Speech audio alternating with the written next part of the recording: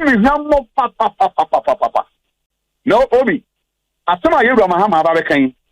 What Jimmy Hammo papa. No, Obi. Asama Yura Mahama Babakan. What Jimmy Hammo papa. What Jimmy Hammo papa. Not as a politician, as a Christian. You know what I'm saying? I don't know. And then you all try and say Ghana for and yeah. Number two, so we now a course for me when I see Nipa Sena. Obi catch me, Nipa do Sena na MP LGBTQ was and over 90%. Yeah, 93%. Yes. 93%, no? Yes. And 7% they say. But so 93% and 7% they say. Mito! Sam George! Honorable Sam George! What said that quarter? Ever ye oh, yeah, dear. Honorable Sam George! What said that quarter? Yadumu yes, our campaign. Look at him. And I didn't have to found. About young Fantasia. Amen. Maybe 2 months to say. Ever 1 year. Ever come 2 years. What Brian say? Ah. The new was a Casatrabang will be Sambia. No! Baby, you can't know. You can't so man concon. When you're more yes. You're more blood, you go point the best way. Yes. I was saying, Mamma Chiao, na me more quaban for Randy J report so. Send any day, Dicanya on Sakam video, Ibia, Bomodian sell bell like video no a day a mammy. Who you saw now the wadrench titro so abba.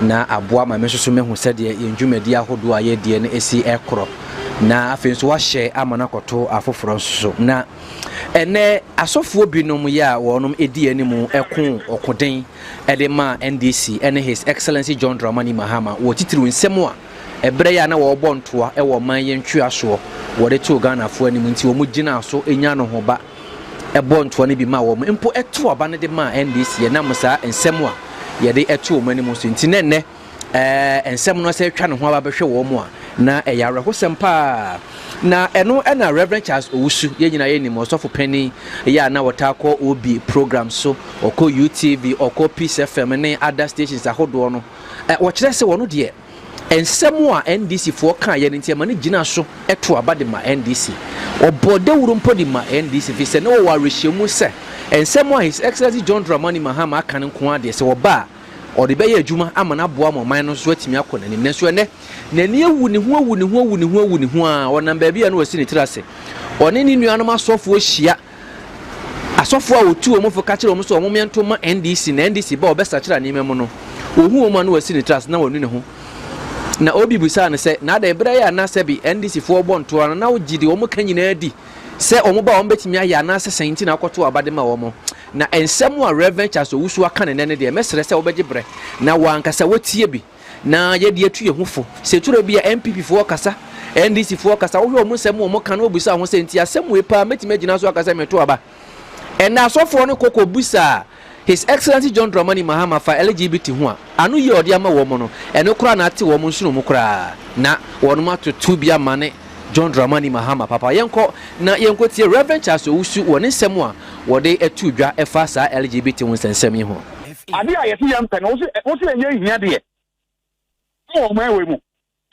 o ma juhu ya papa in fact the way na me ti pe ye man pani asem ani so de o ye ne niema efa na empire me di taneti in fact obi what do you mean?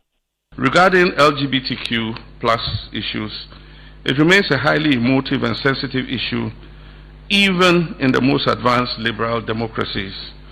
I explained during my recent engagement with the World Affairs Council that it's not the most important issue we face as a nation.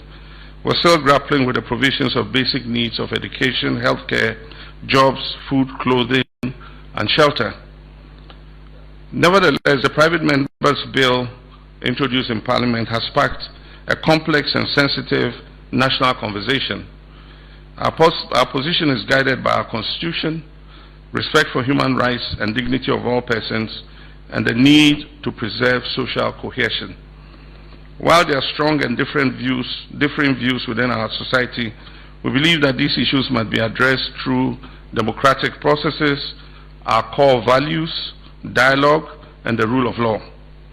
I'm also mindful of reactions from our international partners, including the recent developments such as Lincoln University's withdrawal of their honorary doctorate. These developments underscore the importance of continued engagement and mutual respect, and of situating our national decisions within our constitutional and cultural context. Ghana will continue to uphold its democratic values while engaging constructively with the international community. Obi, no question. As well, I am in time to tell my Rosemba. I come I say, Asempa FM. Yeah, you're free and work Christopher. Bible was something no crap to do was it, or mine the woman no fapa. And a bomb me ready me and I come as them. Or my comedy were chichi.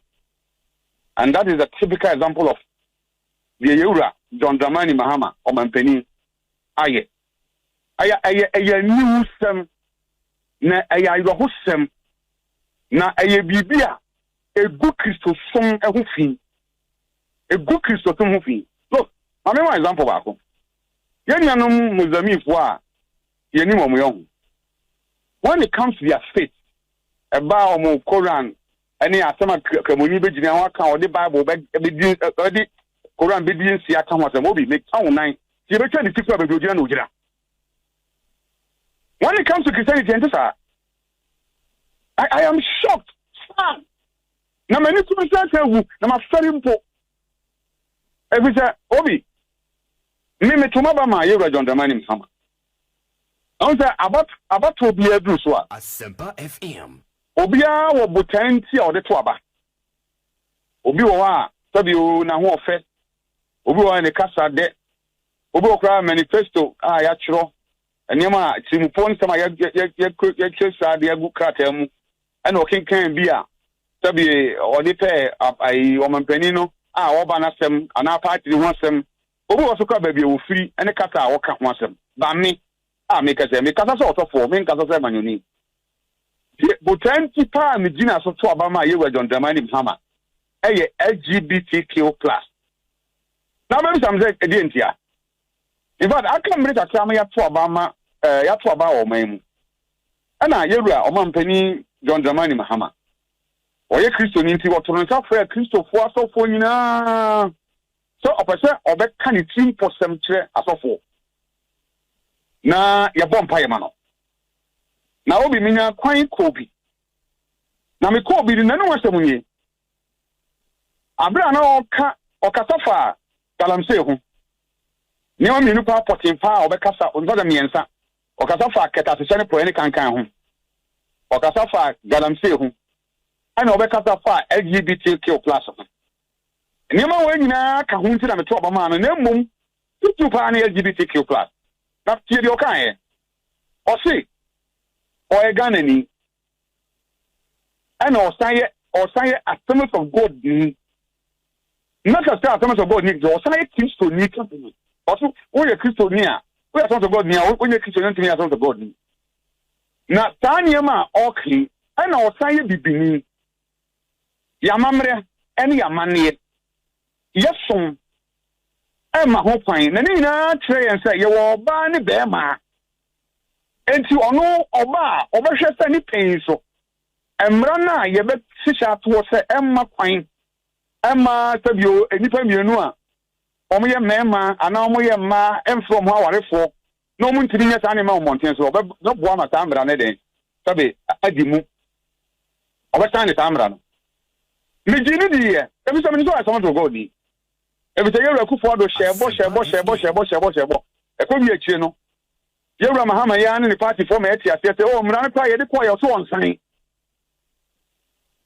ama we so to ba ma no papa ibai ko mampeni no afi na nkomo die mu no na ne me tsa me to kenye hwe efi se wo nwie ne term ntini se sabi o wo ya na se chinchina kan o so on san na kese bi a oni na ni ni no obi asema yewra Mahama aba be kan wadi mi hwem mo pa wadi mi hwem mo pa not as a politician, as a Christian. You know what I'm saying? Atambe and then you try and say Ghana for enye here Number 2, survey na a course woman when I see Nipa Sena. Obi catch me, Nipa do Sena na MP LGBTQ ones. Over 90%. Yeah, 93%. Yes. 93%, no? Yes. And 7% ne say. But so 93% and 7% ne say. W. And yes, no one penny catch our same.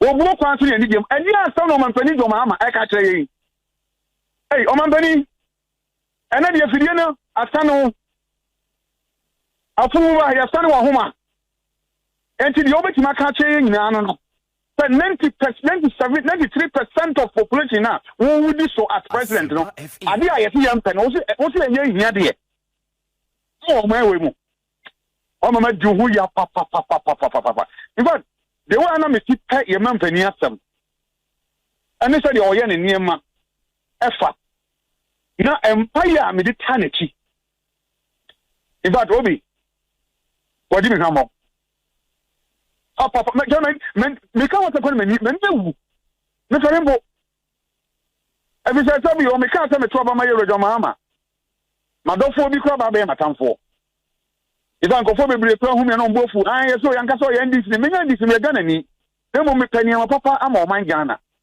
I failed at the time say 2024 elections no ye Rajab Mahama ay well positioned nin sama work because ye Baumia on ye Rakufo ne ho as ye Rakufo dan time ra ne dia I didn't me ko Rajab Mahama ye Rajab Baumia ti say oba be time me gidie ko ye say sa dia and you can't buy no quadi, you the 2 minimum or ultimate year, maybe. And the Van Command, you know, on Kahubia or say a book. Maybe can you in the military crack? I'll be on my bra. But I'm talking about on one casa, as the president. And he that you always hear Christo. No, what to me, Casamo, actually Christo. Na kombe ne baso ese LGBTQ aye debut yo we mechia medo ase kwanya kese ade ama wo firi kase so na mechia tifo etie nyina sanse wontumi platform media de so pa in fact ye nuanu mo etie ye nyina me de nchia so nko de ma wo sanse wontumi station de obi a otie bibia no obi a mamre de on to na se yes na eba no Quran munsem ba no Bible munsem ene amamre munsem so a ya de hia wo mo pa de obi ase ye no an say na me krum ha ye we yenim say LGBT achiwade yes enyin nyina kan ho bo mu say 1960 mrana e wo ho a ma LGBT homosexuality ni ade no eye offense criminal offense into prosecute no it's in fact, it hinges on only canon natural knowledge or natural canon knowledge. And you know, you say being kahone muntre. Say the beya, the bet washer so. If you want to cry, do radio station, TV, ne, or various platforms. They abache a body roofa LGBT woman ya kono nyina no. Yen kahwasem ni ensem rabia. Bit me a clamping it down. Yeah. So what we did was that the Human Sexual Rights and Family Values Bill we buy. Na sa bill na ye de buy introduce ye no. Sa na President Mahama na NDC for the one use sa bill no. They were exploiting that bill. They were weaponizing it. No more use sa bill no. Enye dey free o makuma so mo na for conservative values so na mu no rather no they saw an opportunity so meet me the other Ghana for they saw an opportunity say one be propaganda they saw an opportunity say one be too foot through the Ghana for any egu President Kufuor hu fi egu MPP hu fi say the be ya ye humponko ya kono LGBT ho na ama dodo na nya ya odie e de ato abetia in fact ye kon a saying of propaganda message a won editum o man ka hwe ye ya say no by election Jati question the muka say MPP only 138 they say you pay one seat account ko na 139 near to me they pass bill abeje LGBT atum oba ware oba be ma ware oba na re to wasin of fufu na re ho na moto editi aye yo be ka bia no muti President Mahama etumi kusia asofo na the icon is legon asofo penifo in kran bebre na akoi eno wo ga chom so President Kufuor ne ba omiade womono nya de o mba be sign be obi ade amamo na LGBT nyoma no omo crampo omo ice omo ene nanenam ho omo ya afoaso media me Assemblies of God ni me Kristo ni na me bape me sign be on intentem a ena sofo ho nyina sori gina ye ne behwe omo bo omo sem pra de ma no ewie ya no ma ne abu nkotodwe ene no mu hwe omo nyina de omo nsa egu ne so hwe tongues blue tongues akese egu ne so sisem koma akese esanse wo mu nim se ono ene o maje nkwa ono na obeba na waba bese mre mu odene e dey deal with LGBT ene mi nua ba ko ano onso yesofo mi nua sofo o ka sa asofo na kusi a Mahama President Mahama e icon bon se ma no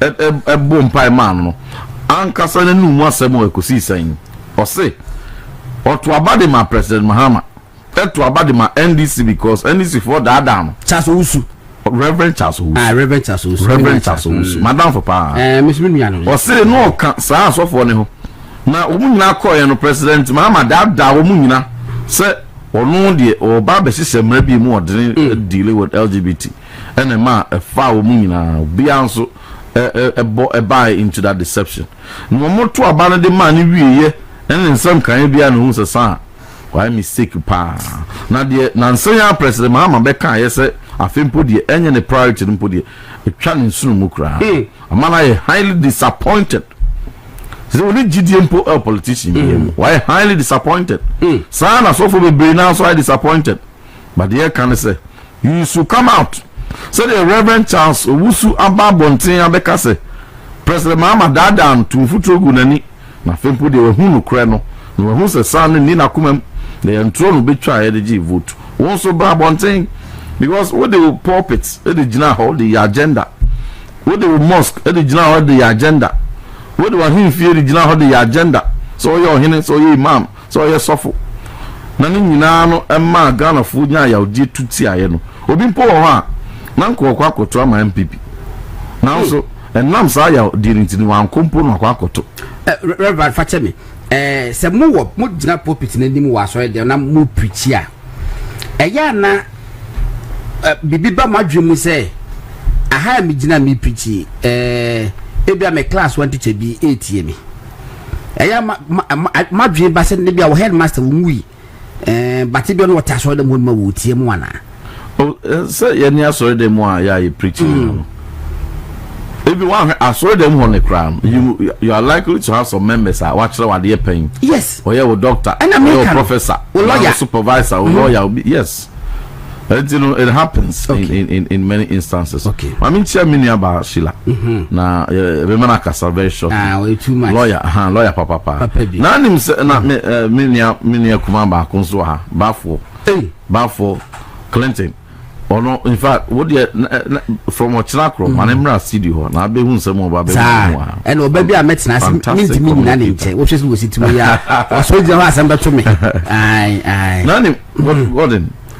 Sabra no a na asofo imamfo na ne CSOs ekeka de omo pede President Akufo-Addo ekeka de omo pede MPP etumi mpo ma President Akufo-Addo ultimatum asif se omo nchen na school na yenko print book ekura mu yi o sa book ekura mi physical education and health elective ni yenko print GS Naka Ministry of Education Abai Nakasa all the way from Jubilee House Ministry of Education Naka Ghana Education Service ni enko team sa book a book be no a physical education and health okay yeah a textbook a teacher manual okay Ministry of Education yes physical education and health we need the child schools senior high school teacher ni bia which physical education and health sa woman we na behwe mu ya kire definition wo na de be kire eno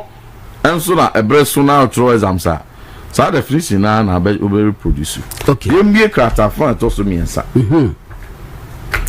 unye tifias man wa kan so aka ho in fact at the time the intercept sa expose we de be hwe mu se President Mahama and then the Ministry of Education in Naka and the Ghana Education Service at the LGBT akwaku wura so many ko hom ka so me so me boa nya no kre ya enu ni okay na wo de be the man one kasa me dey me kokan e be say my bomb slave na America. Okay. Na kind definition just miensa definition 1 2 any gender identity we dey kind no at the common terms na wa no terms na wo sex sexuality and any gender identity. Okay. We are sremu chere tiefo na say politics na ya we NDC ni na wuti na say ne dey chere obana say bibia ya okia so we sofo we imam we konfo yo hene na wuti na say president Mahama ebe dada o say ono no ba be semrade ayeyere LGBT no atu ase na so ono ne mpenso utumi tintim sakrata we di koma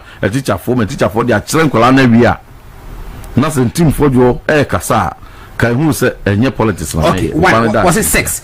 The biological and physical characteristics that define humans as female or male. These characteristics are caused by chromosomes, hormone levels, reproductive stroke, sexual organs, and other physical traits. It also means the engagement in physical activities or behaviors involving sexual organs and often aiming for sexual pleasure or reproduction. Sexuality. A broad range of concepts, okay, related to sexual feelings, thoughts, attractions, and behaviors toward other people. It includes sexual orientation, sexual behavior, and sexual identity. Then, gender identity. It refers to a person's deeply felt internal experience of gender. Gender identity. It refers to a person's deeply felt internal experience of gender, which may or may not correspond with the sex assigned at birth. It can include being male, female, or a blend of both. This concept goes beyond the binary notion of gender, that's male and female, and recognizes the diversity of gender experiences and expressions. It follows it refers to a person's deeply felt internal experience. Was it gender identity? They say, "Obet my your bar." And I'll bet my bema to say the one. Now, so whole man now to me. Just said the woo. Patrick, and was saying, I was saying it refers to a person's deeply felt internal experience of gender, which may or may not correspond with the sex assigned at birth. Until you say, "Better was a bema." Now, if you have a bear man, whole man out nothing, Cassa, your bar. You better was all your bar. Name Mumulo Martin, I say, we a bear man. You better was all your bar. You better take us in your bar, a champion bear man, and a panel. And a panel, me a bear man, who bulge my dindy, and you remember your bar, and I enjoyed it. That in Cano, I think Cano, and yet it's you. San Walkers, that's gender identity. And yet Daniel will say, you better we a bear man, that's your bar. Bow Hobbit tells all your bar, which tells if you say your bar, me a bear man, your bar. Anytime you need it as you want. It's a new dahano. Now, was it to me by a mirror? How can you was it can include being male, female, or a blend of both.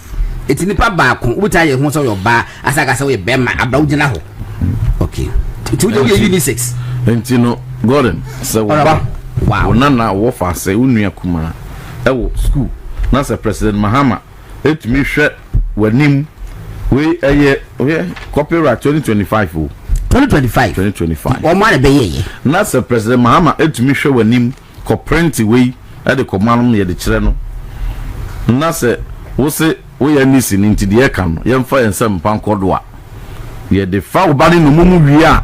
Sika beer no habit me the acquisition. March 2025. President Mahama share Cali Bishop Conference. I catch almost say at the end of the private members bill. No dear or person what deba as government sponsored bill. But so SAS what can mujidi na more expensive what the beba. Na ko si saying dear what the one waka and only regional subu atain. Okay. And you know as of one koye no sabia wo mo anka say President Mahama chinchina koye government sponsored bill for bray. Wom de mo kan ya say the would be promise ye bra na ye nto aba no so be sign no. And I was on the be try and try say bill ne kura no parliament the command President Kufuado e wo Jubilee House and na o say on sign no mo fa bill no free nanim no on sign then sign china and na the oba at the Jubilee House until one so na call the oba be sign any nya gidi de to ma and the bill na o say the command President Kufuado na the Jubilee House na President Kufuado so on sign no one barber president na Jubilee House so na we sign my Titi. But since I was signing because I didn't know. Me so just say. Okay. Titi na so for no dey call carry me some conference. One as yes I don't know. Here the command president Kufuado e Jubilee House or say on sign. And I'm to the good Ghana for nyina ni and obi age to mu say ye the bill no command president Kufuado say on sign. Nti ye 20 ya na ban na Mahama akọ sign or ban the Jubilee House nti no wa ban na da ho no sign ma ye eno ne asem ne ko ka kire no okay na oyi ano se bill no afempo de hu hia kra se be sign be mpo because ka de we de curriculum de ko kire wo mo anka hu hia curriculum say enie no afi wa ye afi o de say wo mo further ebi osan ka kire mo say even private members bill no di kind of promise of the crown limitations wom because I know ya control a bill ntino I will say odun akasampo person san sebo biu say wa be president die ono the government sponsored bill ba enu mu du to be man attorney general instruction man de aba ba pem ne ama na bra ye hwe ni mu say ko de ne government sponsored bill be ba ni nyina no ene ka kire ni say we na asie bill no president Kufuado nsa so no so one sign so what be sign and Mahama majority leader so I bill mo na man sign mo and the pass man mo no mo sign and until the yan sign e we so e wo president Kufuado office Jubilee House and as president Kufuado so all ko wan fa paper bi an ko fi wan fa safo so an ko until e wo hom ti on ko sign e wa na president Mahama se da bi ade no enye lu president Kufuado what so kan yi e mo nwa so that be my mom for be am some sign I don't know I'm do president Kufuado elu German say until that time one president Mahama na kasa ba ye be kan kure wom after say we twa ntro dia be win power no na edabo fra ne pani bi atrim Ghana say president Kufuado man ko dan nim and was one side yes some wo kan ye propaganda now benefit we after those that be man na dey that so that parliament na say the moka ye chire Ghana for na ye ntro and our parliament dia yen sam famra foforo and you see the beba foforo ye de ko foforo nso a sen ka de no ye the same old bill na ka pese wa wo sign and also atinye ba hu bia no from high court and the appeals court they call all the way to supreme court nso ebia wie no at the time we are getting to the end of the year now 8 parliament no I expire we no Sabre Supreme Court are pronounced we can't be any almost say it doesn't affront any human rights. It doesn't affront constitution. And tia mrebia say Ghana so am on it. And ya almost say some man there too. And you know, so we say yen some family ye diaba. Ye de call ya Gordon. Oh, so be kaya. Other people on the die better so Speaker of Parliament in the majority leader who no mubufu ye. I'm so one at the buy. So why at the buy? Na bill we wan dey buy son and trust in be for Jubilee House aba say na mo agenda no yene dey say o Jubilee House dey mamo na enye priority munyi free mun delete wan ka say mo advertise nti one and sourcing ko mo delete Gordon in parliamentary practice from pre-independence to independence era and then bepim na fourth republican say bibi beto other people ne so a say and then pose on come once a more. That's what I could pay 3 months. When the first time and Bibi Ababeto other people so mobility. The night a corner dear the NDC in opposition. Bill now almost say a corner dear Maum. And he omu babe sign in tentem, President Kufuado sign in tentem. And then Abay Chiwa dear and Mum pen a new packet other people so maybe to other people so omu delete free so. Edim Bosumen song.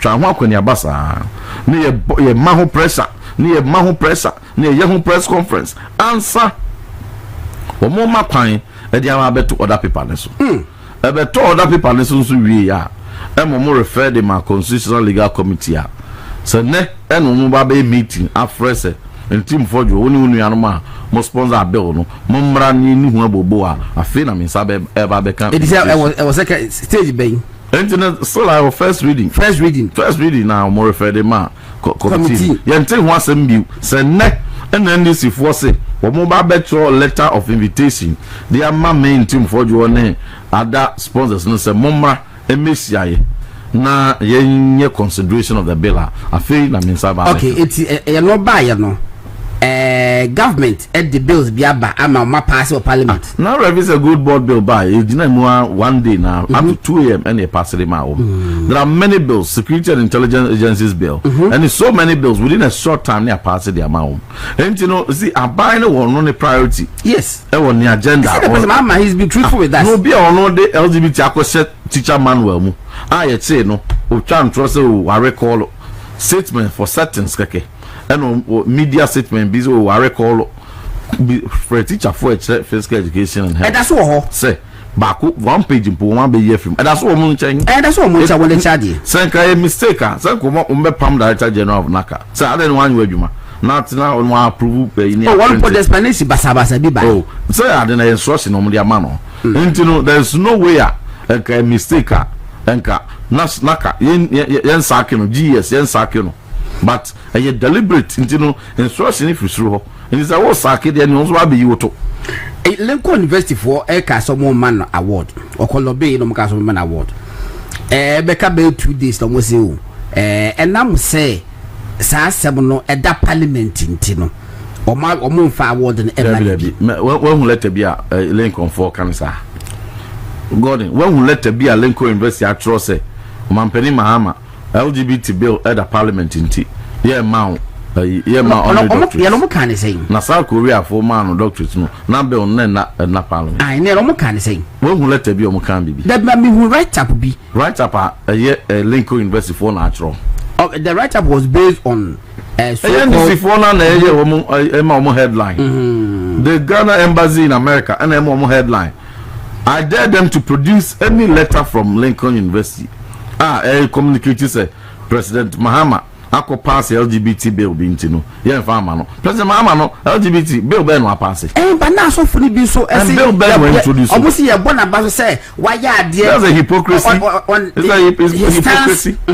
hypocrisy at a time when president and then the ministers and then the director general and appointees ne naka no Ghana Education Service and they say wicked definitions we our Bible mu our Quran mu our amamrem e dey asem at the time one Gordon at the time one a man tie mienu free South Africa aba be fefe o ma no e wo national security zones a cameras bobo ho na wo mo e ka se obi a wo so ho be emprenan e video twitwa mfoni se wa ye ge bia biem brana ya ma independence biem na ye dey wanim Black Star Square independent arc Kwame Nkrumah Mausoleum baby your mind sunsum kese ye ye de independent sunsum ni try from aseye ebe ye we nyina wiye obi anka hwe ankyere won at the time won wiye NDC aban echo United Nations Human Rights Council echo to LGBT aba omudwane ye abseni free ho entumi enya kokuduru anto aban fantia LGBT na se we sofo na se wo mamu ha at the time when 2nd and 3rd April year International Conference on LGBT Activism eba so kromu ha na se wo se we sofo na do sa ko se letter se wo bo Mampeni Mahama baswa na nyanya atwo but and said the some work can see say enye abani priority Felix Kwacho Fosu or no be say enye abani priority because we are talking about bread and butter issues. Question people say now 2 years ago na man e bagana na bread and butter issues na Ghana. Basic needs. What is basic needs? So basic that na umasua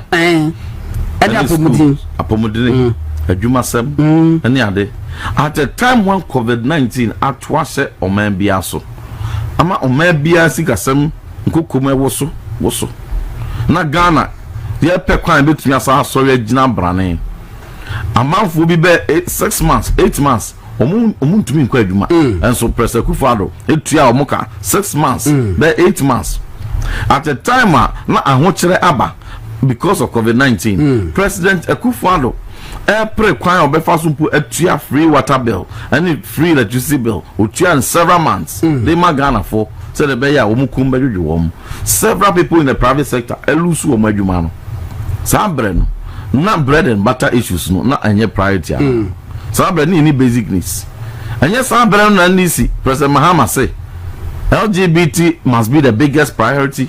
They are the promises. And then I was say about my inflation swati. Don't ask you. So I'm exchange rate to swati. Don't ask you so about so mine. So mine a dimwa.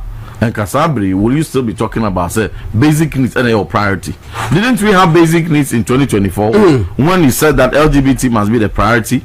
Didn't we have basic needs in this country? A brand will say Ghana 4 book say we be sign LGBT from 2024 bepimne then asesa e wo memu ha enunti no all of a sudden you know aboa no say any pana ni sunko eyini so ani sunko wada da Ghana fo adwo vote awi ni de wo se enye wahi asem me kai president Mahama say 93% of the population Afrobarometer survey CDD Ghana ayeye no omo say Ghana ha 93% of the population say we are NDC new, we are MPP new.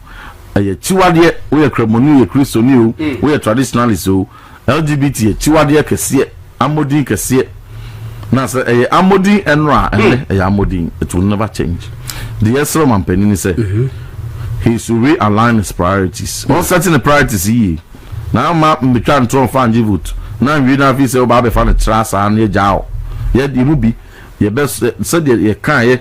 In 2017, August, and I'm holding my first press conference on LGBT. Sabrina Wabem. I'm a deputy minister for education. My buying also. May press conferences several times on LGBT. And first time I'm consistent on it. The same fire, the same steam, the same zeal. Pepper me this start the same thing. And the President Mahama, yeah, Mama that Ghana for. Sam George way. Yeah, and you be a friend. Now, into Parliament. Also, on the number. And that's all room what did the offering crowd. Nah, and your friend, none of your what did to yeah, can I say pressure?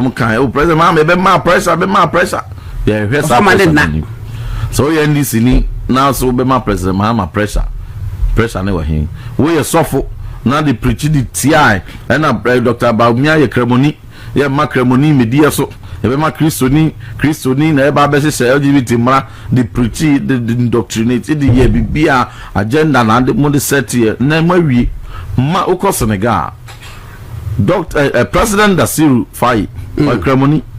And so 2026 yeah was madin den on LGBT jail term no 10 years Ghana ye dey kura na ye gu so aye kan 3 years 10 years and the Kremoni na must pe Kremoni president wo Ghana ha no mo Assemblies of God Christo ni no na o ba be hye mra no ono ba ya o se enye ne priority we ye free table ni so na Kremoni na ono be ye president Senegal na de ono tumi agina ne na so nti say we wa asese mre mu odene Kristo ni na wo so we sofo we de oye bia wo ye campaign de ma no ono ba ya abetintim sakrata de ama de say wo mu ono no say LGBT enye priority be we and nti say double standards ne hypocrisy no say we sofo na mfo aso de pia bontina kasa me no I gave them the benefit of the doubt all this while because from the time President Mahama can't say any priority no na me hwe ni mu say within a certain time no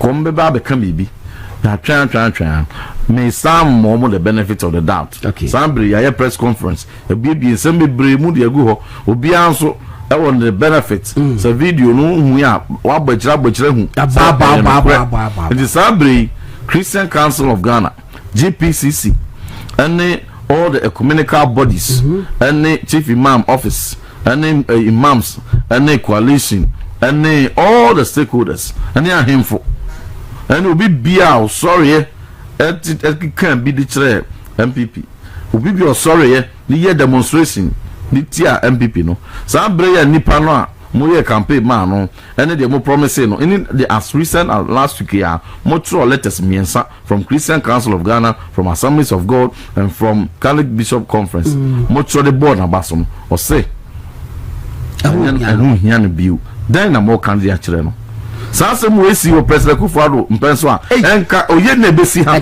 senka President Kufuor etintim krata bi sei e de kwotire ye school for dia enka oye ne all hell will break loose senka President Kufuor etumi gina ba bi tumi nya kokodo hwa asofo Ghana fo nanim ani mam fo anim ka kire o mo say LGBT enye priority enka nsema besi ha ka demonstration akoso enti no ye sre impeni faso for say yemma nokre enye nokre de ye nokre enu ano ese ye nokre ne yes baby a wugina enu ano ese wugina ene and everybody must come out anya sa ebiri beso no 2028 enya ade a wo ba begina baby aka se kotuma kremoni kotuma kristoni nipa na wo ka kire no obesore gina wa sore dem ho wa reply of course say the same way na mo dada ye mre bi atwa mum se yankotuma obi na nipa no ba obeye obetu LGBT ase mama yetuma no wie no ono ko ba ya obetintim ho book de mai mofra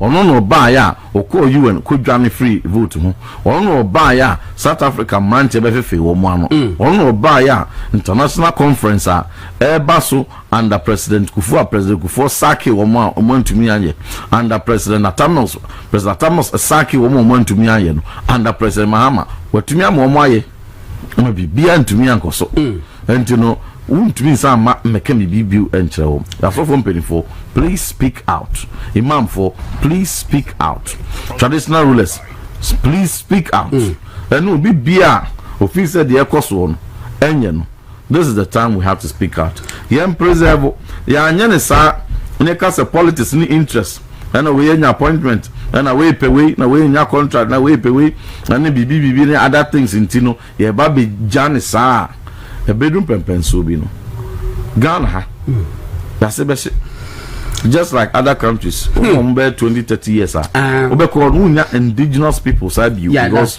bema ware bema oba ware oba nti bia ni wa na setre nti no abega kran no mankasa omasiasi. All right, I was for a member of parliament for Asin South, Reverend John in Team Fojo and Amotenica. But for Pacho book do ya no hwe na picture hon watch a picture and the cover page no watch another ask them why.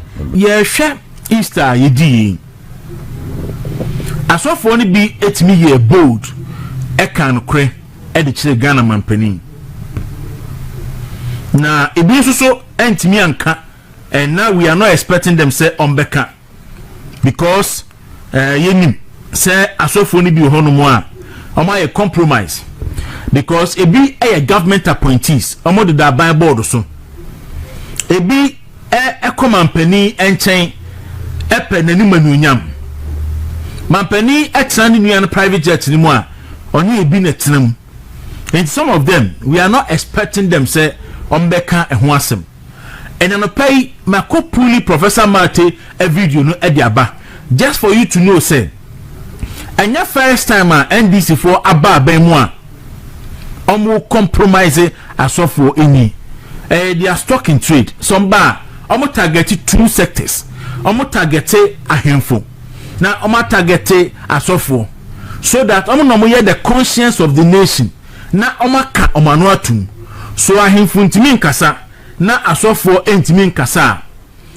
The last government the group of people na etimi kasa extra NDC the media at this time so oma compromise media no do no am et ya compromise asofo do no am ye gusu compromise ahifuni bi and ya compromise media for so do no am so that the NDC can continue to take Ghanaians for granted. But the most the most relieving part and say and then the year of social media and now you don't even need the traditional media to even say it, and the social media is holding the NDC government accountable. And too far would say Sam George why say Bruda yedi East Egusua etu abrosono. And you have seen it, sir, for some weeks. Sam George LED in social media trends, and for the bad reason, because Sam George FR say LGBTQI plus exploit Ghana for yay because LGBTQI no, and the only thing that Ghana has say a comfortia, a camofotia, a Christophotia. Abosunsun fotia obia budisifo ni obia say LGBTQ and there yempe. And because of that Sam George exploits ade against the MPP government. ɛnɛ NPP NDC aba aban na ɔmo sign saa bill fa saa bill no kɔ parliament the boss of Mampani Mahama ne say ɔma ne kra nkɔ as private members bill ɔnoa de bɛkɔ as government bill na wa wie no assign obedu aban mu a ɔse afi bill no ɛho hia no na ɛnɛ NPP as a political party ɛbɛyɛ press conference on saa adeɛ wei NPP press conference on sa LGBTQ insensimi NPP ebe press conference se Mampani Mahama ewe ni wu a se Sam George ewe ni wu a Esak wa resign but Sam George resign na Mampani Mahama so entimi ni Sam George edi because Mampani Mahama na nkasa no ono so oni principle because last week mbo video no kire ha se ofrefra sofo nyina ko gina ho na okacha sofo se oya Assemblies of God ni nti ono de oji gege tuma enye ema sofo ibom nsam saa edu ba bi na so kacha om so munyai asofo isori gina mo na so se Mampani akasa enne wa ba ban mu ni ese bill ni san a o se men san ye ne bill no ko parliament kra na ho crofo parliament no kutia bill no parliament Mahama yerega na wodi animu se turumu na ya mo manyi bie Mampani Mahama oba sharif o sharaf no endi mo bi so fa na tie mani wal bema na oba Rashida Farida Osman no ono so no on fa ne yonko ba na onware no se eya na munyi wo TV so no bia hu se Mampani Mahama ne ba Sharafu se Sharif no be ma aware no na obia hu na Farida nso no ne yonko ba aware no na obia hu se enye dia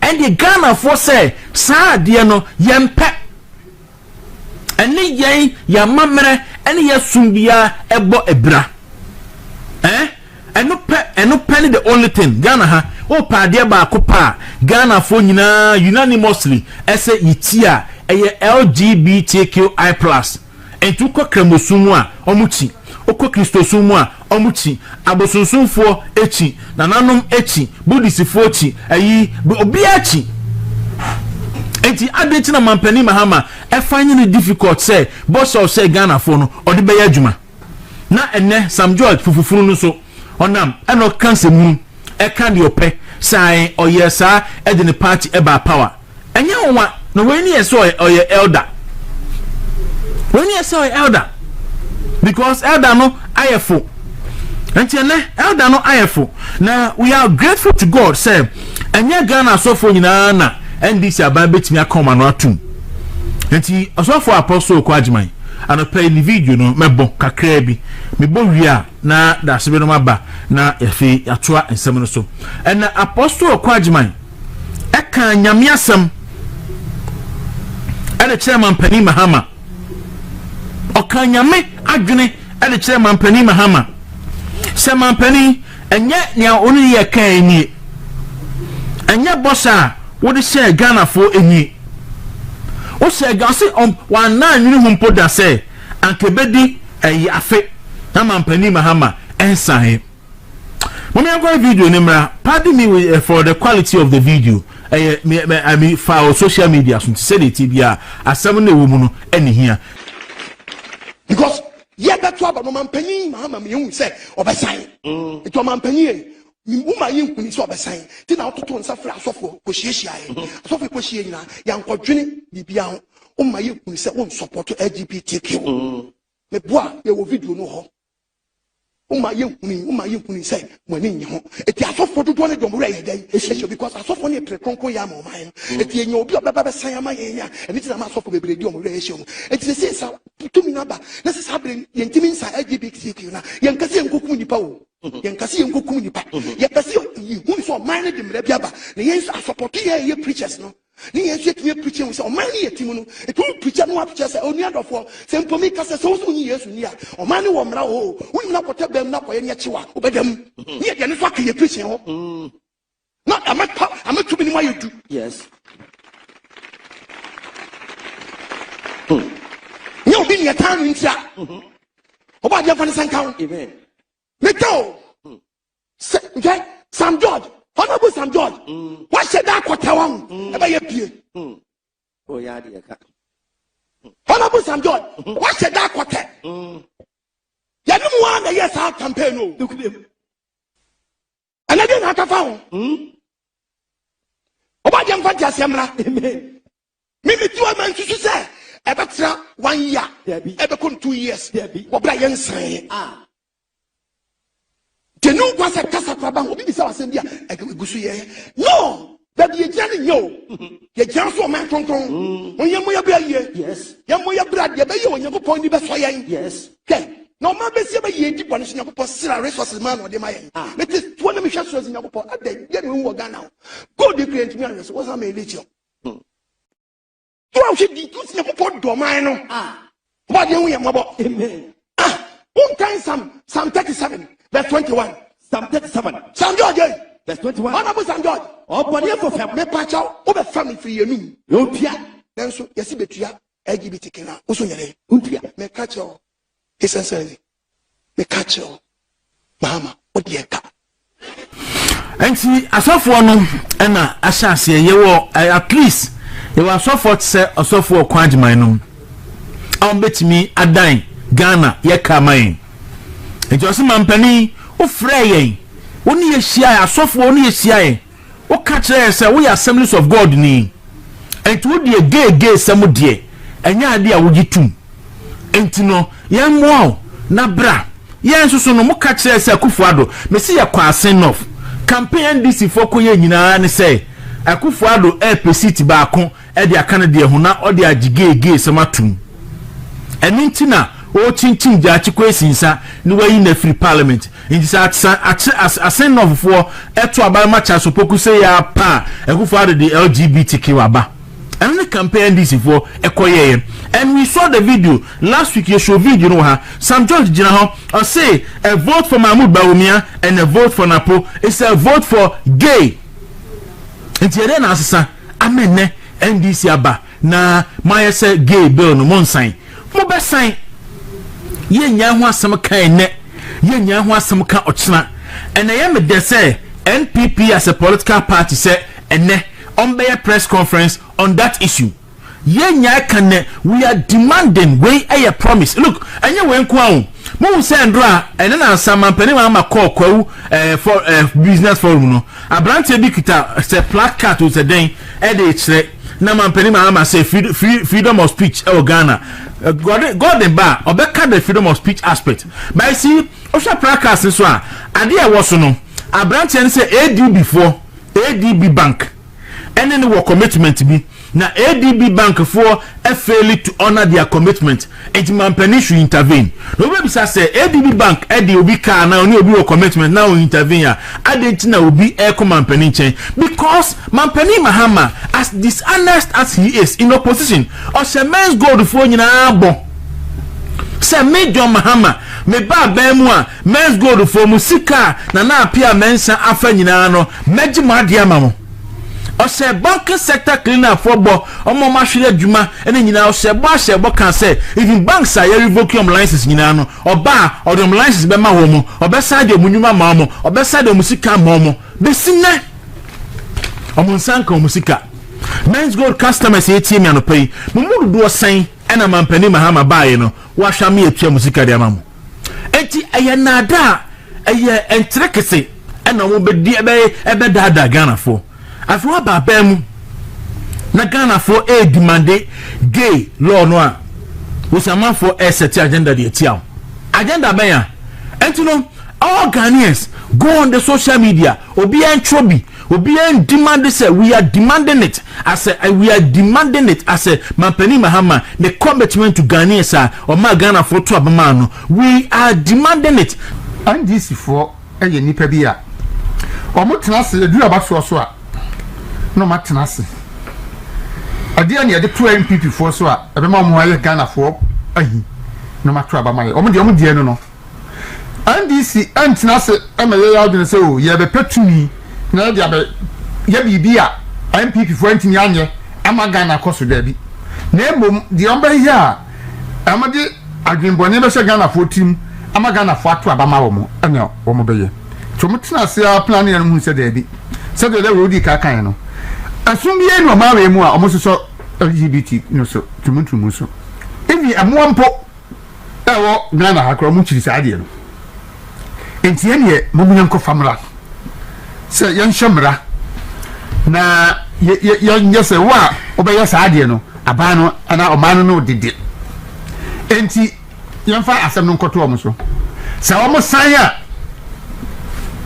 abrocha man ya omo boa yen sikasemu no omo ne ebenya sa omo ansan ya Ghana fo enu mu benya enti akoya kwese na ntatwene obo nimu a osiwu obo akira a woniwu enti ye dia behye ye kon eno ye ba ho omo tia so se galam se amanfo e kasa e wo ho enti ye ne yemfa eno so nkan no mo de kan ho na LGBT ne dia ama agent ha ahemfo do mo jim asofo do mo jim amamu ni nyira do mo jim ana Sam George agi animu ni video bia na me o hwe na funu atoto a na odi gina ho a o kasa na funu wo so te se de na yakas ai ne bosa ampan na o keka ensem huru awo ha na ha dwene na mu ye we nyina de agitumi nu wia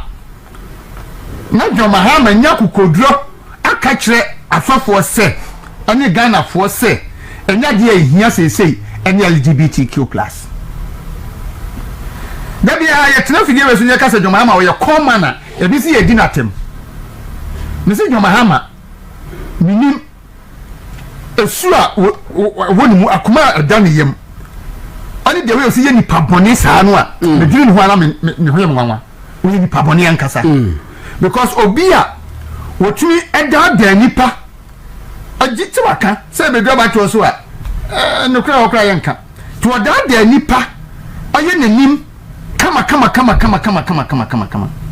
na odi abeji tumi na firi wo ho na onya tumi ni wi a wa kire se wuni obia o se we ye private members bill enti ahodi nim papa na mo ba wa as president no wo na odi beko na parliament ajatum efisa wo na odi ko yenti ebeto table so na do pay sisu no assign na kan na so for say the devil na okay aso for tumi so original be ensem I come 30 minutes this is ka say deben thank you na ansa no majai and obaya what me nya kokodro aka say ehu hia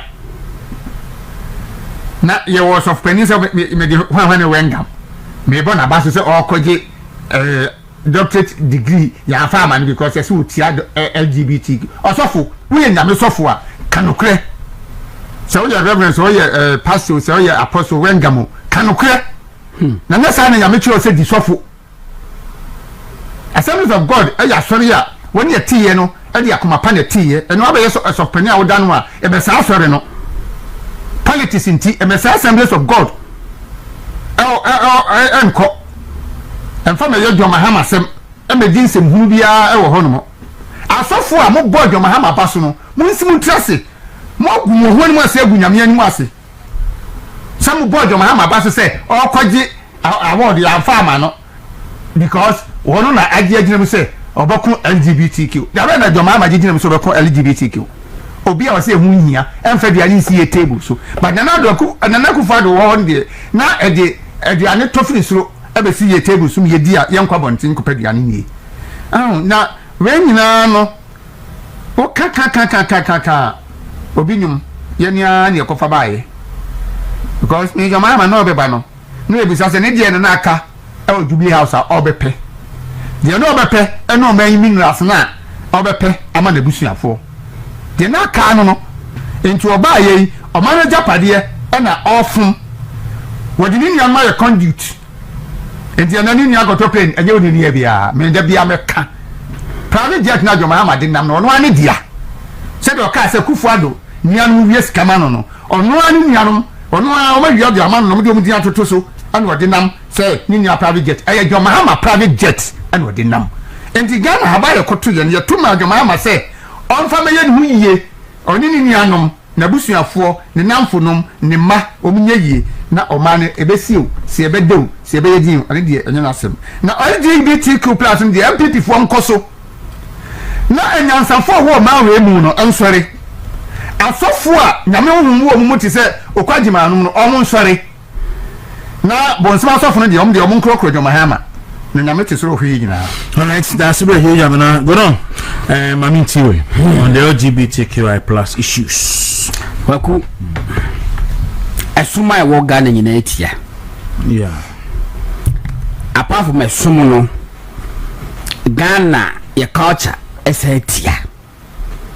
Enti se waku se ye constitution kura mpo o man Ghana mu a ya na the you see the spirit and letter na ya na o man no you take into consideration the tradition, general accepted tradition at the kind of constitution. It really it is never in doubt. Send a customary law. Yes. What could mean baby? I will be back as you say Ghana Mra and Casapadi Tia or Bani or Bawari. It you know one found court registered general and signer. You must say na if you force better asiana. Debbie, you may apart from that the article Criminal and Other Offences Act 1960 no and no etia ne fembi. Yes. Intia nina in entirety because it's here and it can unnatural knowledge. Yes. Intia no the extent say if a man could use by written crown a offense. I a man used to vibrate boys and say, oh, but damn, anything one, there be a betty. A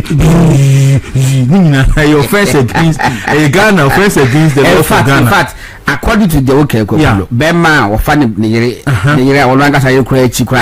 Oh, no, then be all for Betchia. You go to see and Nancy a very rampant price. Oh, yes, it goes very friend, man, yes, sir. But boy, mommy, you gay. We look for Betchia, we gay.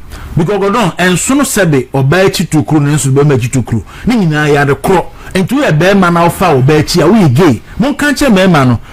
Minimum a man so mom. Oh, if I couldn't money be dim coma, me would be a castle what we see a penny movie.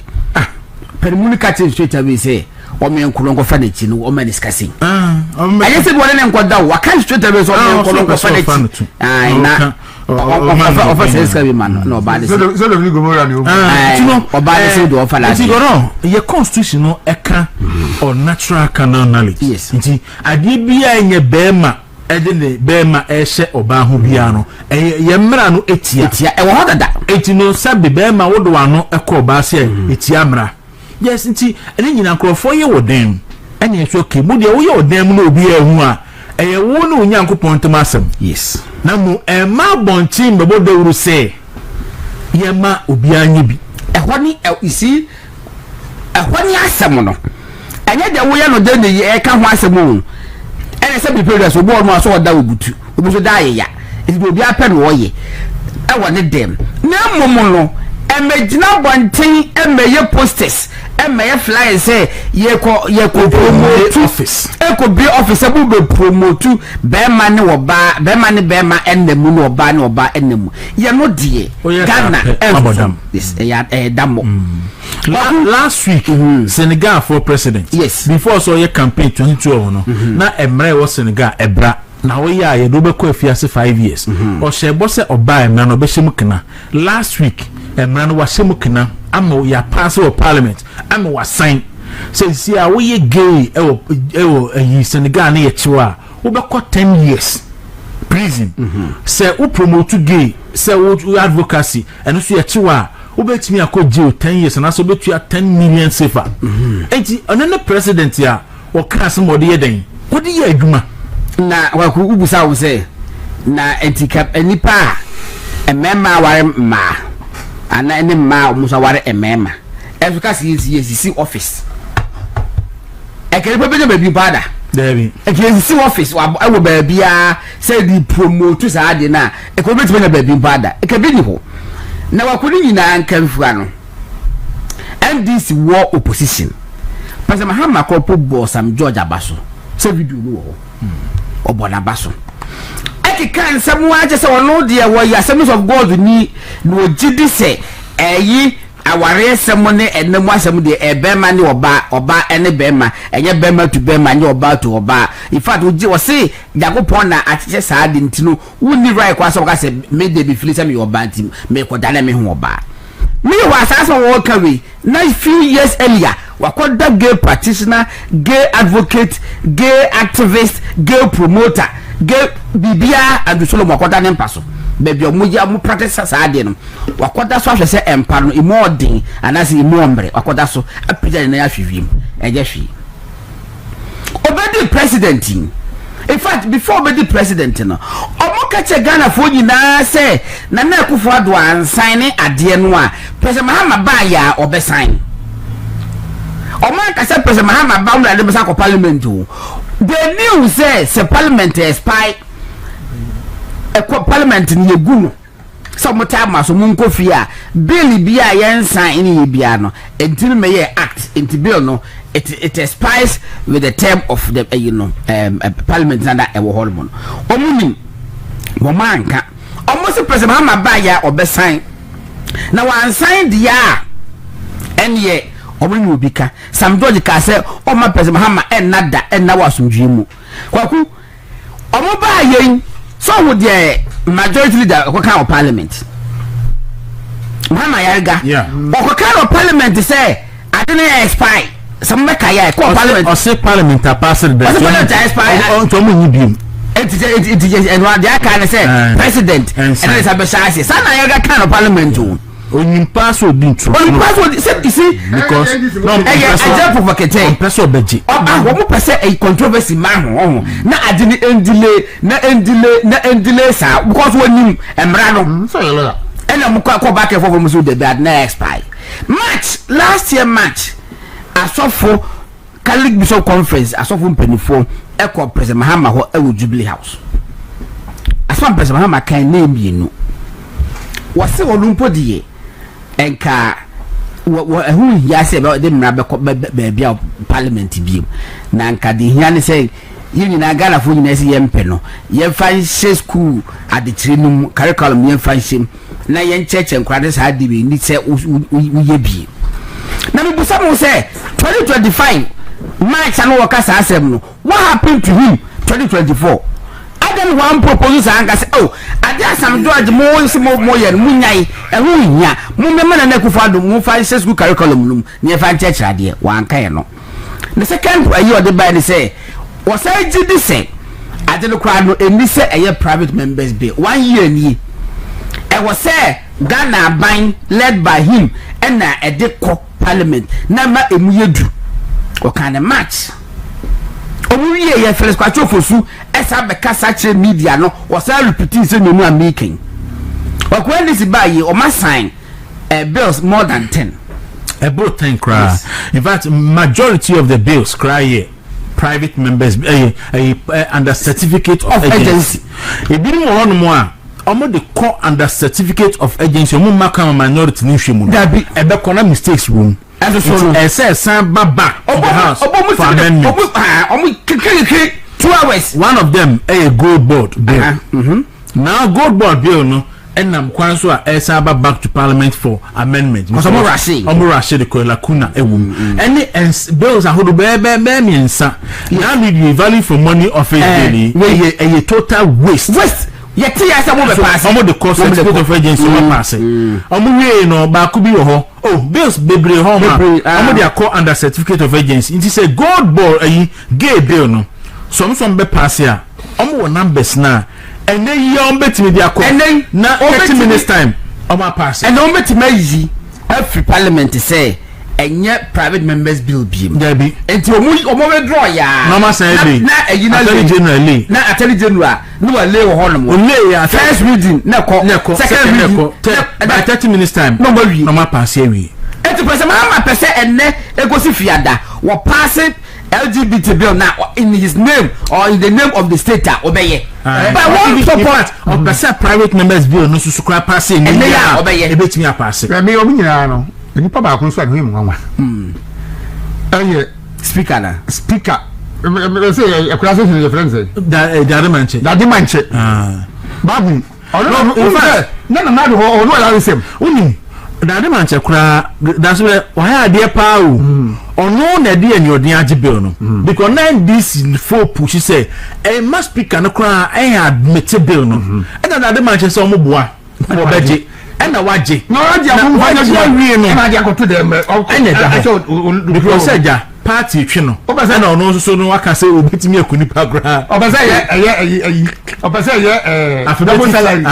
double salary ya yiru bi dia she draw one ase na fast bi aguso ya pesa o enti go no Daddy Manche say you see ano ono so aka nsisi because aka say obetimi awu and obetimi akunipa amaya passes and then the game ne twi ne bo na profo bisa me so bia send message bisa say oso for kofi oduro we na we ade na we nkasa adna we nkasa paso fu pa bia oso kofi oduro me kokko pe you see me trase ana me hwe se de ne ma ko asofo ni bia koma na tumu no na me kai se o kai sa papa we anyansafo Professor Mati nyansafo na mo me no man be yi na Professor Mati ka sembi kire o ka Mahama modus operandi kire and Mahama first time e kwan an ofa so e kan krofo anu tum e bia na mo afi enti asofo no aye din no any government was a group for aye din no look Mahama one no go don o target two institutions o target asofo yes e compromise asofo bebre o target ahemfo e compromise asofo bebre and na media no any holding the responsible Ameri num any capa near media no so oba ye o the kind attack media the first 78 million and o compromising media for we and if o compromise asofo no and ahemfo ni di akire with the intention say obetumi akaga na fo na atum yenko ha e bia na we refi yenka mu kakra jo Mahama 1 asama Professor Mati and no president moderator o ka che Ghana for me ko video ni mra that will address meaningfully the canker going on, and they want to silence all credible voices. Now, today we will reveal everything to you. This question has, direct relation with the pronouncements of Reverend Professor Mati. Let me tell you why people do not want Professor Mati to talk. Listen, they have tried, politicians have tried all means, all means to muzzle me, to get me, but they can't. They come with bribes, fat envelope, $100,000. Listen. I want everybody to listen. Politicians came to my house with fat envelope, $100,000, not cities, dollars, and also with the promises that if you keep quiet, we will give you a house at Trazaco with swimming pool. You know what? We will give you 4-wheel drive. You know, these people were lucky. I did not have big dogs in my house. Else I would have released the dogs to bite them for the whole world to ask, Papa moderator, ma boy to one again. Papa moderator, and then I will tell you this, now you release the dog. Then I will tell them, ask what they came to do. You know what? They have tried all means to muzzle me. They couldn't, and I tell you they can't. And you know what? I will speak today, I will speak tomorrow. You know the tax I pay, sometimes when my this thing come and I see the tax that I've paid,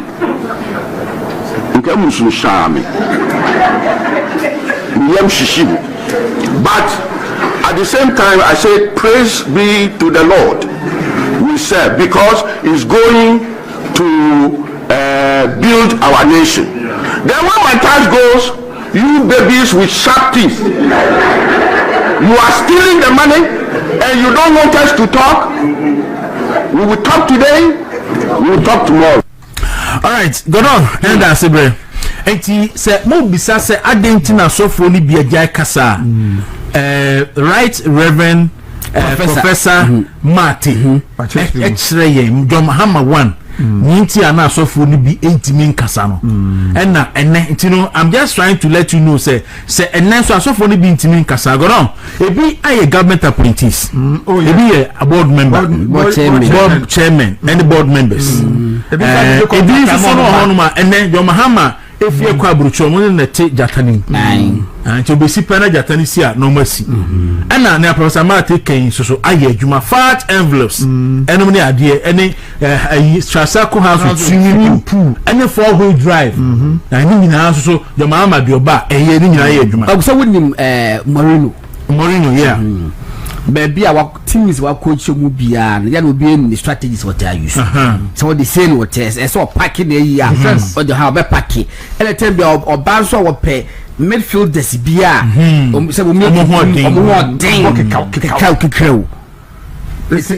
it will bet him be mass no be President Mahama the first coming no say identity second coming so I you who say it is bebre ko ya mo nka ma kese ofie so mo sa de palokotu se eh nka ma mo shodi mamu pompo ma kwa kan ade ni hiame ana nya $100,000 bilo mo ji na so $100,000 na 2013 yes it's a mo jakesi 500 no 1 million eti ya Ghana ya mobo ne mum no meda MPP for mrante ma ba wase kwaku ohwe social media ma ya dey do yes because how many aje o ma tesi form wo ka ebubu debu in fact apart from MPP for the ordinary Ghanaian no onye affiliated to any party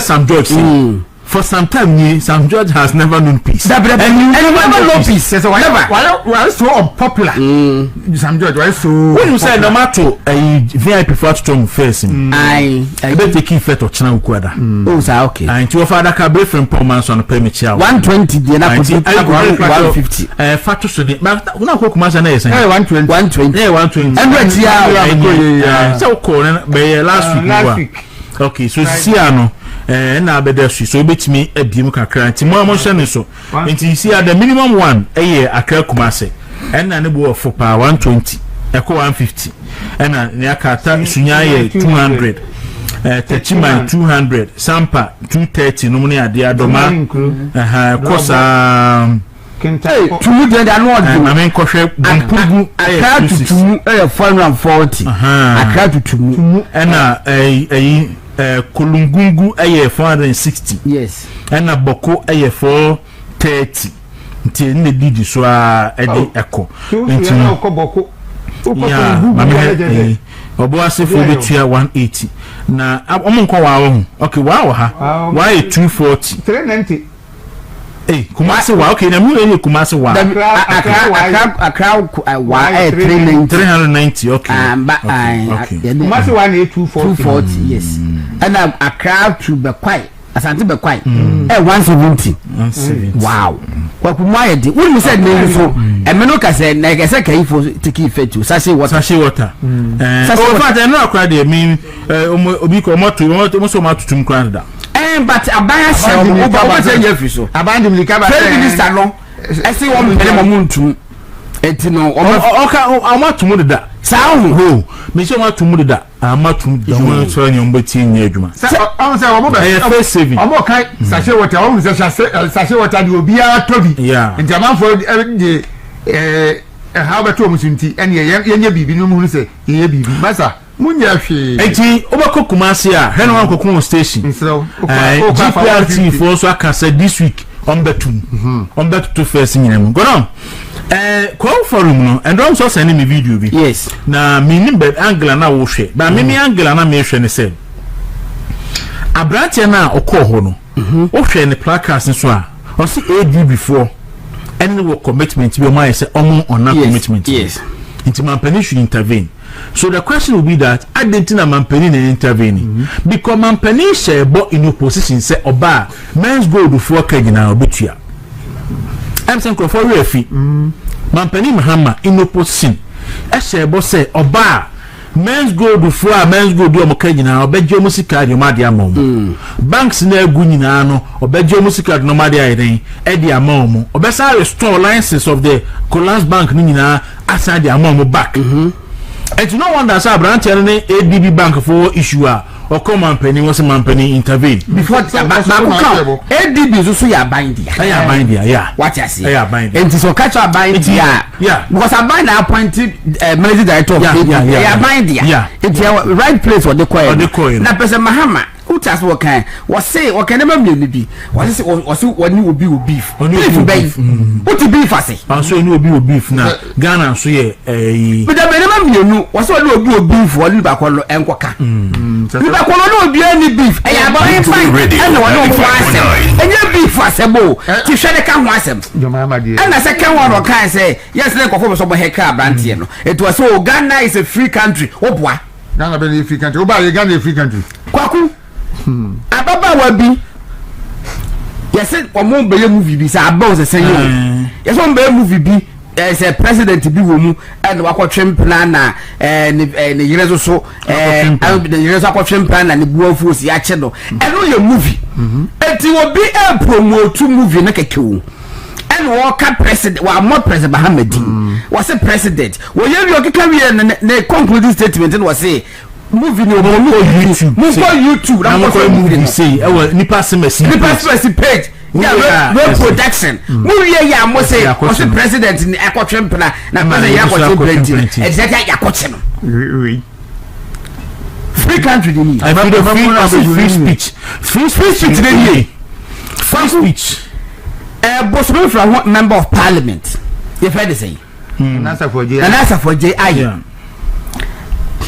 President Mahama ekubufo any baby for enyantokwa ama omaye to kwatena for Ivory Coast more than 10,000 Ghanaians every Ghana ama nana ayefred say asafo J aye emu alcohol mu foreign affairs minister say one tiase say asafo J you also here member of parliament yeah was several on foreign affairs parliamentary select committee one tiase so akoka sa asem ni bi enti Ghana sika ya de ema ono okude to ablakwa so fa nko UN General Assembly ni edi bi so ema ono boss for JI so no so fa ko UN Assembly okude to ablakwa agent tumi so o manenko ese o manenko Ghana ya freedom of speech ni pe bi enya power no munyansa kra say free mutima kan ho cause power na wanya no say ewiase nyina aye ne dia every play na tiahwe obi aka ho asem nipa kona so live fanti comedy and will be abaso no abeka asem bi ya me repeat wa ha it could be reckless ama fanti comedy na wonu ho so ade no ka kire ba ko so one train sign e ma wo ye ori ye fanti comedy no and so e pa chaw live we have the videos President Mahama say one tia say o maka sa asem ti wo ma o mo ko kire no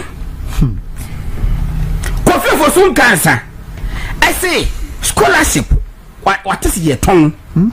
Now will be cry can be actually 1p agrofom. Now 1p agrofom can be say or no dear school placement. No cry do nipa no. Amount to no. Ema nipa kwa the evidence prayer or can 80,000. Obia musa ne hwe. Kofi for some cancer can be na President Mahama afre the second gift Annan ayi na true statement no Kalisos Mahama I say Annan no na catch am so munkochi okay ana Kalisos Mahama troy ekoma bi national security first police say omonche Kofi for soon cancer ma friend first odi nchechire mu aba ana muso won ko mu hia ni bi wan ba friend no and one no yehwe wako ne papa yare wako agogo sorry kwalongo hwe ne papa ahol mama friend say wamra and was me kwalongo papa ho mfa no ntino mesremu mama me hwe de ne kire na nyam adma wukua da memra o mo se wo yempre wa mande ya dia e de hoka wo so about sure say we do no and na ko fufu so obende onya aban asem obeko wunku aban sa aka and I did see Kufusu a bank crime. Echo police for ne papa ti na nia ne bai wo henfa yes de ne kwa ba ye no wo bai ne kwa bodu ada no no so mani mpie ya ka bu deteni no eti kwa ye ho wo man ga nem ne papa ti ya ne BP sa kwosuru papa na wu se ma fere na obi aba wo beja ko ka che Ghana for say yeah this is a country of free speech na go don free speech anka opposition radio stations what to free speech radio free speech our opposition for platform American masem no wose matutum nti wose kumase untumi akra untumi takrade watu wo ba for sasare ai asase watwa de edipa krona wose watwa ase ba fa no ho wose wonte ase eno nti no wo de asem no court way to go wo wie ya na wasada asada koma police IGP ama IGP atule sa fe over for sasare mo say omumba before over force no matter mo sa fe and the ado of the new crusading guy so no so atro bi na medical ne source da bay na wiase ba ye ya fe bi say for source ebra what be that praise for money me say ade no ya musa money you say dia money eti pese Mahama sasa bi ja kamienya itie na menim obi a wo so press freedom of speech e wo Ghana e cha wo pese Mahama ebisi na it is so shameful say wo ye member of Ghana Journalists Association sasa me ya munya kan why no what but that's the truth munyi di film me say me asa make asa be picture munyi di film ogu association anymore as just like that say the ogu presidency anymore as say mum pam no munyi di film okay eti jaika na obwa nti mampani Mahama on kanu kwa NPP before the press conference na ede ani bedi actually na yahwe ba bia ensem no so no ebesi akonti abuja high movement in the morning on Movement TV na wonum say Dr. Baumia so aba obabedu nti no megin say sisa fe de wakwa bai obetena se na nima ba ko ni wo no so tututu no watimi atututu ama nima so etimi aguna kwan mu kama party mampani Mahama de wode wo ho eto no so a enye kwaku akwan asem no se eda so wo akwan a so no ya so se no so no e wo ho but kwaku ensem bebre so esa agum apart from so se no for me a criminal say kwanya na Akufo-Addo certain president wo yes wo ye for Accra to Kumasi wo ye bypasses na say 4 assassin 4 bypasses na wo ye 4 bypasses me piki ade bi tu be say me hu a e kra dem just owie e mu die no but okona ni nyina about 60 something percent complete me mu die no da fi Kumasi be say ho na e fa na say ho be fa me road na I choked na kwa kuhwai we budget statement 2024 budget statement you know na di free aban mu was say Osino southbound carriageway no 74% complete at the one we say if you Osino Eko Kumasi and Osino to Accra entino Osino southbound carriageway no 74%, northbound carriageway no 70% complete. Now okay, southbound no 11.55 kilometers. I know the background no. And I'm not from the cook myself. Okay. It's 74% complete. Northbound 70% complete. And also 11.55. And now southbound and also the 57 complete. And northbound 93% complete. And you see southbound 60% complete. And you see northbound 61% complete. Kwanongo southbound 60% complete. Northbound 61% complete. In fact, Kwanongo northbound then 13.60 kilometers. 61% complete. Check. was it works on the dualization of in some of Anko 60.7 kilometers road achieved a fiscal progress of 68%. It involves a wide or mass scope na road one here that bibia e was say mu kwa from buy ya e kwan ya ye dia ma contract say no adia ye 74% complete fa say the ma contract 10 million na the ma contract some 2 billion then 2 billion and almost say I feel the more 6 billion maybe we agboja kwa agboja ko he say parliament 70% kwa na 2 billion na o ma 70% no dey o kan nyina abuma about average of 60 something percent o see o be wi no o hia 6 billion kwa ni nyina 2 billion nyina 2 billion ya mufa ya more than fa ya mufa na e fa na aka o be wi no so hia 6 billion no dey wi kwa kuti tv ka case we we say ba 18 television na e wo e boho ye fa say 25,000 afi remote na say ye ko to remote aba remote 10,000 oh tasa awu fo ko omo ko ni nyansa ni wo onim ndc fo bo no nyansa community oba e na ke so to akwan so last year no wa this year wan fa ni sanka afi si next year na okowie na next year na okowie no ohia 6 billion na ode kwa ko wie sa akwan no Ghana for this. We are famo no munko. Say kwame agojan de o akontabu o ka nsemhunu wo parliament nya na o pe minister be nyina. Say no person be na nenu so adehu. Onim say oni for state for issue no.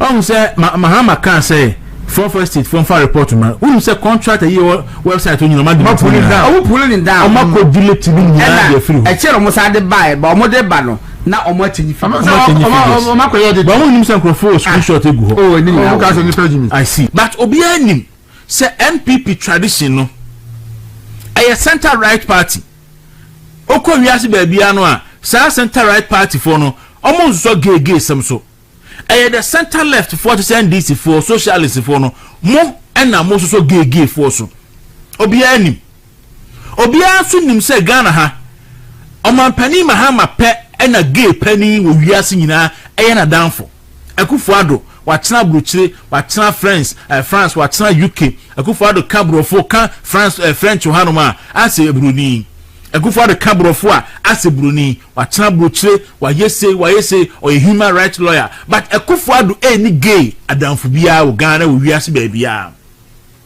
ba obi anim say gay adanfo de mampani Mahama una wo. But because of populism, o catch the Ghana for say, it created the impression say, a Akufo-Addo, any Bawumia, and na omo efwa for gay semso. And two frefra so for any omukoshia wo East Legon. Efre imam for any omukoshia, efre mu ahemfo, any omukoshia, ebe kan say, wo die, un support to gay. Eti ye tu abama wa gay bill no obesign.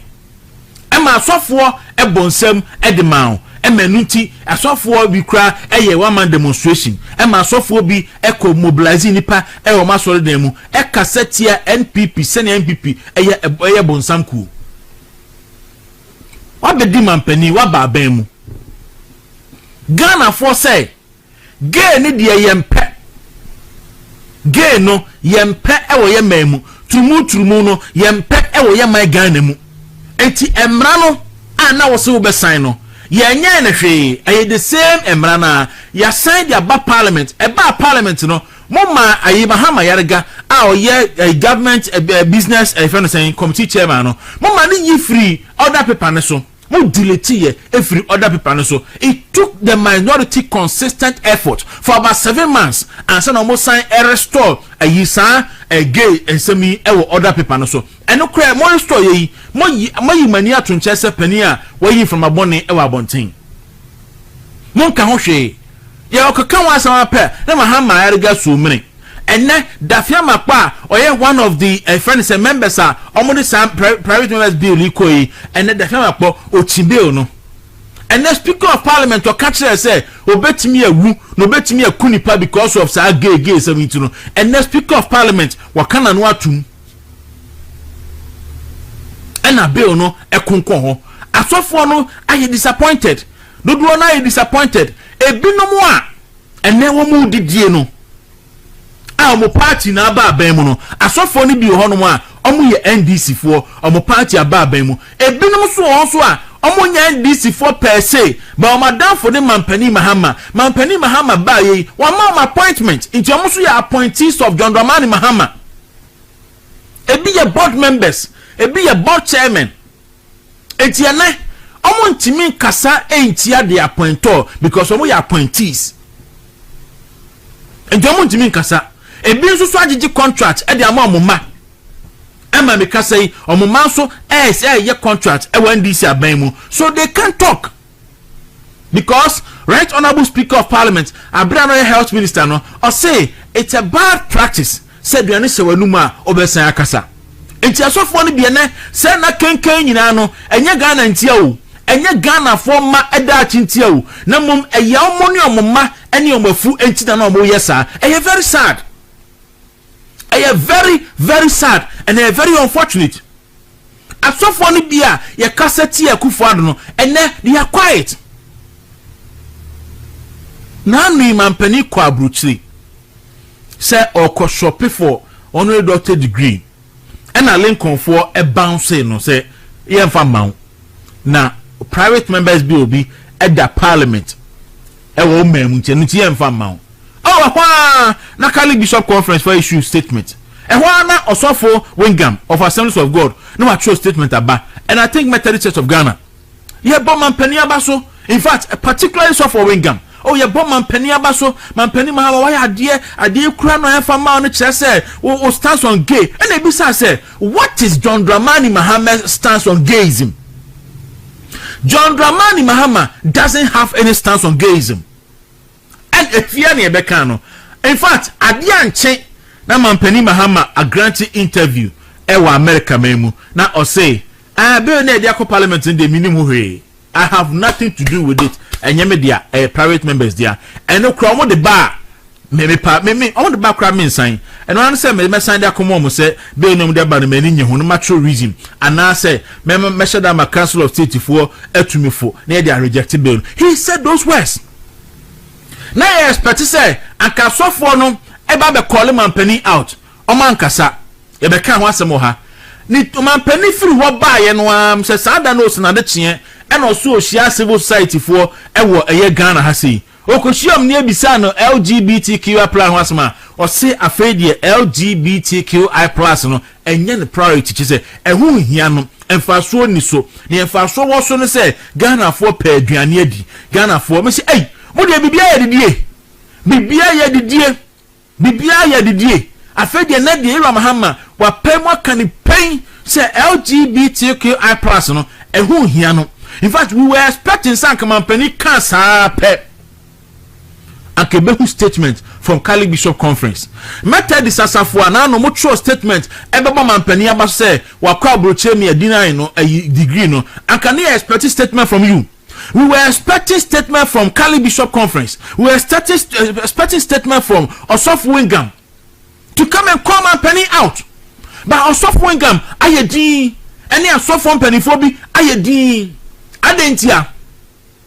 adentia papa adentia e wo buo bebre de mamo mu ya nyame asofo mu ya nyame adifo nanso you cannot pick and choose nya person ka hwasem anya person be ka hwasem se oman chichire na mo ka mo dama no akoma so dia se anya se political party bi na mo pen dia anya se individual bi na mo pemo because of say bia I am a board chairman and ya dia then you must speak and speak at all times and speak with the greatest voice of God because Nyankopon eba wi Nyankopon ochi wiasi onye yimu no kra enti se mo say mo peye man da achen dia hwese ye de comprehensive ye de ayi gay sam share teaching manual mu edema teacher for say mo ko senior high school na mo ko kire nkola no se ye bisa se wo ye be ma na yo ba enye sabe be ma etwa wanim anase nufu a ebebo oboso na mum how you feel entu wonufu na so feel say your ba ka say me your ba wonufu na feel say wo ye be ma ka say me ye be ma o feel say wo ye dua ka say me ye dua o feel say wo odwan ka say me feel say me yo odwan eno ne ade a yero Mahama e ka ase yenko kire nkora na wo school it took teacher for no be na raise concern Emma minority for the buyer osofo bia nkasa osofo bia mo ho ba me ka say sa teaching manuals no egusu wo teacher for ne ho amode chade e wo various senior high schools adan edi asemwa se yedidie na mudidi a enti mo be didi na ma se o me yi ana se nya didie nso di a endi edi asemwa adna mo ntimi nkasa the conscience of the nation adna mo ntimi nkasa because you are supposed to be the conscience of the nation adenti na mo ntimi nkasa na mo ka no kure enche mampani John Dramani Mahama ena hebe hene Ghana ye o kasa ne ya chew hwenye Ghana ye Ghana japadie nyina mampani edi maninua can you imagine such a mawutumi a onu so ye into mining NPP abreso na nke yesi ye da mines no match e mawutumi because we are through competitive tendering and we are winning to ye de man. Can you imagine what will happen in this country? Me nka gabi me nka bedi atu me nka kwasi amu akwata me nka atachia me say chema wuntumi eye into mining enti aka pipi abeso ene yesi da mines ye de ma wuntumi because o qualify na oye bibia de mana aka you know what will happen in this country and come ebe woso adeti na de bibia ye din enti ya say empanifo chief imam office ya say nananom monsore nananom monsore ne de ma edache sabe mpaduasa se turumu na mo bedi ya akama wo Ghanafo ama Ghanafo ya se anori sei enti mon transimo bi e meshi Ghanafo ase enkofa ade emusuo emfa ma Ghana ha sei ema dache ema ohaw ene abebrese ema mai Ghana so enye kwa menkruma Ghana nie je bi dan kwanum Ghana eno enye enie akwaje enum Ghana ene ama soso nom e Ghana no enye enie eye Ghana ye ni ku ya mamre ene ya mane ho tribe bia ni Ghana ha ema kwan ma bema ewar bema tribe bia ni Ghana ha ema kwan ema oba ware oba eye bususam na enya ade a ese soso mon sore na mon ka no kure enche Rajab Mahama ohun se ye ka ge samuti ene wasoma hye de ndra so mon fa nua na asem matum ye nya ge sam no ne ye nka eno ye be ka afra ne ya ka bom ne ya make sure se ebetai bidi edekwaku dawru we ejudwam on movement in the morning da sebra ejujamna ene god na sare bidi akọ e transem na ye de empensempensem no e de ato amoso ge ni de mampani pew wonpew Wabesan. Da sebre. Dawro. Atai. Da sebre. Dawro. Na enima mu tsai. Awrade tumi nti honam de ye. Honam no mu de ye. Ye. Akani aka. Ye. Mekado na aka no. Mekado na aka no dia ma se eno de. Enye nyame na ye madman kensu bre bobo mi no. Ti eno de. Nyame sana ebeye ya no ayadi ebedin pa ja ya na enkan kese subendin all right ina edin e wokrom bra yancha yana twira ponyankopon asese enen susu yanya kwanya yosa ne Ghanafo ebedi nkita ho se de bia ye no na ya da ya hwefo ni atifo nyina nso ase ewo mrepa omo enyama yen yetcheche omunyina ya ma mi bia friend maame amankwa o Dortmund okay na friend masim kan chese woni godon se ochia mo pa na Dr. Flora Odebu Achimensa so na o UK question ade kakra na se wo ba Ghana ti omunyina so mo cheche ye ensem de ye nya bai ebiri ho na wo betra se a wodi ka kan de ye beka ho asem nyina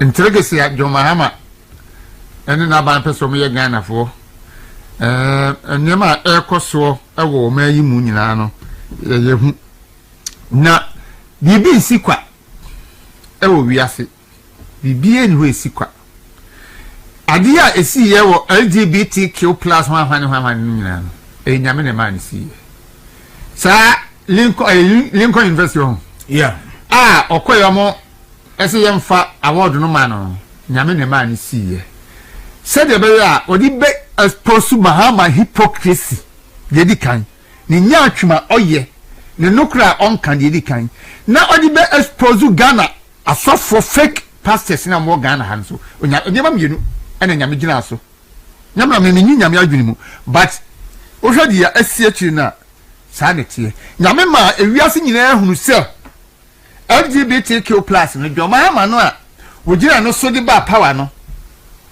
ompene so se yebeye hu mra etia wo Ghana ha na Ghana fo ohuni nti obeba saa kwa we ye de ehunu na wama Ghana fo nyina ehunu se Ghana yewo adifo atrofo bebre wa ha me hwe ma the whole world baby adifo atrofo doso pa ye Ghana ye wo bebre wa ha asem obi ko kan bi a ya che no o mo nchime se o ka se Ghana ejimi fo bebre wa abo the memo Ghana ye wo adifo atrofo bebre e wa ha na nyame pese ofa Lincoln University for so expose Ghana adifo atrofo no ntimi ka sei adifo atrofo na wo Ghana no wa ankasa ensema asisie na nsen no wo de wa adwere toto ho a wo ba adifo atrofo no ye obi na be ka kiro hwese omanya ye nyina ya mamre ni amanye akire se saa abraboboni we no eyachiwade ebo man amani ma aware mema ni mema alonkufa no eyachiwade ebo man enti ye modi mpo yesu ano onu se wuti se yese nkwada mi yenu bi akoye yibe se ba akofa ba akoto yesu kitikiti no se de ebesi abo na wakola akora no kora utimi nkoni pem ye ba huru sa musa tese ade ya no man ye chi afi ye tititititi enti ese bi ba o man wi mu na ankase se ho nkomo kora ye di na andisi fo se de na no ka no wo mo tena se huru se o ade wei ene o man no mpe enti yakofa ba ade bibi baba be shema magana fo se yo de adwuma ma no ho ena Sam George kofa ba ya fedi wo se na odi yes asere be yan ndc be power namba and asofo no a mujijire mu somebody one man demonstration akwa Jubilee House mubeye we akanse makese no ana mo hunu ani muguase mo ma ya hunu se munya nyame asofo because nyame sofo no onyimu nyame asem no eyenkranta nifanu ani mu twa akiretwa enti se da asebra ya de na nya nyame sofo betisi na ka kire no se da asebra nkwase asem na wudi ne najai godon ye na nya nyame sofo be ka kire no se godon ense hunu na wudi ne najai ba nyame sofo enka da asebra boni ani na eduru godon de yeso dia on finance anhye ne demri fam enti sofo a wote se bia wonye nyame sofo because Bible naka se ebra no be kwa wie ya adifo atrufo be bre be sorry ebi mfo be kase wo mukra de wo ye Yesu enne Ghana ha yehu se adifo atrufo no eniye wonu mu a wo mutimi ka obi asem na obi de wo mutimi nka hwe wo ye nyame sofo wo ko se obedi sofo adwuma bebre wo wiase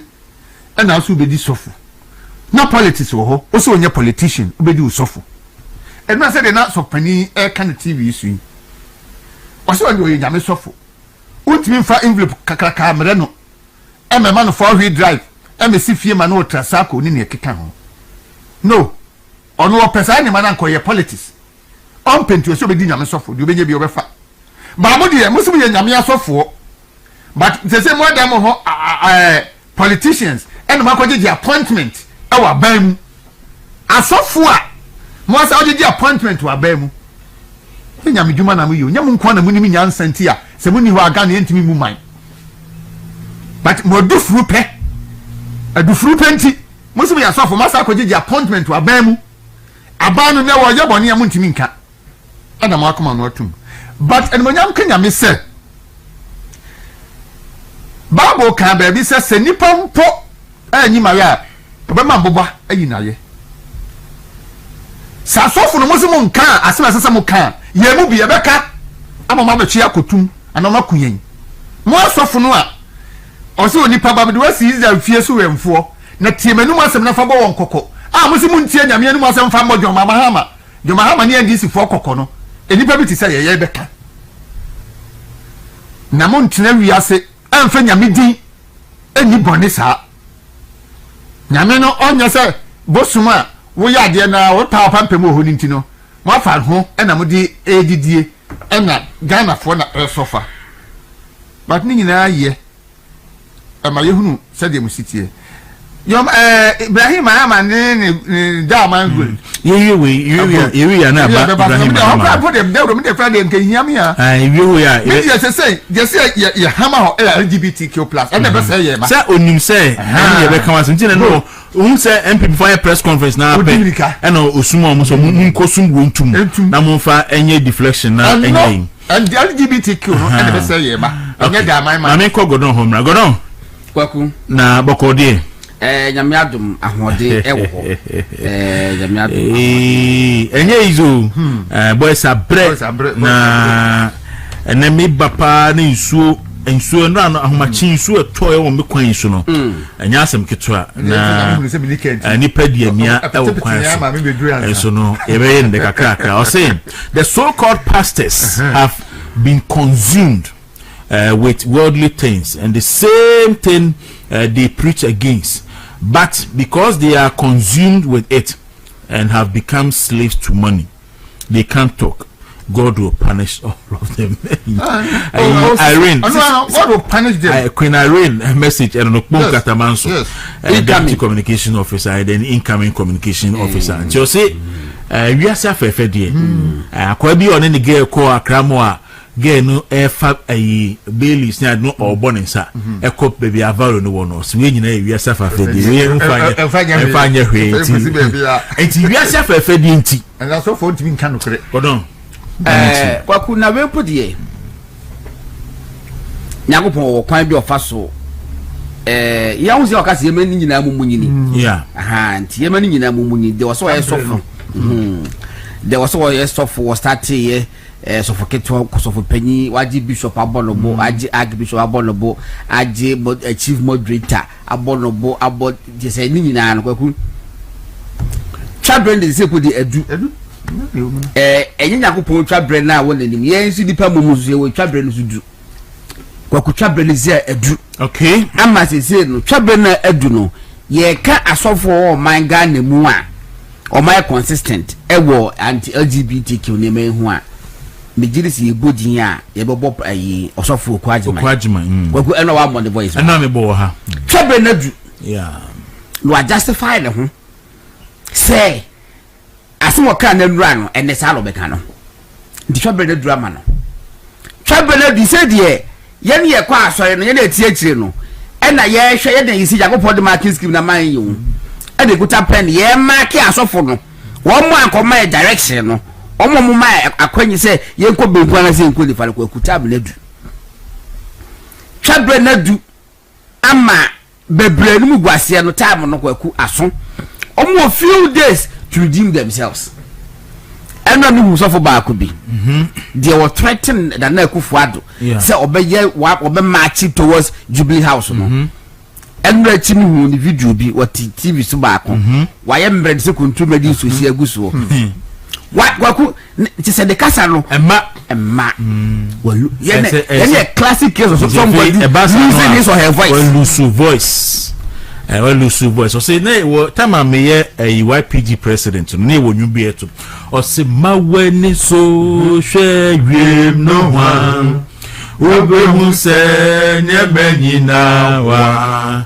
Chabredu abawa wesisi wo ho hwe nyame akwan. O say maweni so mini adaseni Chabredu na obehu se Yesu reba Chabredu ampara wo kura enko ahoma no na wo boni awaye bededio Chabredu eniti maweni so hwewim no ha obehu se nyabanyina wa Chabredu abawa wesisi wo ho hwe nyame akwan ejida goron twabe no ana drink ana me kan no edam ya na nyame ya hu fake pastors ni twabe no edu ama say I can tell you say enipa bi kwa ya ade bi kwa wa asori ni bi mu a saa sofo mpanimfo yi kwakomu ntimi asofo ayi asofo ni bi ntimi nkasa and this nonsense must stop. Yes, ayi na kai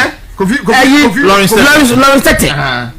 what's this nonsense must stop. This nonsense must stop. And they say what is happening now here must continue. What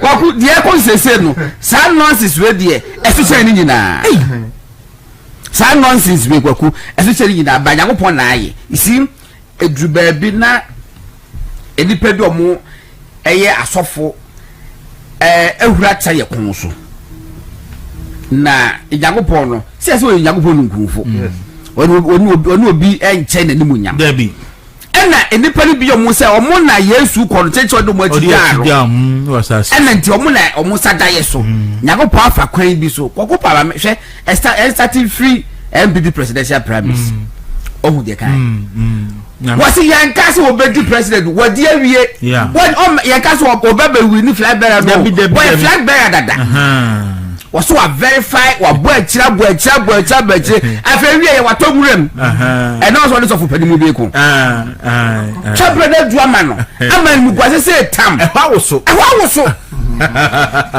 na ehwa woso be no kwase ka no e say de na wodi ehu in fact omodi ebe omo hompo se krokrokoku omo hompo na Yesu ba se is yedi ye hu no na se kenkan no wonam ahobrase mu ya no onam se ogwama ba mu de se no mo hompo wa na se be peduasa Yakobon no wodi biase e no wo se waso daye na wodia ana na won ka se Yakobon ka se de ba hu nie eno ano but why do you want to own it no go throw a whole book enim gwase ka hu say no ene wo go live na enim gwase book no de wantro o tibi throw enim gwase eso throw enim gwase book no oba eso throw enim gwase book na o chronicle e kwa ofa so na enim gwase eni kwa o sa fa so e da Ghana and his flock na eye ensenda ho who say because of say ni wori nti wonu so ogiana sorry den hu say o kasa no wonu so wanka because on so kana video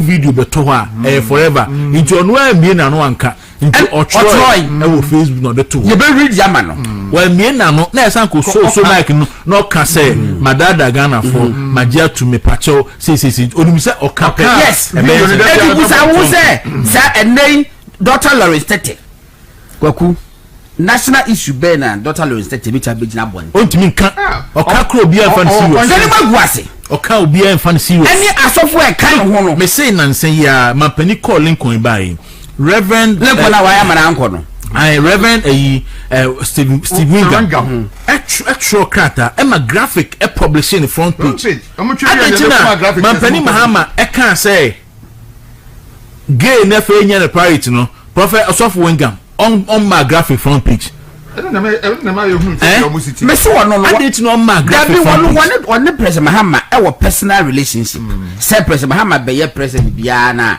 unya board so ekoda as chairman the board wo wo and ayonkofa wo muntem wo hunu say the sofo o very like business partner o say ni o ye program wa sorry na mampani tukwan on a state visit akọ Cote d'Ivoire Accra mampani to make cancel state visit no eba na sorry yes and me so wo personal relationship virtually like business partners you know say na jalo me voices me videos me nu me botwa so wi a we deal with other matters babaku and I'm holding pa ewo efeni EMP for baba no EMP for baba say enye EMP go EMP for baba engineered and planned for baba no it's SOG say obisans dawru so you were YPG president to wow Christ has some income na SOG say who be I said the biaka said now we say na say so ye den was what taka form na our present and current sisi ade sisi ade me position bia ba me church member for so miana isana no me catch you say ye beto presbyters about omo propose me but for some reasons dina me amiko say ibo mama break akra na emeye nti ende for man enjoy eyin ho kra current no ho kra ma yenko ya hya from samate ewia ne Duncan Williams atoa so na fe yetimi akoye ne yenko that will address meaningfully the canker going on, and they want to silence all credible voices. Now, that will address meaningfully the canker going on, and they want to silence all credible voices. Now, today we will reveal everything to you. This question has, direct relation with the pronouncements of Reverend Professor Marty. Let me tell you why people do not want Professor Marty to talk. Listen, they have tried, politicians have tried all means, all means to muzzle me, to get me, but they can't. They come with bribes, fat envelope, $100,000. Listen. I want everybody to listen. Politicians came to my house with fat envelope, $100,000, not cedis, dollars, and also with the promises that if you keep quiet, we will give you a house at Trazaco with swimming pool. You know what? We will give you 4-wheel drive. These people were lucky. I did not have big dogs in my house. Else I would have released the dogs to bite them for the whole world to ask, Papa Moderator, one again. Papa Moderator, I would now you release the dog. Then I will tell them, ask what they came to do. You know what? They have tried all means to muzzle me. They couldn't, and I tell you they can't. And you know what? I will speak today, I will speak tomorrow. You know the tax I pay? Sometimes when this thing come and I see the tax that I've paid,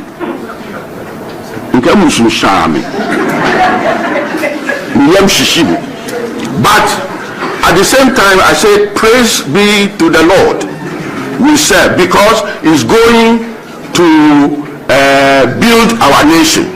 Then when my tax goes, you babies with sharp teeth, you are stealing the money and you don't want us to talk. We will talk today, we will talk tomorrow. All right, Yamo Osofo Duncan Williams, Nafi Yemfa Enwi. Push for their party to come to power, even though they don't have capacity. They are given position without capacity. They misbehave, and they have wives who will never tell their husband, you have never worked before, you've never set up any business, you don't pay taxes. How come suddenly you come home with briefcase of money? Where is this money coming from? Where is this brand new car coming from? Where did you get money to build this new house? You have never developed capacity, you haven't earned it. Where is it coming from? You don't ask questions, you enjoy it and give him more sex and encourage him to go kill, lie, steal, scheme, destroy, make money at the expense of poor people. And you don't understand the implication. I'm not cursing anybody, but I'm telling you by authority, make no mistakes. The evil that men do, live after them. Make no mistake. Hear me. Hear me. The law of sowing and reaping does not need your address or your telephone number. When it is time for you to reap, it will find you. As long as you belong to a party, when your party come into office, you are given a position to the national cake, and you take what you please and you want at the expense of the suffering of the citizen. Make no mistake. And you think you are going through, no. You will end up with some evil disease. And we live in a society that is passive and a coward society. You see what is wrong and nobody talks. Everybody is hiding. A day will come when truth shall emerge. It doesn't matter how long you hide it. A day will come when truth shall emerge. You think you are powerful today. We are destroying one another. We are destroying the country because this party only comes to power to make more. Or say St. Mark chapter 7 verse 6. He replied, Isaiah was right when he prophesied about you hypocrites, as it is written, these people honor me with their lips, but their heart far from me. And also St. Mark chapter 7 verse 7, they worship me in vain. Their teachings are merely human rules. We in our lanyo from Uti region and our Odiwe Abba. Man do no fafa any dimini na makuma die ahwe firi ho kwa emoya a friend say member of parliament for Asin South Reverend for Joe Ebaha Meganity Busan said na say no bill never parliament na edasen status the same and was so on my first reading na say ye be refer to committee ama committee members ye mfrey bosom ngotwe aba ye mfrey and was say ebutule bi kura mpa o mutibi di aban bill bi ba the same day ye bibia now ma gina so aya na ya pass bill no so what numbers no yes obetimi ya pass bill no President Mahama say what pese what private members bill no emra yeah and na obetimi so age na what say deny the government amoma kwa no yi lobby ho no ma say idea ba na ene ye o ma dia to wasaka asebe na wase other paper no say ye di ade beto say ene ye be discuss gbogu akwan na se bibinti ama ye nyimfiri other paper no so e beta da so abe na bosomi be miensa ansa de bi ye firi so ba we de edaro a bill we e bad top you know so other paper no so no ya ye be boy ya speaker bu ofu majority da busu bu ofu say e dey na beto so a typical example of a affirmative action bill and the other paper so right information bill and that so na parliament kura egu ni akwaba na egu so da so and when the no mo delete face so say no mo delete yo Ibrahim ewo yendi o say enye asofo nko na mum Islamic clerics bi won so a omo so agigina mu pa wabo bidin se ba ko de fofana ene ba ko so de camel omo nyina ewo kumase so ejoni back way gon no emomo eye so quickly no ma menya sa interview we wie pe na maba na yakọ EMP mining no so em sendra che ma untumi ekọ court on the mining issue na unim say of file stay of proceedings ewo court nti yenko hwese ekosisen lawyer and the appear kubula good morning. Good morning. La patrona wa pomu tisen yɛde nyankopɔn ase wadaroma yenim sɛ na ano mo court na mode nsɛm bi ekoto jeje anim fa asenia ekoso hu matse mu ayaba pacho wadaroma chichi mu yo emse nyina munim sɛ sabi the final submission of notice no say na Attorney General ni nkuba obo koto no na ya gi se igina so bi bi so se e ho igina kwa se chemahuntu e be se ase so wi na me ni submission of notice court no so ni ya nyagini court ni se dabi oni ya nyagini se igina so ni na oni de nyagini igina so nti ka yimi kwa na yenyi ya no na ye kache court nse da wi ni se na so ni nti mo o se oni ya dia e better o court of appeal so court of appeal so share evidence no no se na so ni nti ya appeal to court of appeal na kwa mu akonya wo se we appeal sa court we do se o twe assembly team joy akosi se court of appeal no ebe appeal no na ordinance na some ababonti ansana yɛnyina yɛku baabi a yɛkɔ si yɛbɛdi asɛm no atoa so wo sɛ so yɛntumi kɔ bio wɔ enti ɛno na yɛde application akɔma court sɛ appeal no ɛnya mbaa so deɛ court yi twintwɛn asɛm no so na nkosi sɛ appeal no yɛbɛwie ansa na yɛbɛtoa adwuma no so ɛno ne stay of proceedings a yɛyɛ court no nso si sɛ ɔmo ne yɛnya adwene ɛno nti kyekyere a yɛnhyɛ yɛn nso so yɛameyɛ no ase na sabe yɛm ne wokasɛ deɛ yɛadwene yɛ sɛ yɛnso ne court no nya adwene sɛ stay no ɔmpere so no nti sabe no yɛyɛ ahoboa a ɛnɛ mmienu adi anim na adi anim kakraa no yɛbɛkɔ court of appeal asan kɔ repeat stay of proceedings no bio mmarama ho kwan nti saa deɛ ɛbɛyɛ na court of appeal ɛnhwɛ sɛ sɛ yɛkɔ anim a na appeal no ɛda hɔ no ɛho ni mfasoɔ na mmarama no ɛnsɛ sɛ court yɛ biribiara a ɛbɛma adwuma a ɛhyehyɛ wɔ appeal no ayɛ adwumabɔden court of appeal no ɛnsɔ yɛnsa na ɔma high court no ɛntwi asɛm no ɛnsinsɛn kɔsi sɛ court of appeal no ɛbɛde na de December ba ansa na yɛbɛsie no yɛatoa so nti saa bɛ deɛ ɛyɛ ready a yɛfaale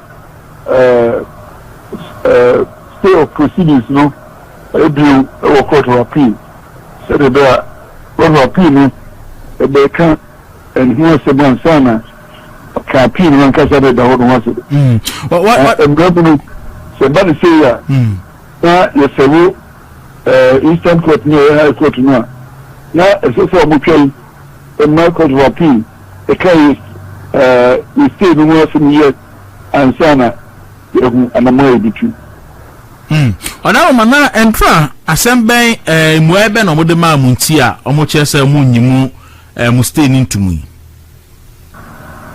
2 hours and the application. You can see evidence before the court.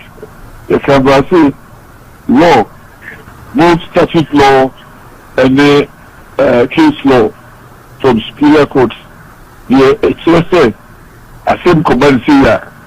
It's just a teacher so court of appeal.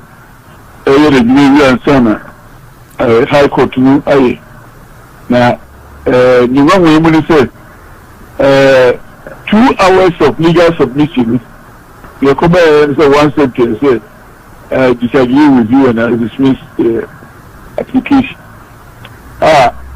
we didn't be entitled and the repeat application or court of appeal and what I could do. Okay, la yate enti yebetwen na mo ye yi a na ye dia banti si ayi mo file appeal na o se judge no eji asem na ansa na appeal ni dey file da ma file en ma file appeal no me ka appeal the stay no stay no repeat of the application. Okay, so mbe repeat application for stay. Okay, na grounds no just on court of appeals in USA, just on exceptional circumstance or why just proceedings. Okay. You better say, Bibiania, you better answer about. All right, so lawyer and the appear could be any attending council. I'll say, say, go on, that's where the Danoa or the Amode a unicorn. Attorney General can say only opposition be to the appeal. Afei judge ne say Attorney General say judge ni nyina so no memoir. Judge ne say why ready so memoir. And must asem we dey anti bida. Ye dey ayaba application aba wenim. You cited a lot of case furnishing laws and statutes. And the as judge no ese okohwem ti register akwa my 16th of April. So that to bet me enough time now they are prepare now di mu aba. afedam won mo a wo say wabi ba ya medimo eba ejigigirigiri e bako ba say o de ba second second ne na komode omode ba endra ye koya o say ayi ni ye on meritorious ntima to atwene reason ni say o say no an say me merit bi anim ntima to atwene reason is there's no merit and there's no merit into but to actually lawyer say on repeat the appeal before the court of appeal na o ma hwede be free modi aba nti eja o ma ya etimi ayen sem bebre na MPP reorganization so ekoso na godo in fact entra say na no oba ya aba ha oba ya MPP US chairperson na oba ya na metimi bi ka chen so ma say o say onko US chairperson ni bim enti me so no ma yam investigation pa me hu say so fi kwasi kwaku kwatin constituency wo he fa Obuasi West ane ho he fa so Obuasi West me ka say na tie dia and you free US homra na o me contest as parliamentary candidate yes me ka Obuasi West wo enti me ka che no off air ni on air nyina but say me appeal na anya adwuma and I'm told say nyame ya aduma Obaya will contest as for the first vice position of MPP. Obaya national chairman, first vice national chairman, Emma MPP. Obaya incumbent NPP. Obaya Amponsa Frimpong, NPP branch chairman and a chairperson. US. Nti Obaya ebe contested for the first vice position. Any post no more because Obaya ebe mu ebe change dynamics. Change dynamics ni nyina. Or a solid brand. Yeah. Solid brand. In fact, diaspora for mu nyina will go for him. Will go for her. And now what just say Dabi kwaku Oba woso. It is Obaya ya boss African.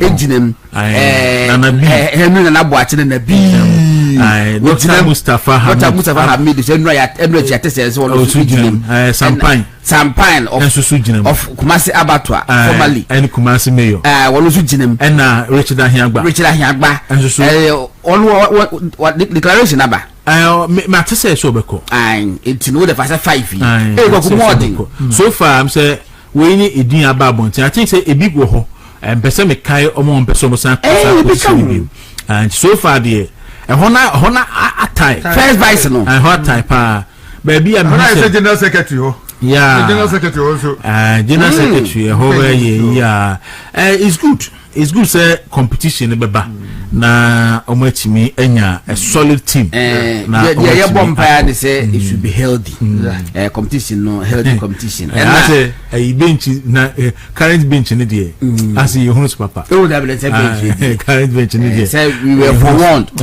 it's it's a bench papa bar hey more ding and we show mu nyina so a obi a bon homodi abo party one or the other solid team something you may mean sir initially omo yes an come beto say first vice no nko second vice no nko third vice no nko but I'm told say sa reforms na anya adwuma so beto omo to a no obedi kan be first vice no beto so a second no beto so a third inti yeah inti sana be inti out of mama na yefo also my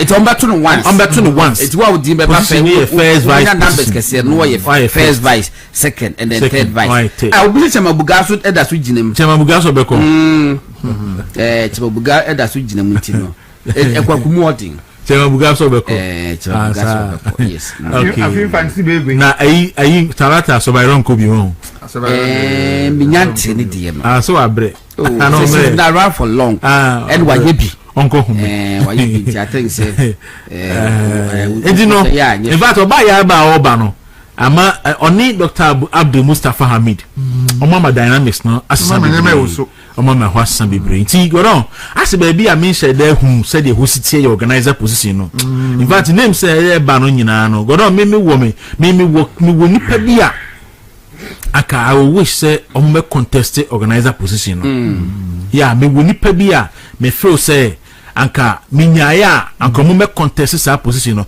one of them David Asante of Let My Vote Count. David Asante yes David Asante of Let My Vote Count Alliance. Look, for me, Oyobia, Semi Obeti Mia, and come back contest, but Matisse is saying for gun conclusion for David Asante. Hey, that be multiple. Sana Mat. But me, I wish. Say David Asante will contest for national organizer position. For gun conclusion. That's my information. Because also position. Okay. But I mean, I wish David Asante will hear me and come and contest for the national organizer position. David Asante. Let my vote count. Solid brand. Yeah. Mobilize it. In fact, national organizer didn't ever I mean said they hunusu. I'm being honest. And that's what I did. Say Moses Moses about bag guitar carriage now organizer. And he said no.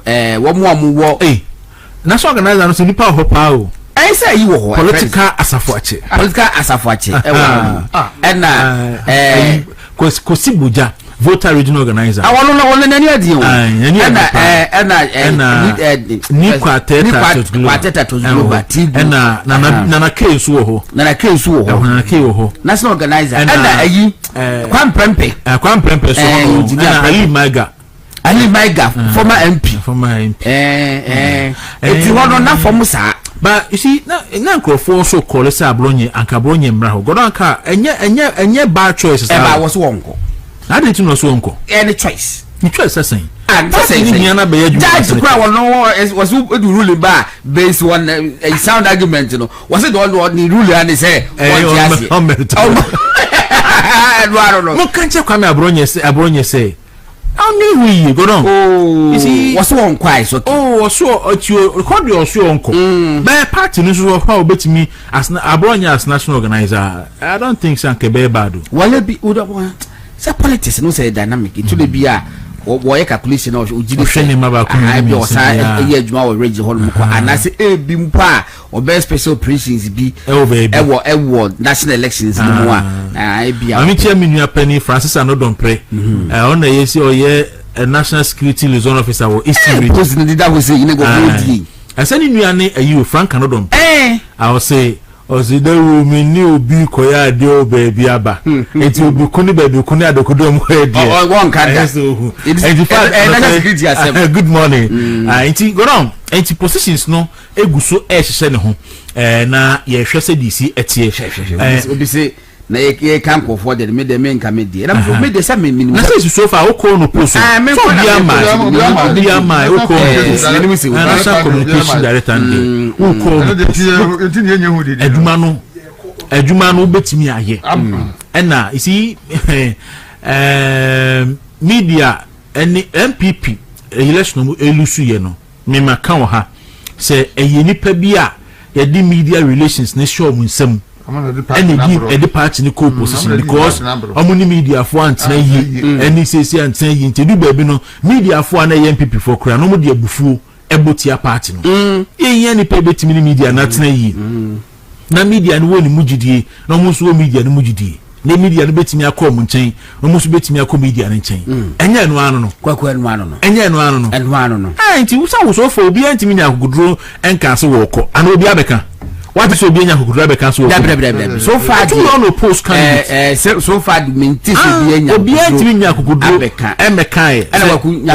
National Communication Director. Yes, Namincha, 1 month, and 4 more parts. Response to solid. In fact, to be me uncle for mutimi ja fly any be too ubeka enemy territory baby what is ke holomo enya but na feedback be from background no menye bia we meet me nya bia be 75% approval from so called enemy territory madam for be ya krobia no wakwen no so be ko baby so ka so ko youth organizer ka so ko youth eno so enya 40 years is na nsa and so 40 still bet me a contest o we need we pay no watwam Eba kwa mane nkase utwemu a I see before be contest I George Krobia Asante hey that be said what 14 the ontimi ana sir is below 40 below 40 above 40 below the answer no for te wapa and to below there say ko nya 39 enti ayi and ko team no build it up yes team no build up enti no ye hwe because women organizer say so for so edi mi nu se mi nsa na mete Hawa Kumsin and Safia Mohammed the current deputy women's organizer and I think a Katrina Fikno ogusu woman no bear 3 months in how I find it simple bear 3 months in the minimum be maintaining ka who na ibi baby but who friend say Hawa Kumsin there any other Safia Mohammed one of very vibrant Safia Mohammed very vibrant but also no how the Safia Mohammed Hawa Kumsin how be woso was a case how you call you asino who adwuma no obo only the ono wa kire say adwuma na national youth organizer kwampoku sia di so be kwa na yo no so be kwa kwampoku sia di ko atik Yakubu so abanga so be sen abanga so ko MPPs abanga na there's a certain lady also what you need to me ba ko Solomon omiwe Solomon oko ye mama hwe ndin oko national youth organizer mama yes or former Tescon coordinator no former Tescon national coordinator then me also so oko national youth organizer yeah okay me hwe ndin a me de ti honso so ye interesting kakra mo kan MPP abanga say menye yi won constituency obi nkan che wa friend ka kire no middle friend you poma wa friend ka kire misrew na ka le adwuma we dis my say yanko gina ne dabi ke yanko gina ne fa ne ama faso na da manga no mo friend wo phone so amo ka jan se menye yi wa wanya yi na o se yi obi ko se ma okay and makana sadia mati we die say abanga so MPP abanga fantastic men ye graduation UPS masters in fact abanga one year security okay fantastic guy I think he said it depends sabi abanga a very fantastic guy with me pulu crowd who say or energetic kwampoku sia di so was hard na na atik Yakubu one also masaja on dey just get to what atik Yakubu one so near ding and he's been with the young guys within the system now for years and national youth organizer go hey national organizer salam okay Asala Roman so beko okay the national organizer position okay salam you very feel back also your friend say the owo we feel achim dan hwan na sia na no so din ebabu so no so achim dan yes Dr. Bami office sir my goodness Alaji Bino wono Fadibra I miss my to kwakra Alaji na ya a friend na a general secretary position so general secretary position Justin Fripo Kudia incumbent on the statement so could you add the statement okay because so bon di be omutaka statement because ma say you know omo year regional communication of a conference no general secretary baby na be so baby that is general secretary man kan kan bo ya de dodo program from clean to crank what na sia if I be me fi hoja me had to go and seek his permission me me fi hoja no na omo board di introduce say oba be kasa no kwaku me see conference room ho paanya since ho si wo so still maintain no postulat me didn't to me starter aman for yes na say and now to one wo ho and ye nia ya ofa kokufu so eba and hwan bi general secretary slide ba former minister bu achentwi enso eba and esla be ba so enso abagana I mean beso no account social media no obe contest la the birthday yenyante so asesa na adwen but also be contest slide Yujibu Achenchi so former MPs four former MPs Kokofu Yujibu Achenchi Eslousu Slaitete and almost more be contest Kudria and then there and hwan bi was obi sign bi woman no so general secretary no obe contest for general secretary no be sign woman hwan China Dr. China current treasurer no benyako Rose also obeko okay akodi obeko you know necessary ku say esi fi kumi say or co first wives no nyo no so mka so omemano deputy organizer no na oma farmer no I Sophie me about I've known him since I think been 99 yeah to me jam na bekasa and I used to Kobe Freddie King that was the one the regional secretary Freddie King the regional secretary Freddie can national Freddie Freddie so on your call yeah can national Mr. manager say almost say menya ayisisi na esanka me friend no but me Smiler I like Smiler one on all contesting as organizer you say akrofobi e di YouTube where there be omba ho bi didi atem na omba ho bi didi atem mo na dem mo block mo free ho man na mo nyan sem hu no a mo di ho no enti we will deal with them why madam me hu message no we will deal with them don't worry enti eno enti so far say position nasa an academy yeah not treasure ni Nasara no awa be ko basara no obeko me gusa minyante nka I say no so obi person ni pedinti Alice Raj anti ono ama ono so aba Alice Raj so aba hanansen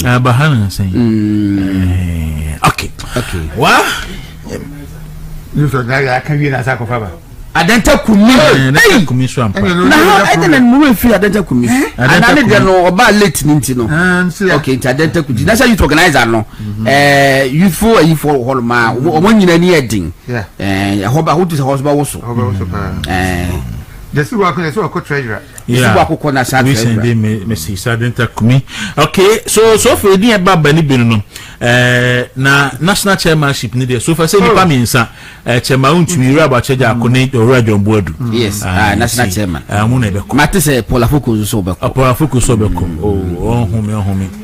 ohumi na say the chairman dey declare na say chairman dey untumi chairmanship ni there party we be adu no chairman anya gentile sem ya kwaje power party for any abre na party ni abre say kwaje power no ya ko bi a wetumi ya adwuma ho na wo chairman boss bi ya ko chairman as national chairman okay odi mi bi si wan kan bebo ka wo team sheet ni sisi aba me di agora menya problem into there me di be si ho because me makase this time this election no yen take side chairman untumi di o yen candidate any god na sare be di akon yen candidate ba ne aka ne die ye be mo bia equal playing field obi any opportunity e me kanasem obi a me yi apart from in house me no yen take side be fair play general plano e be bias dey by yen take side fair play ntino obi a mechanism no bia ho ni sisu biem say amobi ante ase say MPP fu nyina fi ni ha from police station yes to national level you say candidate mienu eno die yentimi yatwe ye ho a enyi chairman untumi God in asarbedi akon apart from that no ye bema obia equal playing field in fact omokro omo ne chairman untumi contest no ye bema omokro opportunity to come of course just that said ya no pe ba ye bo chairman untumi then de munya bi and unya se obenya de so otua na no kwasa ye be sense ka de be jipodi ya odi tie me contest for assemblyman na ya ye campaign na mi community ba convene resettlement quarters and mi ko see information center e bi ma wo nti ade be chine ye beto aba no ya manfo ye campaign na anwumere boko be 8 na mi ko kasa wo so ti mi kasa wie ya na ho ye din ho mi opponent na ba ono so na me campaign manager say said o say ono so be kasa na ma yes ya pon o si ono so be kasa na say ya pon ade kwa so asa 2016 this is what omugu kuma say om to talk radio stations ni nyina no ma so je dede me ko djuma ma no discover a chef say omo person be kasa am say ha no way yempe ye omo ye bia say amampene yampene kwaku mo re fi Chris Lloyd Chris ono so go you Chris Lloyd or national youth organizer. I'm on Chris almost was said you know, almost one said then you need me from a bosom was a bin. May not say I answer the age in the colony. Almost one said then you need, but or what you know, on a governor. I don't know from a deputy national organizer by what that's what age also about national organizer, national youth organizer, national youth organizer. National youth. It is said any listen Dawson. A Dawson. Wow. A Dawson pa. Vanti beji. Na wunim abrante ba kwa wo contest. Pope say or ye incoming PC for the Pope time so. Kade. I knew PC for time here. PC for them. Ota o dey work to cry because you better off and for we and sani abetu. Mo dey ka 8 months Pope actually pa do the home answer. Why? Na I take Yakubu. So contest national youth organizer. There was so age bracket of the fellow contenders na wa categorize will be was it be air contest but so my ankles. Okay. All right. Anybody EMP for Babano. EMP for Babano. Kakra na yenko. Ma me ka kitu ebi. Enti no set time ni tika me de me kakra bi ni se. Kanafo. Ma ya hwa kom ye chirimpo. Your Mahama second term no state capture promise said they will can. Yes. Oba so obewia no akum no asai no akọ. Wa amaso obebu man. Na wodini nuanom ne nabusuafo e na asisi baabi e na odomu dini eje ajapade afa. We say man so na omoje nyina nya Ibrahim dia ejo Mahama na dia. Like he told Ghana for say Kufuado nam Furiata ne Gabi ne ba ko ne friends Bonti. Eso no Mahama use Ibrahim ni nuanom and or they fa or manager padie just like that. The Ghana for munya 2028 beto abamunako. Ye wi a ni contract o sign ye ni bibio ye bia president obeba so otumi say o hwehwem. Just for reverse no be reverse. Legal. Kwaku? Yes. Dama mines. One more yomo print no go feels for. Na 30 years na aso last year April almost obope so motoa adwuma no so na so no President Mahama say won fa ma omubi entino omo 1 year extension from last year 2025 no to April 2026 1 year extension na President Mahama ma ne kasamafo Felix Kwachofo so at the state in Babontin say ye fa mam go foods for ni bim nemo President Mahama say ye fa ma company na ye wholly owned by Ghanaian company ye Ghana ni edia mapa ena bikan ya jatum na EMP engineers and planners owned by President Mahama nua Bema Ibrahim Mahama no omo eye subcontractors ewo mines no inti goldfields for na kofa Ibrahim Mahama EMP no e ba say mo ma ye adwuma ni bi ni yentua moka ito mo ye adwuma e ma goldfields for etua moka as subcontractors ewo e beno so ye ya afedo mo say ye be pe strategic investor kwa strategic investor ewo mining company ope se odi lease ni emanwa me nye sure say ehu be hia say chenchenia ewo say strategic investor no okuta mining expertise me kan bi say mining eyina wo ho no eyina asase na wo ho na etu gold wo ho no that's be ho adwiri no si e kasi ye pe obi amaba be ye ya so ho adwiri abe je leaseholder Mashoki ehu hia say edipa kra oba be owning lease no chenchina wo ye miner with some level of expertise and so aba e be bam ma was doctor rem kwaku 17th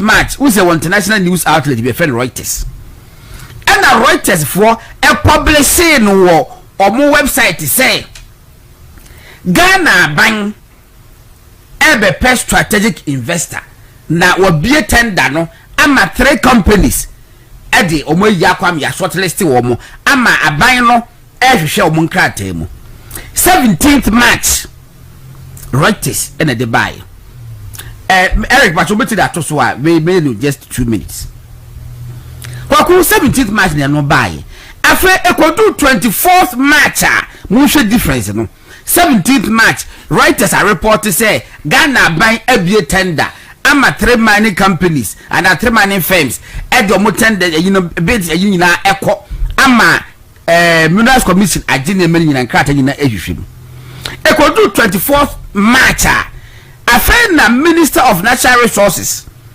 ama kofibua edi statement aba bonten say afedie bibia dana kwam ama ya bie tender kwaku tender documents dem wobi Sarid tender documents am wobi no date wasie 24th March yeah closing of the tender no 31st March meanwhile on the 17th of March now Reuters I report to say ENP and 2 other companies attend our documents say omo person omo mines no edibacho competitive bidding no Reuters na eye ana say Ghana buy na eye Reuters omo ankasa sources omo quote government officials din Minerals Commission papa no omo bodi meanwhile Deputy Minerals Commission in charge of local hwan no Ibrahim Mahama akola Ntipaso otere na so mpono no ene we adwuma na ma no enti eye den na Reuters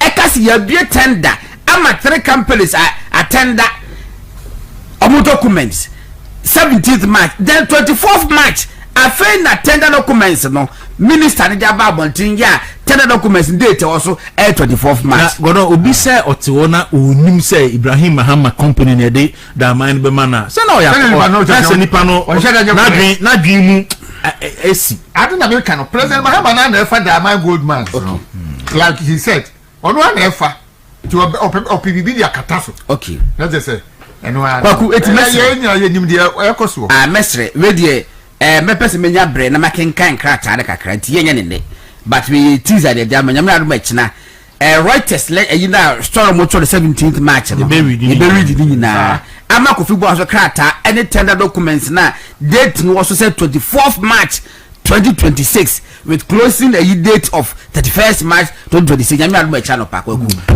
ama ko fibo ade onye careful because the next LGBTQ government no obeko jail look omo jail double salary na kufa do omo cho mo this time there ba mo nya say afia say eti no so you very very careful look kwa mo do chema untumi e fa so no mo be da chema untumi age legal concession large scale concession amode na e fa so mo be dem say Monsieur Debi ba ebe na Ghana ni bia hwe na sada no so a wa be ka so bi Ghana company wa ku na me place ama Debi obi an hwe na sada no so a obi aka say obi gu Ghana company because Brian Champon Brian Champon so ye Ghana ni na owo the expertise eba tourism yes. and hospitality management na only the biggest hotel in West Africa na okojis and yes auto nyina outright to na auto shares I think about 60% shares majority shares mo bomb to pampers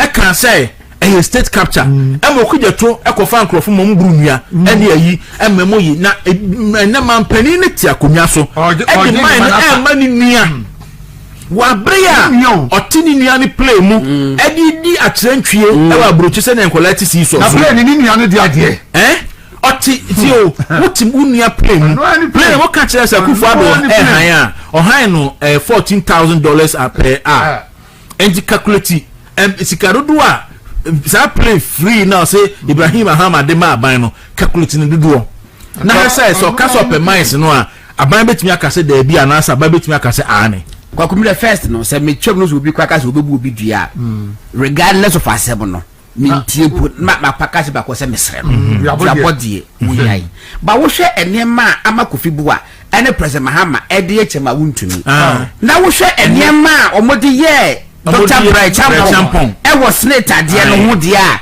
and then Ghana man said it. Yeah, my Ghana man is no money at the act. It's a baby because we be Bodia. You must send me Bedia. Let's travel as well. I mean, come back. We Bodia as a part of Wisham. But I can referee. Anyway, me say the next MPP government. The next MPP government. No, sad this way now.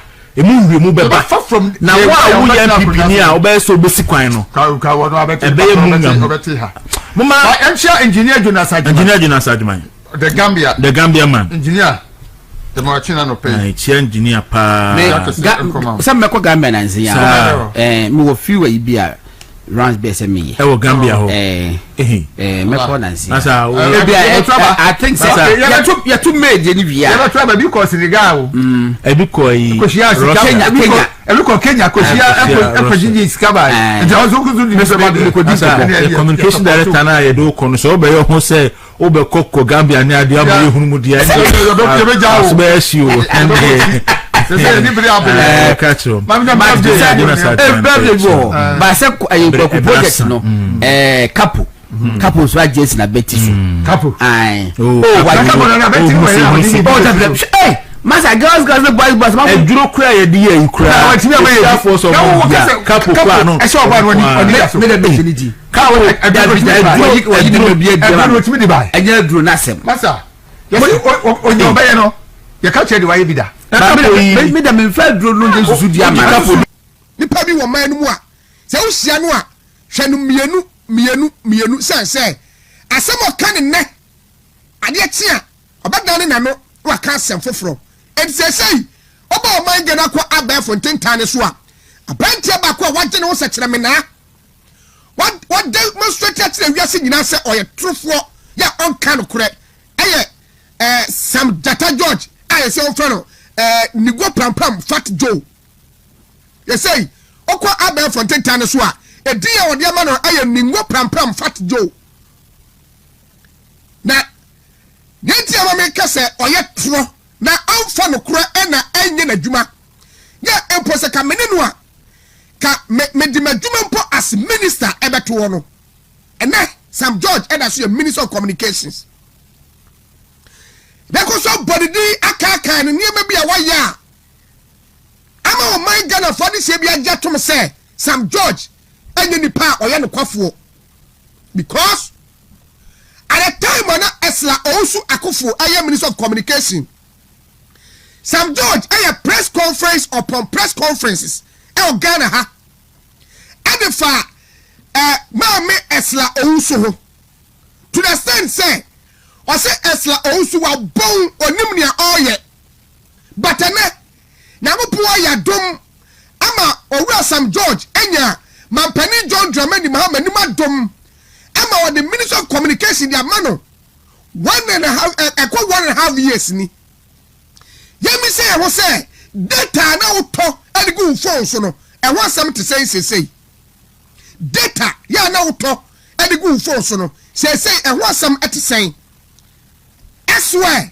last 2 years na okwa take osunumu a mami enye emphasis e wo MTN because enne yanim tuto na ache nyesa me yard vetama wo mu but the reality wo mu ni say na uto 1 giga na 5 cities but agent na auto dia ma wo no na odiama 5 cedi 50 pesos ne fa so no na uto 1 giga na 5 cities but obenya 1 gig e wo phone so ene kwa indeed it take time asa but ene bisa wo say uto 1 gig na the same 1 gig in the price say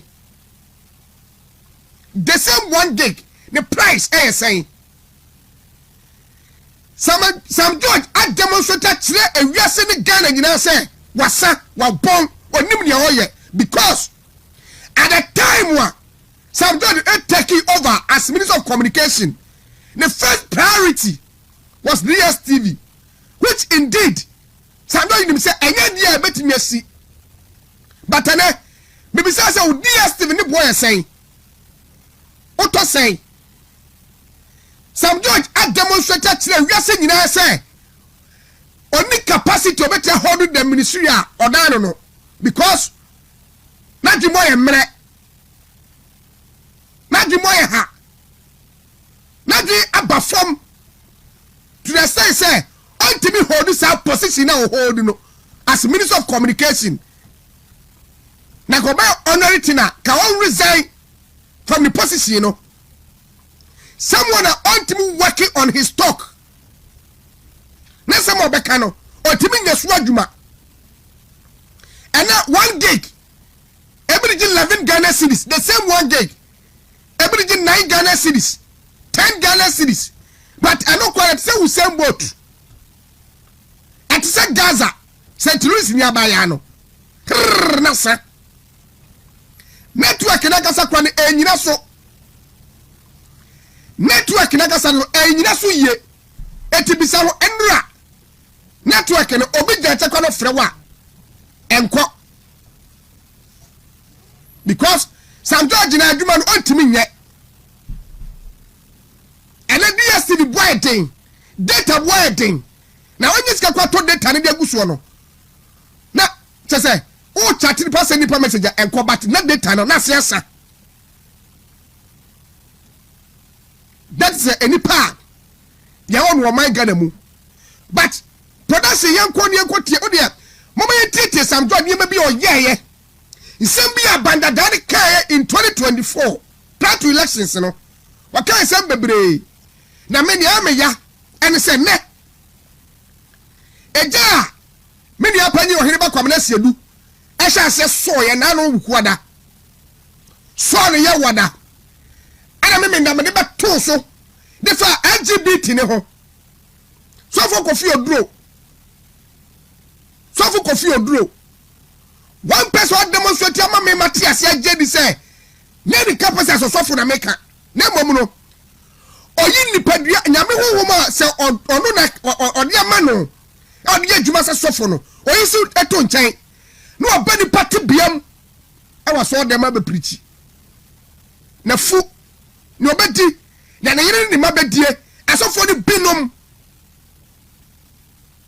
enti eno ne ehia omo amai Ghana hu hia eti nanu asema mu kae adefa LGBT hono ene adane but me danyame asese what one osofo a oya evangelist a o preach kanyame asem ti Ghana ntoni ntwara so a consistency why wakan asem wakan ba ko mienu miensa apostle oko ajeman ha sofo no oni sofo kan se nipa tie de bia ma ekotie no emla ni nsem bi esisi ye apostle Kwajeman o se Sam George o de yeka o ka sam che na no 2024 o ka sam che na no 2023 concerning LGBTQ quote Bible the two it's already mama yentie Sam George Odiaka LGBTQ Odiaka yes Mama penny Odiaka when you cook LGBTQ I thought what is on my mouth Odiaka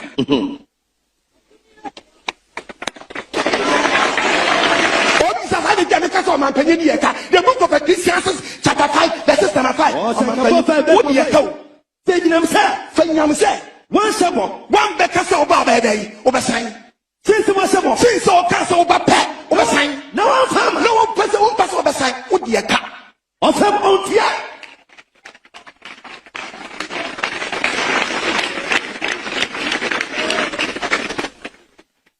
odin kremofonia Christopher na LGBT sai me yakuma ntoye eno ano no ketua ya pa no tina me say me say Lincoln University for agina no so ade ball ko adu kama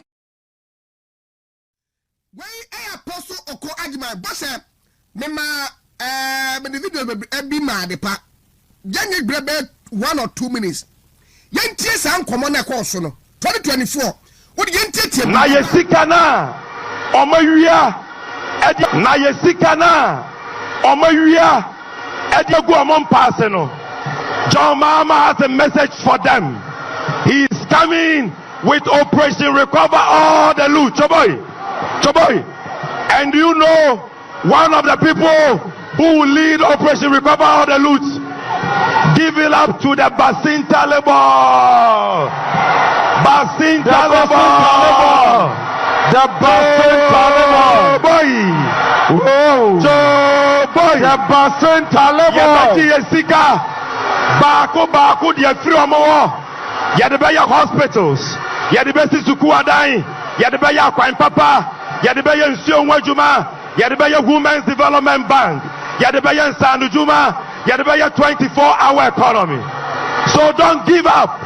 It's love with 2 days. Change is coming. Victory is coming. Joe Mahama is coming.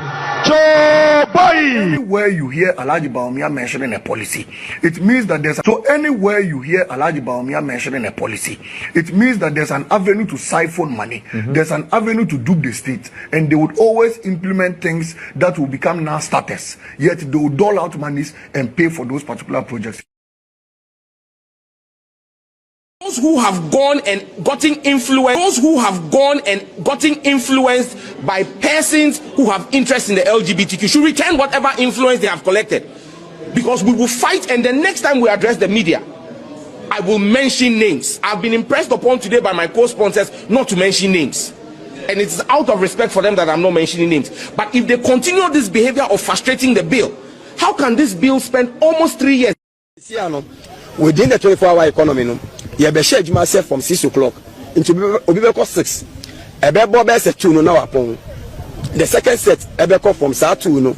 Ebebo 10 no so wapon. The third set beko be set 10 and past 6 no wapon. 8 hours bia no nipa ye juma. A few moments later. Sit on Twitter and TikTok and make the noise and see whether noise creates jobs. Can you imagine if you're a young person and all you were doing is having a small Indomie joint that gives you about, let's say, 200 Ghana cedis profit a day, and you have about 10 of those Indomie joints? How much are you making a day? Ghanaians and young people must begin to look at entrepreneurship as a way out of the youth unemployment situation. Otherwise, I fear that we may just crash, and that is the honest truth. Jenny and Pidgin come out and I saw me. But that's a year. I was a four. My memory. Now you need come on. The first video, the boy, ya the chair one was a soft Apostle Oko Ajimai. Apostle Oko Ajimai, I demonstrated to him say, or working on his talk. Now can or the Juma. And as some can and I know editor LGBT say Sodom and Gomorrah crown or ABC ye I'm on Yango essay chrono. Now on my Ghana I'm on your four ever say Omano and check. Because yes I'm at your cannon and run young cannon net. Now say Aquacoba say I was a gun and get to me say any person mama no for the yadwe edi agro man panyo attack on so catch the Ghana for nyina say edura manyosam a o kan kwa kakra wa twatro kakra na Ghana for yawo short memory yankaye no yankaye de kaya de no esa anuti man pani catch say na na do na kwa for the chance stance Dr. Bawumia enter stands our LGBT ho. And then my penny say any priority. It is some Jata Georgia. Na only the crusader e kire say one ka say the tias yensa baby. E betime ye mra e be boss ade ne ho bra. And then ne kasa asesa. Back to Sami Jamfi. And then Sami Jamfi a gold boss CEO. What did the one me? And in the real say, or did our last campaign rally so? Esa Omuba. Sikabia could do a bit bottom be a one bag in any power down no, ever sintale. Yeah, Ghana for me cousin yet on no pay my own. ma wura ho no pay because basin telling you kana someone no pay extra one 3 months bosumi biasa in 2025 ose the officer oye adwuma no report ni baye no nanu ya wada ohireba the report to TV so na oboboso o kire appendix awodo a wo me ko esenia sika oje budget a oye finance ministry no report baye no kire nia basintali office why akoso abusia nia eya wura ho sebe wo mu ni say basintali say ni office toiletries toilet row what on 5 billion 500,000 Ghana cedis 5 billion but in telling so they got toilet row and a channel to I want the office war that same person now see one never that operation recover all loot no what I say loot but in telling at the 5 billion I got toilet row na elutu mu no ensowa basintali ase yakodua kwa unsusu a abeduruye kwa unsusu a odi 90 billion 9 million Ghana cedis titiskano 90 billion akodua kwa unsusu a na me pese me bisa ye nananom anopai ahemachi ya no paya masode a mo be kwa afuom me bisa mo se anya bia kwa nsusu a ma hu nafuo e o baabi da na ananu madi ya tiasia ya wo ye ba asase suoi ya tire kurase a kye nim se ne kwaye madwuma sitie ya nim kyekere do ya nim hasuo twa anopai na namu amukofu akote hasuo mo nim se kwa nsusu a odo ebe piem ayenuma meswa ensra ye nonafuo ye ntam basintale at the 9 billion 9 million Ghana cedis akodua kwa unsusu a e o maimu ya tiro manum na enye wonwa se omwo majority of parliament enu ntinene omo kire se committee ya minority ni pese omoba na yede be probi Sami Jamfi e ka bia Sami Jamfi boy e gold board yesi omotiem na someone o say opepere yo oye no kwafo ono de ogetum se ne akoso bia no o de pare yo be ya adwuma ketare se pro kanka adwuma de onsoso no ono si kwaye be fa so a ye be ma pare yo emu fire da ho ye be hwemu osia no na sa bi pa ne se ono be cover operation all lutua se aponche oso ma John disedura uhuna ya hwene jonso anapai ma owura hu se ni panu sa ni pa de en minus senensa so ho minus so etinya gwa for the past 6 months why you work abien ho ma yatua de ka o ma prapra o ma community police but obejina simpie so say obe make sure say waka bia arrest ni skanka man may arrest ewo why you once or yes you e de ma why yi ene basintale 9 million Ghana cedis or akodua kwa wususu a abeduruye or the 5 billion ko totore tro na mbisa say on the totore tro na odi ko twa de tro e dia hibia abusana pai mayamla na asoni fokuo matenase na mo fa da obaka tanu so na poso mla asema me no ka yi anu ti ne wo se wo ye Ghana ni a utie me na no pai a ogitum se ye nyina ye pepe so na nko ye nyina ye nkabom e wo the new patriotic party num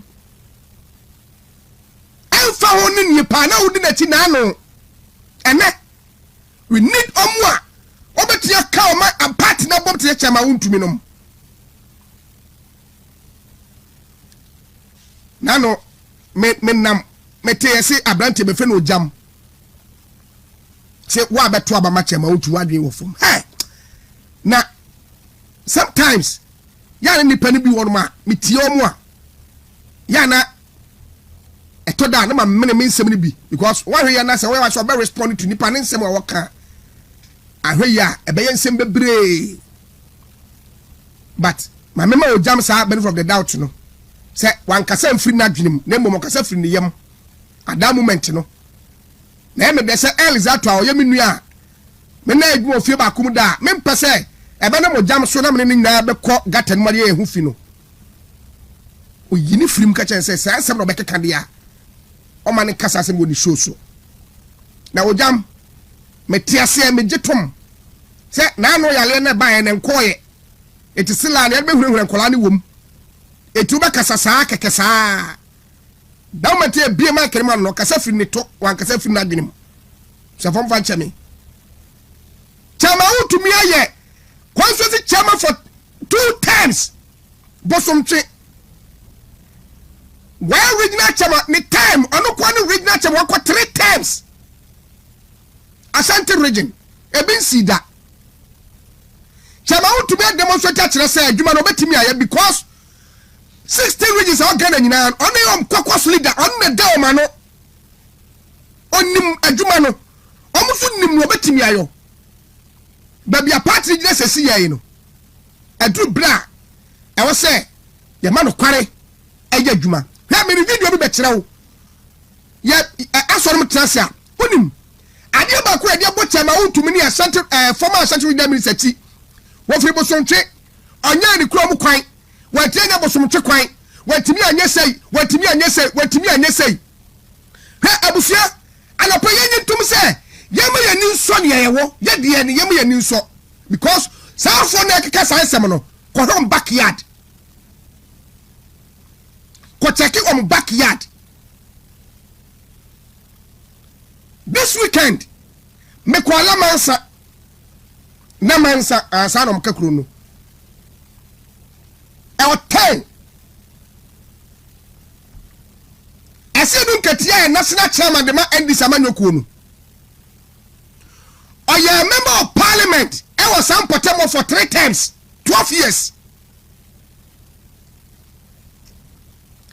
asedu nkatia national chairman e de ma NDC amanyokuo no or you a general secretary de ma NDC amanyokuo no for so many years and son of Baba national chairman asedu nkatia general secretary no NDC diakonya 2008 2009 abapim 2016 asedu nkatia national chairman de ma NDC amanyokuo no ena NDC sa wa bam 1 year 5 months 4 months okaboma 15 months enye kwa asedu nkatia krom kwan kwa asedu nkatia krom ekwan even to the state to say onu akasa ni krom kura kwan no ontimi mfa ho ontimi mfa tachiman enkoni krom yeso kofa sunyane asedu nkatia national chairman de ma NDC amanyokuo no eti chairman ontimi every bosontwe yenya bosontwe and indeed anya bia no from atonsu e de kwa bosontwe no for stretch ne so a omo bi but bisa say asedu nkatia general secretary de ma NDC amanyokuo for so many years national chairman de ma NDC amanyokuo ni krom kwan etisen and yama kwan and yetu futuro gu Ghana fuani ana chama untumi ayesei ana chama untumi ayesei chama untumi antianye ni krom kwan chama untumi ayesei media sebi ketia krom kwan ekire wo na owura beho kwan a efri wanchi ade kwa kopiem awo na mansa ewuram siakwa you bow but almost has the panic dane wom ho no ba ka kire Ghana fo say Ashanti regional chairman de ma MPP amanyokuo no wantimi anya ni krom kwan bosomtwe eti on deserve so be national chairman who told you Who told you? Ghana says here, T. I'm not going to do a man is what champion the NDC. Young trade development MPP by a Kufota or the call voter region. Now your development at NDC Diaba Shanty region, Nabisa Jose. Why now put in your quabro? Why am I bought in your quabro? Let me say, boss said that's who you sue. Link na you do any forward there. If in this one and I'm there, maybe a quiet amount. Getting check Ghana for the air you sound new actually. Because I was doing some commentary actually.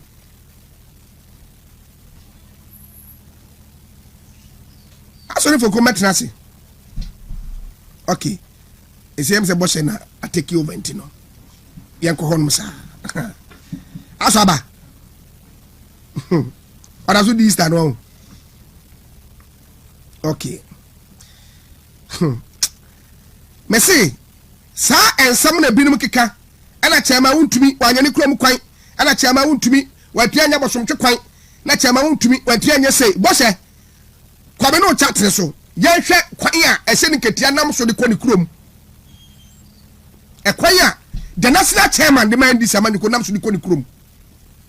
Me ma fa so ntimi ni America. E kwan pa ehye ni ketia nam so no. Se ena bo so ntwe de ne ye. Foko mache me yuzu ajumka apono Kristo adum anape wati bia hia ho facha me sa tie sa tie ko ye ko se bi ketie krom kwa ye ko hwe ka na nam so e kwa ya se bi ketie ko ni krom ni e se bi ketie krom kwa ni se kwa no ai e fi wanchi e de ko se kwa e kwa ni panam so ni foko wi sia ka o kwa kan timi nya dwuma ho e o man wo sia ka ba ko moto nkwa na nan kwa ne so I chese untumi no ni final say said the winzu ni krom kwa woni final say no sa kwan ya ye nam so aye kwai no e kwan a e se din katia be ye member of parliament I was hoping for 12 years watimi anye wabe general secretary by NDC for so many years. I'm going to try from 2000. Be any visa pay. What pa? Ghana had it. And a cabinet committee so as general secretary Timbi. Wabe chairman. Yeah, ne kwani. Secretary krum kwani. Ti mu amase chairman untumi ye regional chairman at the Ashanti region. When timi anya bosomtwe kwan no. Wei eye sia kwakwan ye fre ko ba ku manji banafo kwame tenten na ukọ na mansa na utwam na ukọ sia kwa na nim ese de ketentimi fa ha wontimi fa tachi man koni kromo eso ko fa sunyane cause ho de obefa ko ta ne bi so ati ebe ka kakra bi wabu asi ni kromo sia kwa no na wanya kwa den agurem na for ko unma na useme wom for so many years our time even the district capital ya en sokono filling station krani ho am the bebu fuo me say filling station want gal for no galo mo bu petrol ni galo man sisi kwa ho I'm telling you honestly filling station krani ho no filling station e bi ni nsoko ubenya filling station do ba bedru your friend say wanchi filling station kura binni time constituency time e say the ketia krom gawo nko na ho eti safo na ekekai na chairman untumi wa ya read chairman wa ne krom kwan e say the ketia member of parliament for 12 years ni krom kwan na that TV ni so no foko ofi manji ekwatenten ofi manji ekwatenten no ebe se free say ekwo daso no ebe se free say ekwo biampo unhye kro bia I'm telling you ofi tenten ekwa na mansa ebese free say iko aputuoja ko bia ni kwan mo eya sanse yantam na da ho saa ye ho cashew then the saddest thing they say na do dan koku for the time anybody me time cashew 90 tons no 90 kilos no am say kilo ni ye and am 10 cedis but na do time no anybody me time no na cashew no na 19 million 1900 and 9 million cashew I'm telling you cashew I know so much 1000 free so and 900 we don't pay yanko na eja ma 1000 what dey dey hey what can say mo o kwa santi achima gogua your sport we friend 1000 I said the kete krom kwa da so no ene ye hwe no said the kete krom eni ti those wo mkeka se na chema untumi ayi sei wanya bosontwe chema untumi ayi sei wanya sei no 12 years as member of parliament so many years as general secretary chairman for the ruling government national chairman no the krom kwane no yanko boss eh asema na funu ni mawai no mawai ni na wife nani tano pay sa wote wa jetum ni na ntiase se wo ye NPP amanyoko de hye na se waboto wapa aba nema bi na asia mesre titu anapay ma menya apirikitu abi enko me bra panya ajako mesre ajako mesre ajako pa kofiadu me bra panya no onimme mennim no menim se ne wote o ka no kore o ye honest person pa eja anapay mesre wo se ne amomadi kan enya e de fi amanyoko ni ho eye NPP amanyoko no se mu nyamba gya tom se e wo se ebirum wachira mo so e wo so mo so nya bi na mo so enua no mo ma enso nya bibi e di fi amanyoko no nchen a mamo nya de ebegu amanyoko no ama Ghana fo bi buafu eja de nya nya he mesre mo eja nya bi wa baba ya creative art na o ye yi o anya bia no mo ko board meeting o anya bia na o mo nya tefe kakra free ho sebe mpere ye no kwakwa apafo ye bia amanyoko no nche ye so amanyoko no wo kwan bi so eye adwuma de amanyoko no ye nom secretary kwa ye nya bi ebia na afei ena bia beso ye no bi so obi ye benya obi obekwa a obeka ye nse ye so ye adwuma de som party no enti ye besere ne se ma omo nya de ebegu party nanimu ase ma omo nya de ebe ma party na ate akofom asen bia kanena ne ye nim no na mbom ewiase ye se asamba ayabotare abochere entoboase ene de ka asem no ti mesre jakoa no paabu nkotudwa pa ne chew se omunya abotre atia emui ese ka se bebuo nyina ede ne asie atwam bia no omani ntwam na ye chichire part na woti nkabom unity masa meka cheji ma pila no majakoa no pai eno no me anopa me my se me frɛ no to se medu adwuma ma anse saba ye wo se ne trasa no pai enkasa be me na jakoa kasa agya me srew me di kotudwa pa o chew mama abotre nya den emra na ye nyina ye keka ne mambo na basa Dr. Baumia ye nyini mu sanse anya bia no enche na ye fro platform ne ye kasa me kasa eja ko kasa amana champo be kasa keti ko me pa ba betonyom eja ko betonyom me kai ejoso me kai ye ko ekopie mu wo adanse askwa ye party adwuma ni party na ti nyina no ye ne wo me nam ye nim no betimi aye enti agya mesrew me di kotodwe pa o chew so bia mfre wa me de me nam se adwuma an ye no pay appeal so e dey appeal to you say agya ko fiadu me bra panyi ma abotre na abotre ewien kunumdie esa de nyina foko ma minti wa no pay yanko brand ko happy Easter obezo same to you ara very am say yellow bye I say me ko the big 6 me ko ye ko lanchi ye ko the big 6 e ko na momra ne ten atintola eno me ko ye obi say video be kire obi say Untumi for say ekuro ne england ne wa. Ati be ya yente so. Ana ekuro ma me say ye be kan nyina. Say ekuro da bre. Enti oka say the big siso the big say agye say ye nie. Atintola. Obi ncheki obi. Ye nchirim na nso beto. Oso nyonko a otanze kwa ba be kan say kutu say bam. Hey! And you just a book churo. Aye. Oh, na oba ya churo di ama. Say me call for na me dey but me plan in temper. Anu ayen so koye games. Okay. E wo kofodia. Na yeah me ntimi anwie na me di me ka bae. Na anu na nya sam ketu o. Nya sam ketu a ye komirika sack race wo ho hwan ni ewi asia football they ball paper. Everyone win. Ya ntimi anwie nzio no ba ye anwie. Takokokra am anwie na. Enti maybe local church. Fanas no. Mbaba na ben. Afa ni ebe pay data. Ya be kwa akobo fanas. Tokode ne 9 ya, let's come 9 ya. Enti maybe local church. Fa na ye coach. Akobo fanas no. Ubobi. Ya coach kura ntumi amba. Ntimi players na.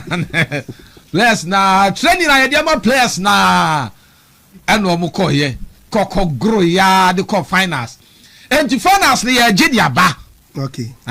Ya jedia ba ebu akwa macro joy na joy abefenti ye chese district rep tohun sofu gode on the share na o asofu mpenifo ba bete chire bi chese enyasem ketua sofu Bempa sofo Jomo ene asofo mpenifo ni na bai na ombete achire bi e ma niam nyina ye kama ya da wo mase right asaf ma me Mavis asaf ma me Mavis ya chiano obo no homodin pa solokunu so koso enra solokunu ya papa ba ko nso Reverend me fini dini kakara mehe ya pa Eric nam say Nana Poku no dabi ode yonko every pem ni dini ba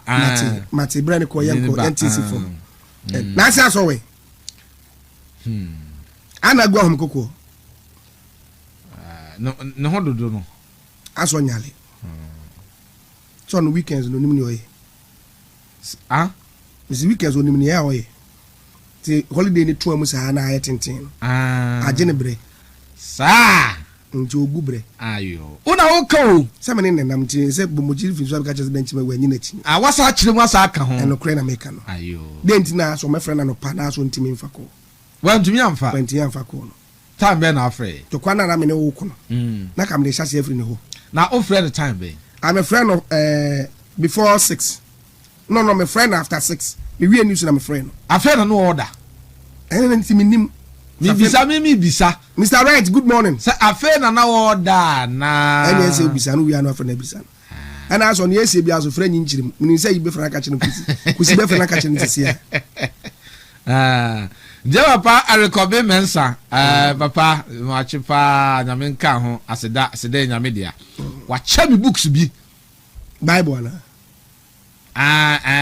Ba won konkon ho achem books bi a achem de me fa read book no ti obi me ma do ye na me fa makoy ofre me se asemo party fo ebi hu yenye o party ni ba ko ne yire yale da ba bi serious pa na ba me so twere me ho emba asemo yaba ni so de na yaba ya ba besom ayi minim foko minim hawa wo fa onyamesom ne won fa onyamesom eniagro sometimes ya na me take inspiration free onema bia oyemu odo onye nyina na me no no but sometimes ya ne bia me take inspiration from onema bia oyemu me pesa me kan asem we ha me pa sam na ha me pa na me kana no pay no na me kan na say bia bi nsibiem ebi nsibiem one guy bia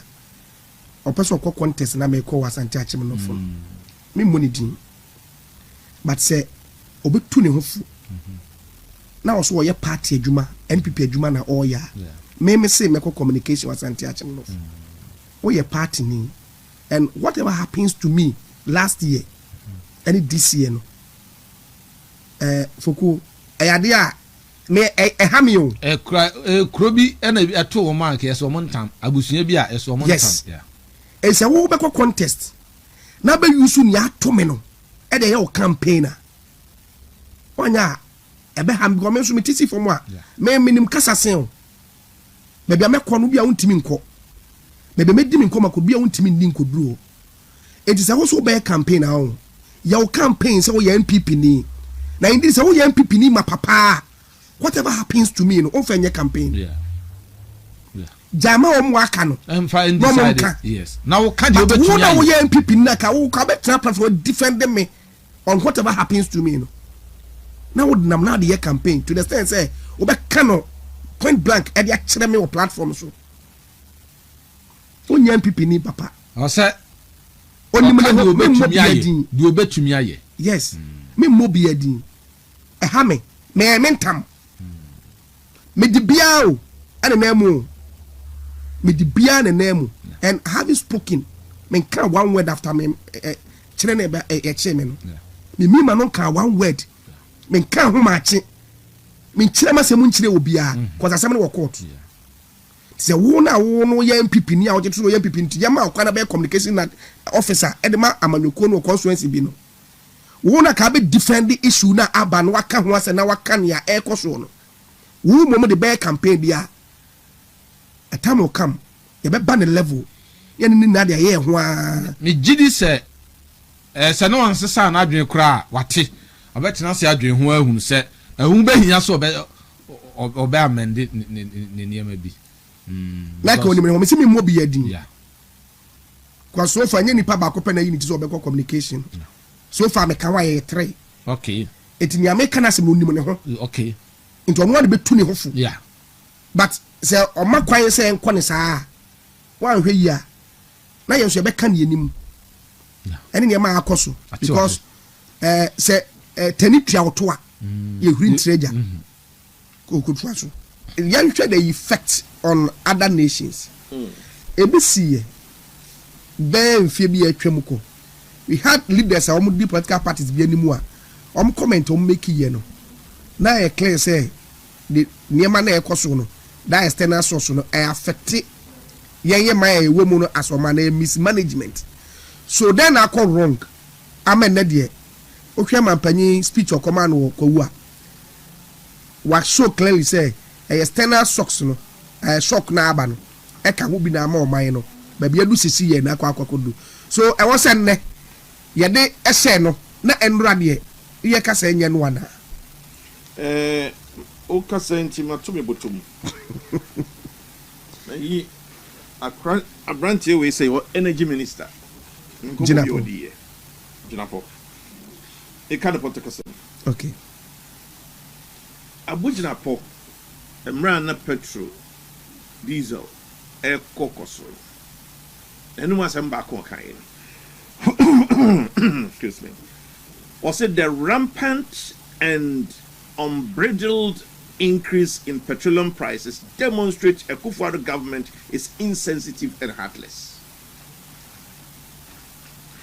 Ghana is a net exporter of oil.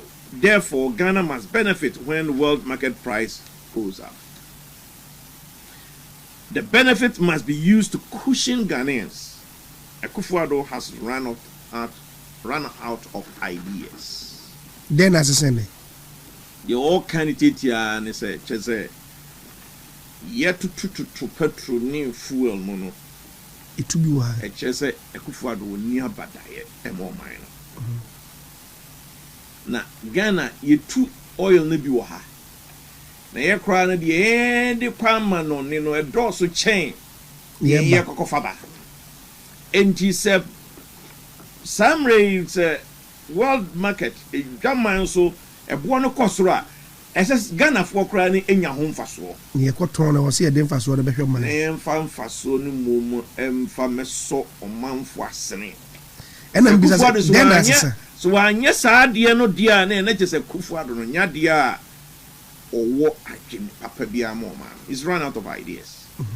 abujina John Jinapo eboa ono ene on energy minister enti ene Ghana afedi ye wonye net exporter of crude insane husa. So will you support the idea say e was say ye national apology service de Mekufuado ana? I'm coming. Na abrati wa mananso wa. We dey no opposition.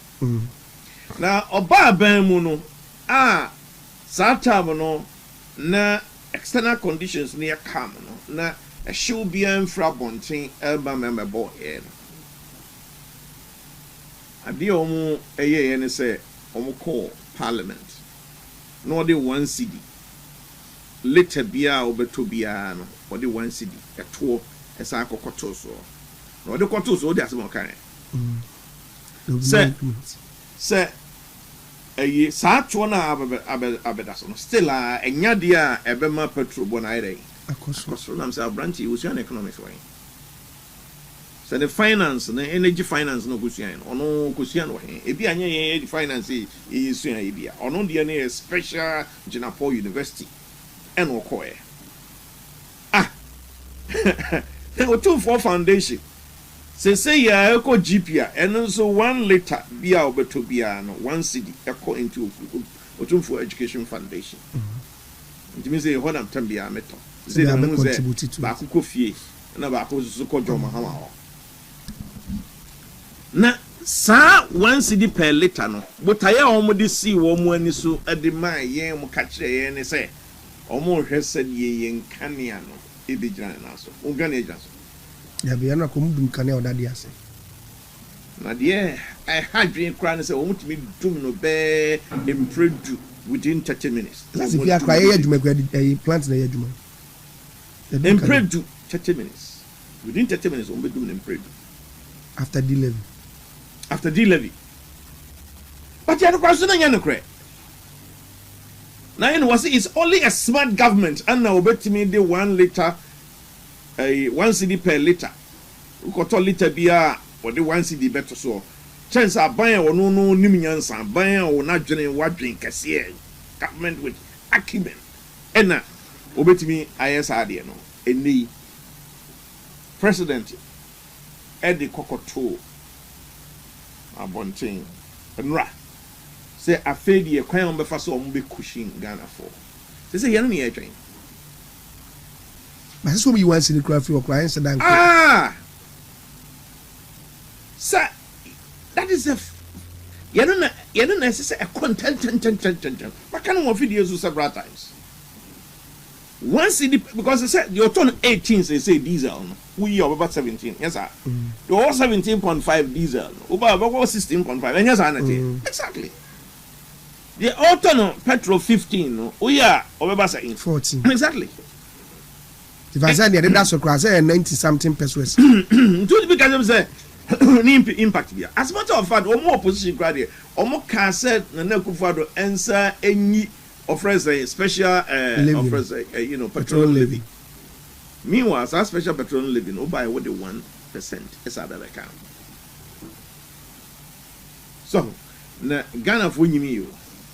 And na mi bisa say so wo hwe Jinapo right up ye ya wo kan yi ya amafo bi call o mo call say enka ne tututu o mine sisi ye ni ne ma bi a enko ni amafo bi ye wa government na amamu no obu no e wo say ye ko bodwa kese and ye national apology service e de Pekufuado che ye NC if you been see that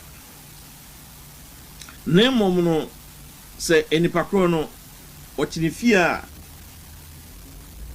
ohunu se ni ti asan ada nyesa no kan se Kofu awia Ghana gold the World Bank of Ghana nyina Kofu awia if go eti omo ba power ye tutu na no because ye manako kodi minister ye tutu na no so ye ne dey political talk what you say. The tosu bi emu ne say dollar na mo se mo anya anu adro no gold price eba for mo Thursday, as a Thursday, na apija ni mu kakra 4,800 plus. Because a buyer babedru is the best of 4,500 plus. Fina apija ni mu kakra. Now, a queen talk so cha. I'm sure you a good price on the bet. I should say the cocoa dear na tiashina. Right. A fair na ye be who woman. Say woman will be because see how much of the taxes now between a year first? How much? Well, yeah, delay. Special lady, because we are a bema or minor crisis, because I say. How much of the taxes? And I hear the income and talk on enjoy you. So America for you should stick them and say, say Iran swan Tiasia almost one several more Canada. And next Tuesday, and a pay and copy more channel panel. On person take it over Iran in a nom say or mine. Yo, and near my Iran for be use and make it attempt now, and near my Iran for be use. I'm sure you'll be Benny the whole of the Gulf region. Right, I was Isaac Che Brobe and what it then can get a come. I don't cry. Fine. Be fine. Maybe I'll start to come every day. Eddie. So, and young one. And young one, indeed. And young one. Because I can't want so much. Now, the podcast is a reality. Reality, and it's a wouldn't me and for BNC in Quotidian. And I had so about when you know. We are there about 1 million. I call across where you are by Nasa Bema. I think I am share for now in Chagana for you now. My dish almost such a family Michel. Mention and about for can't team no and no sharp no cushion. We nipa say. So only a share. We nipa we cool, but we said the Nigumedia. Who not be penasempa, Namishranopa, on about for. Actually, be in home come because we are on pay. So you be praising it too much. Say any passer and only do mediano a bony penty. Ya mum pet, said the be our be home, the enemy in our son. I'm Miss Adam Kaiser. I mean, some nominee Bible near the Namity Cassa without Manabo. No, Miss Papa, and I'm Bobo on your brantian. Now, one of the events I have Buja data and such a family that I'm called Charles at the ND. And I'm to Tom and Tim and Papa Mahishomo. Intima fita no msisuo ne dru say abomidi atimkwa na me meka poem ne Bible recitals bi ya metu Yesu wegu agro megunu mentimanka sem na me balance ko me metimanka quotation Bible no munsem nyina akositri se poem se die yo bia na ya frɛ fina nkofo betutu sika gu Yesu ne ade na metu Yesu nti ma share me din se me nyina me share me hodi o wasa ne man badwam kasa ne ade ni nipa ni mu agina no ntina ma ya strong kakra no nti ya chia hwefo hene ba my nti wotena dwam ma no nsese de oye no no saa osuso sum untumi TV pa ne Ghana ma nyina medase udwumade bia wudi bia yehwe say also be communications no cray we bompa ya ma oni menu sha mo the same line ti say me nu yatimi be di regional communications director no na also so wakosom asante achimbo sagogo the whole me ntwi aso ba ko oni nyina ya titi ye okay we ko joba iro dunya me nhram be obo bia ono na okrekrai abedru sabri Mr. Believe Cram because invest one of the mammy. Okay. Yeah. So me nam chadi wa go ho. Ni fitisi mo from yo. Tunim terrain. Ni ba bia kwana ni kro nyina. So me ba na beti teachers team no wa go no kai.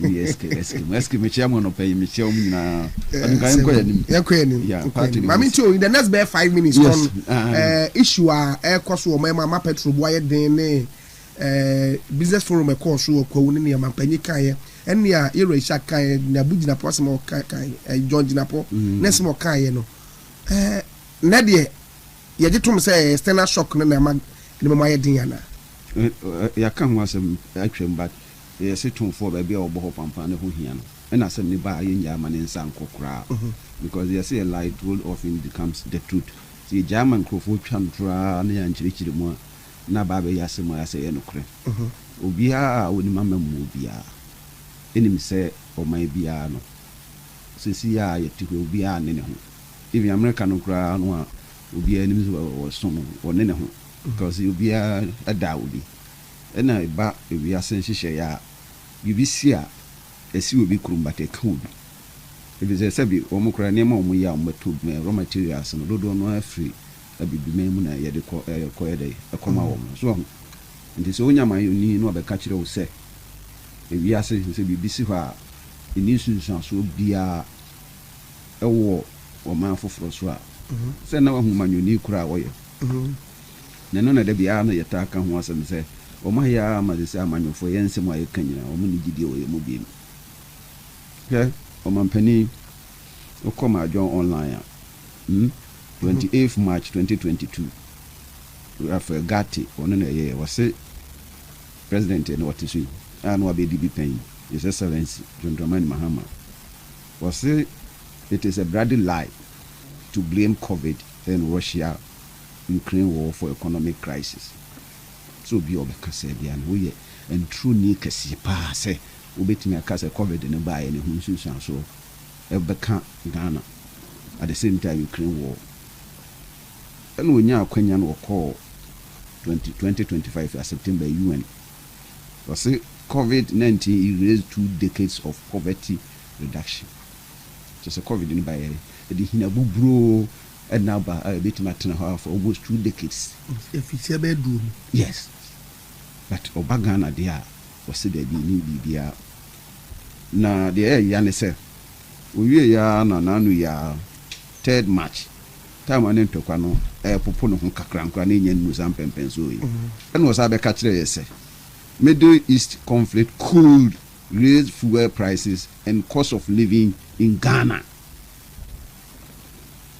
President ne kasa se ayo time COVID buy no omu nyina se ni sunsun so be we se bomb na ye to e bi magana ha na unim se fuel no ne bo no ene determine se ye betuma na se e be bafo na meboa ye tuma hefa na ye tumu amanso adwa so enye ewiase na ye tum ba bia ya hyehye se ye ntuma ne bo no be koso na nando dan kwakufu ado time fuel ye to bia ma bafo ma 5 any 6 nyina na ye to bi time a oman no esi apeni na barrel no ene nam $100 to $120 wa mo ba ye ne nam 68 70 nti no mo se ato force no ehono na na omu de eje omu nsam na ne no a akọ 100 to 120 a ekọ 21 a da so kọ no omu ntimra efomo e na to force no one force se de omu kan we dia dance prefer se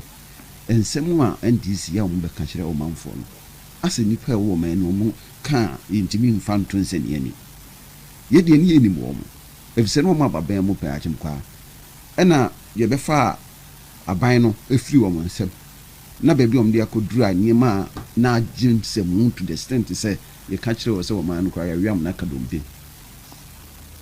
enso so na do dan kwakufa do na ba mu amu oso mu abe ye ni ye ma efiri 2017 babesi 2020 kura no na nkomo ya fere ni Jesus many times na be ka kire mo se na do dan kwakufa do na mo ye ne sa a che wo me kan sa me nyenne almost be 2 years e be duru me mo be to bo abo no nti se wo hwe videos ni bia ya ka wa ukobia obehu nti na wo ka se yenko bodwa data na yenko ka se ye koye se apology no obi na obe yesa ama o memu ye se dudu ni sande o son takrache na no metena se dini na me se se ni pa otimi gba wi ase no be hu na mane but enya monwa because expectation ana Ghana for wo na do dan kokufo do na so e de se ye ko ensohwe no mnu sa chinkwa anim hade na ensohwe no went me ntwa 100 no akotwa be 95 o me ka so am ohomode ba de onya de etwa 70 enyu obi anwoma ko so hwe ni ho ana na do dan kokufo ado bi gu akwem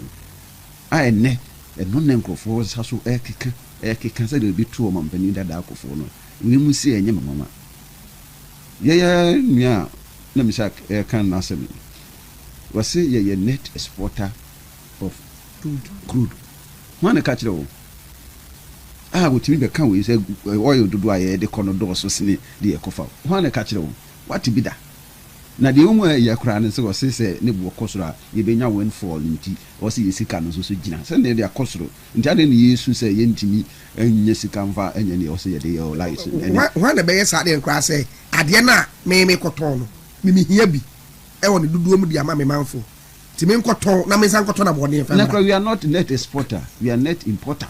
Dudu ye krabo man do so sem de ko nti amanyo sem nti yetimi nya kwan be gina so mpie so kansanse no nya wo hwe ne ma ye import a the first number 1 oil nsana ba machinery ni vehicles no de toso nyansa ye nuane enna the network effect of oil no eso tambia wo ye hu be kabia no ene ma esisa no doso companies ya omo ye djuma omo de nkane a ye djuma se base sisi akosuri se ne ye man light off a enu na omo de ye diesel eni ada ye omo de go omo ne mem cars ya ye kan ya nam nwe sha ke ka se ya to senti ya die mu krai cars ya kese nya dodo no use diesel oba ye crude no ye thermal appliance no ai organ appliance na ye so nkane amayan dodo no use bi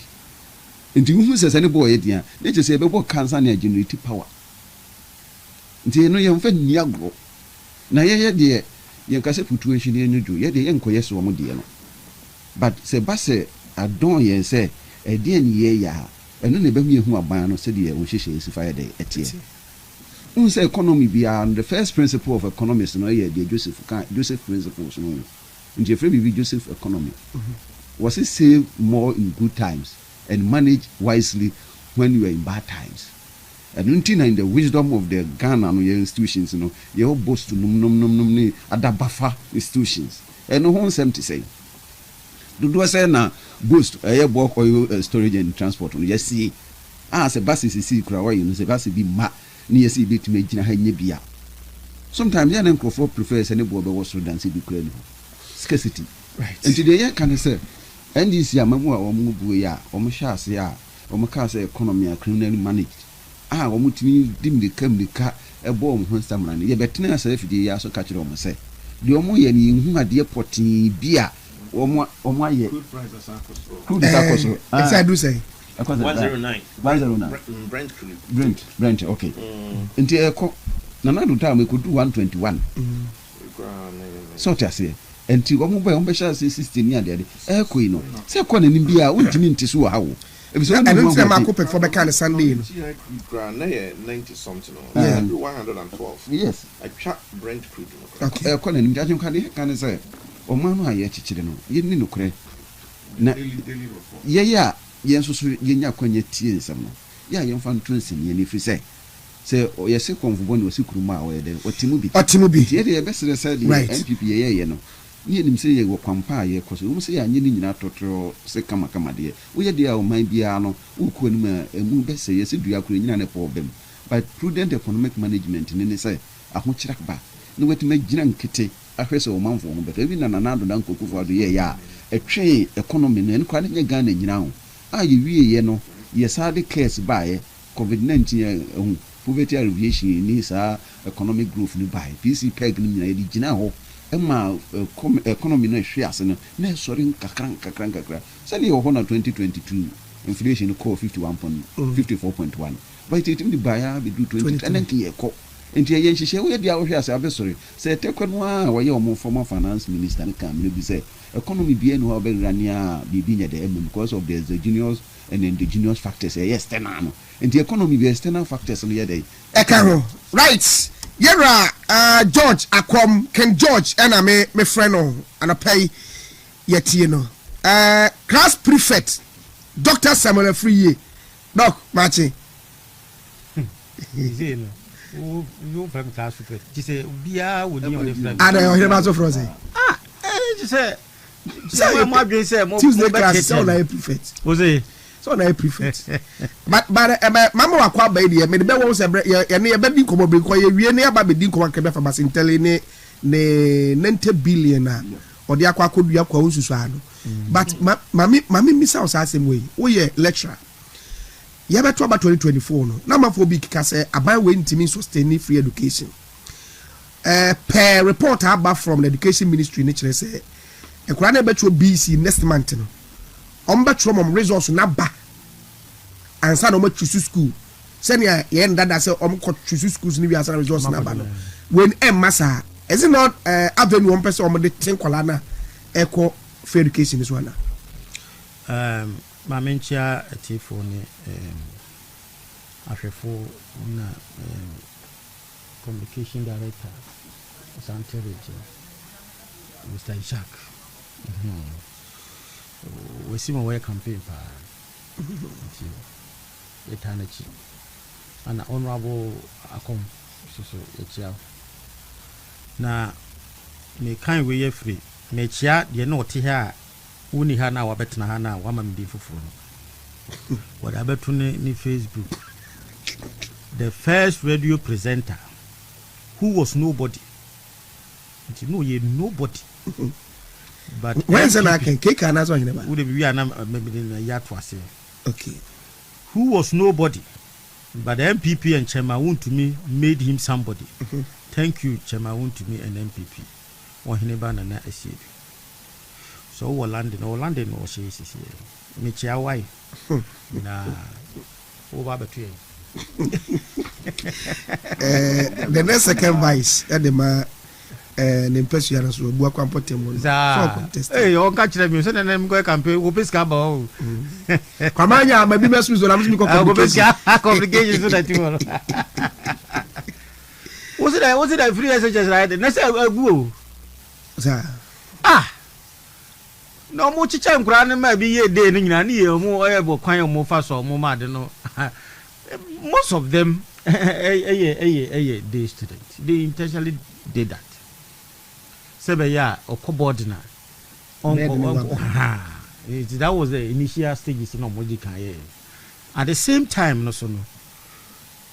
There is a person who called that just a headmaster.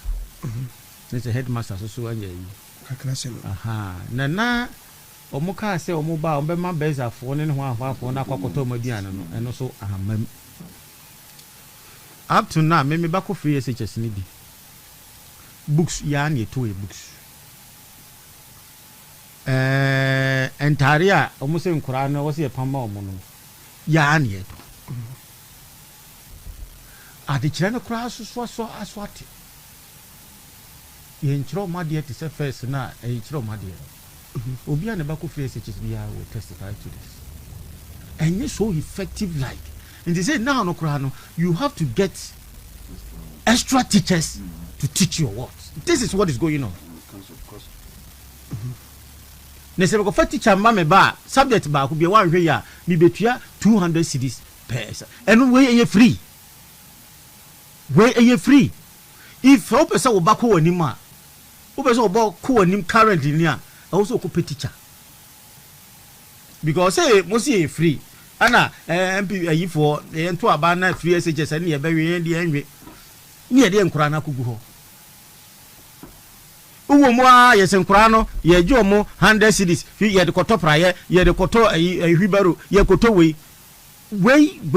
free won say nkura ameko school ne o ai me baba ko for eco free education me offer school free education ni bi me mo school ni di eno o ka kire me say on be exams na A4 on better exams no I say betua asa o ma yen to you want first come betu A4 na enya dia o better exams ni say me teacher ni me sika na dey be run school so if the so A4 man say ma sika ni what do we do so what do you free education enti ebe we say yi pepe di awu enu bi na yen e wo so ntimi nka because yen ya na agitu mu say free SHS no ehun hia ye betua enti say no ko na say wo wa untimi meka ana say Ghana for ya say akoko a ayi sa yare na ya na akoko twa nti say ya wan sa no omozo munwo sa ko ko so sa ya wo da ho kakra bo so wasa sore say sa na Ghana for aye ye timi twa e wo ya na twa nti say ya ni akoda wa dia sa sore ni nam sa na ye ko but the idea say enquiring exams ni wie owia results ni mra na be ba o say enquiring exams na say bi okoyi be 40 a bɛɛ na kana sɛ ɔnkɔnkɔ choose school sɛ na kyerɛ sɛ selection by rough tactics ɔmo so deɛ ɔmo de apɛ sɛ ɔmo ya no mo yiyi nkurɔfo firim you see ɛyɛ system ɔmo engineer to reduce cost ɔmo mpɛ sɛ ɔmo bɛyɛ adeɛ bi a wo sɛ mo si free yate bɛ kwan yɛ bɛfa so a yɛbɛma ade no ayɛ sɛ ɛyɛ free but waa yɛbɛma nkurɔfo bi awurawura system no mu ɛna mɛka sɛ initially no instead sɛ nka mo so nanado time no percentage ɛkɔɔ boarding no were more than the day but this time the days are more than what the boarding which was an intentional strategy to reduce costs say omo nyina be ko boarding so the same thing na omo be say omo yes for we no omo sa ede ba no so nti because educhum time no na be omo ye bibia wie school for no ye no mo dia koma education ho ahwan nti e ba ade o dey in school no they say akora no atwere wie no ana okoyi school bay okoyi school bay ne ti say minim how the things will be done. And at the same time, administratively, no, the results has come. And the process is by the ecosystem anymore. Or mudi kwa yaman korano asaliti. Because we yan earlier, it gives much room for administrative process to go on. And what a place will belong. Oh, and to mudi, the mudi abani so mono, the omuso person moya no moye.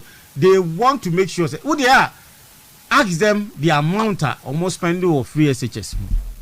Say idea air cost and now say idea be a omunye ya omope bibi edia support to ya. Yeah, me bako binti me nobody can come and convince me. Say the American because sometimes you know adibo wa wunya experience free ma. Different from so between Chanyeka. So me bako bin so I know what I'm saying. And there's a school in Yahan or Mobegia, but do also more the Ombeji. Said the okay, say a year, you can't say a A4 sheeter. Obisu Baja prior. Obisu Baja way because or Hena didn't be new. Also, Pekon Biso, now, what did you say? And we are all hoping, but that is not their strategy. And your margin, and on person with the year, just a free SHS. No, and what the free SHS is suffering from coccidiosis. Apokona will turn the tisa will be mono. Coccidiosis. Right, I was for I want to meet TV. Yeah, you know, food there. And Tiano so Mr. Food there, you because so saucy. He said, be near Yana you. Food record so saucy. And this is your cabinet meeting. She said, President in Imo. You have a cabinet. There should be an emergency cabinet. Presidents who are France. No, so betting man online. What do you mean online? She said, there be a cabinet emergency meeting. That shows the weakness of the government. How can a minister of transport own team decide? So obey, that is a cabinet. Emergency cabinet. Do you know what goes into cabinet meetings? Only this and here. Oh, they want to do propaganda as if say the government thinks about why. Wo be a minister so sourcing. Was one fire who approved the money? Money approve so sourcing. Finance ministry. Aha. Now finance ministry no represented by government. And the young family on the criminal, they now patch. And no, they be no say once and all say. Entire cabinet. Billions of citizens now are called entire cabinet of mama approve. Sometimes what does the president want to see? So I say, one of the way Jesus Christ. Now, Antichrist. Within the government, you know, he wants to be seen as Jesus Christ, and other people also Antichrist. What does he want to tell us? Governance system, you are the president. Everything about cabinet, more approval. So if the sourcing, does the president want to tell us, no, Nim say all the big push, you know, it was sourcing. What is the president? Another is the president not in control. Another professor, Her Excellency, in charge. You can't convince us. No, the better one we want the minister to bring all this for what? For verifications. Verification. And you're biometric. Biometric. Verify. You cannot convince us with those things. at the same time no and then they also fuel and they say won timi ohun say mo kan why ni general say be ya oh say the fuel no yeah I say Africa say won timi nya specific because of what he said so because of what he said and ama they say atwetwe ne bo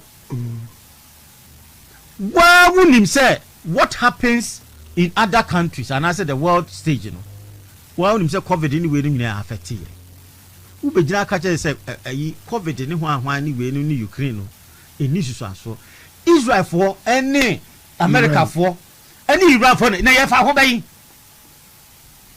yeah the late Atamus o si di viasem and you know as they say economy is now resilient they say fuel price mu tuma ye dey e resilient there then it means now your system should run as normal VIP for now to say the Mr. Ishaka bom dem me say and na me 150 Ghana cedi what is it telling us me kwa kra na say you sa ni say the energy say we you say na do be so say me free prince sa no any away bus they say a local flight ya tum she say me kwa kra ma ho din duro e kra de ni ntimi nko bi krampo because you see the ufa forma no ya asem ufa biom so ayensi me nim say train so ni ho sa enti ajenkwa de e kan say the president cannot take us for granted and want to deceive us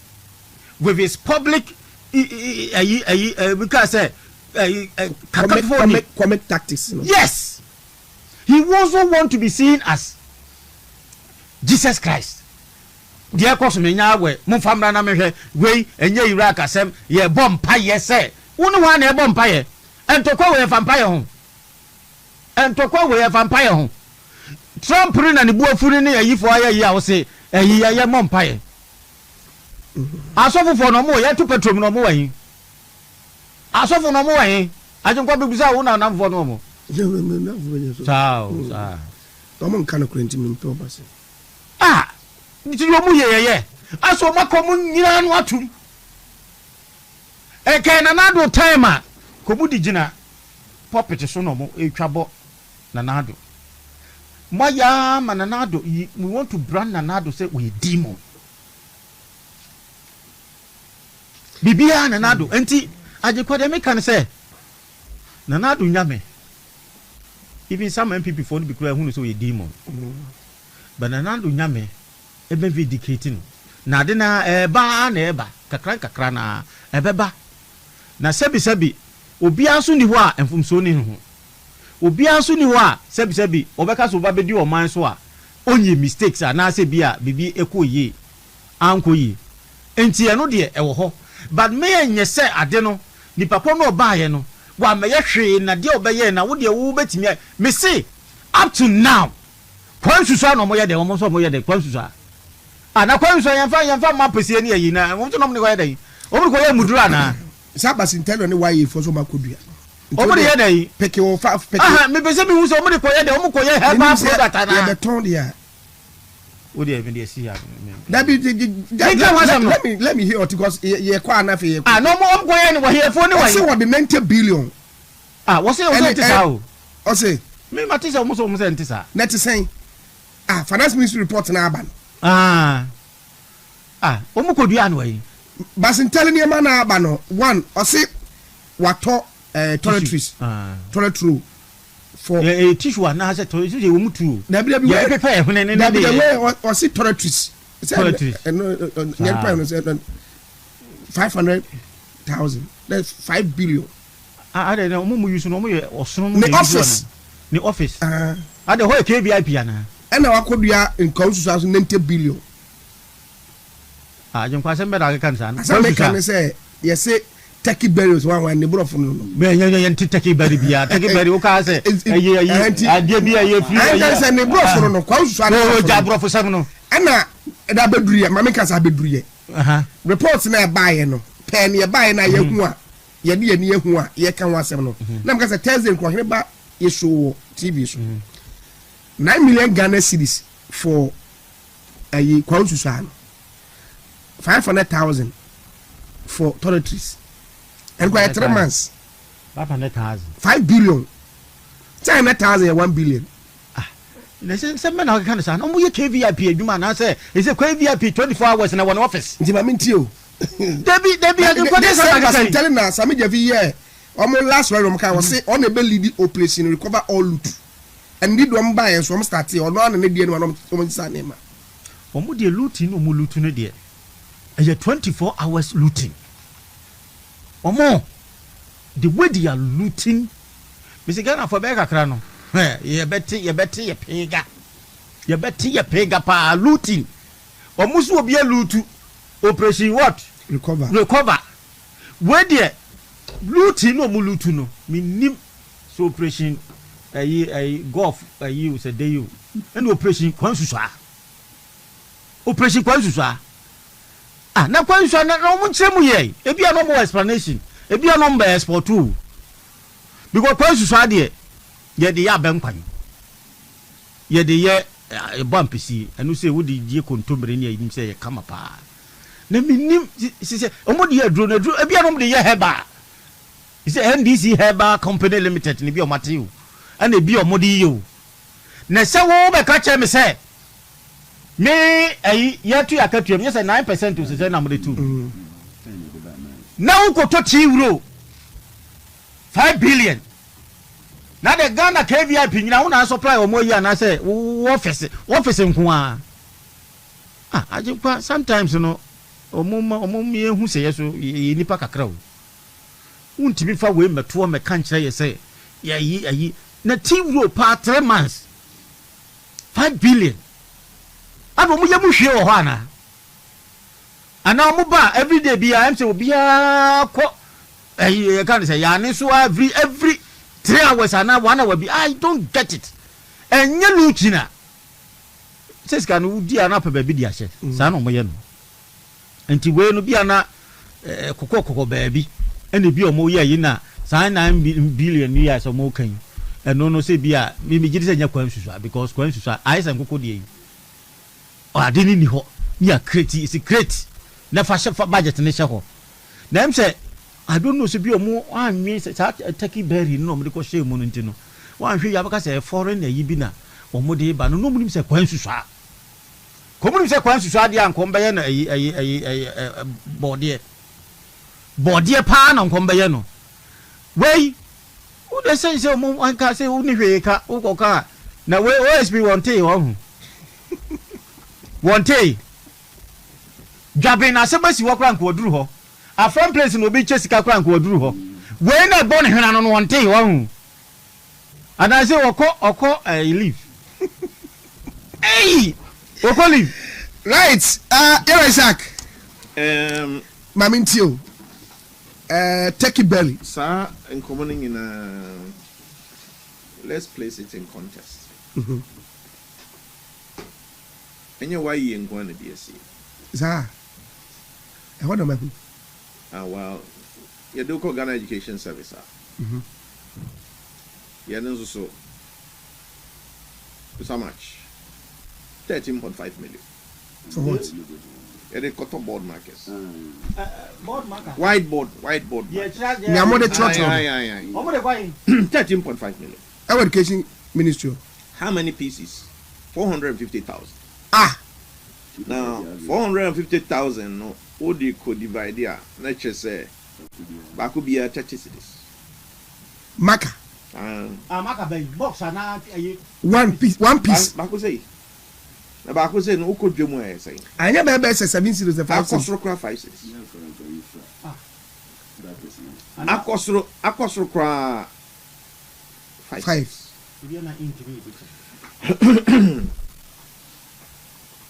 eno so sourcing ye ko frɛ agenkwa ese ko fabra na sa ade we ya ye ko supply number 1 agency bang ene wo ahon hariso bang na say e de kokoto sa de we na education any calendar education one calendar there now so koto board markers am here dey akere kwa ade there There's a chassis far in advance.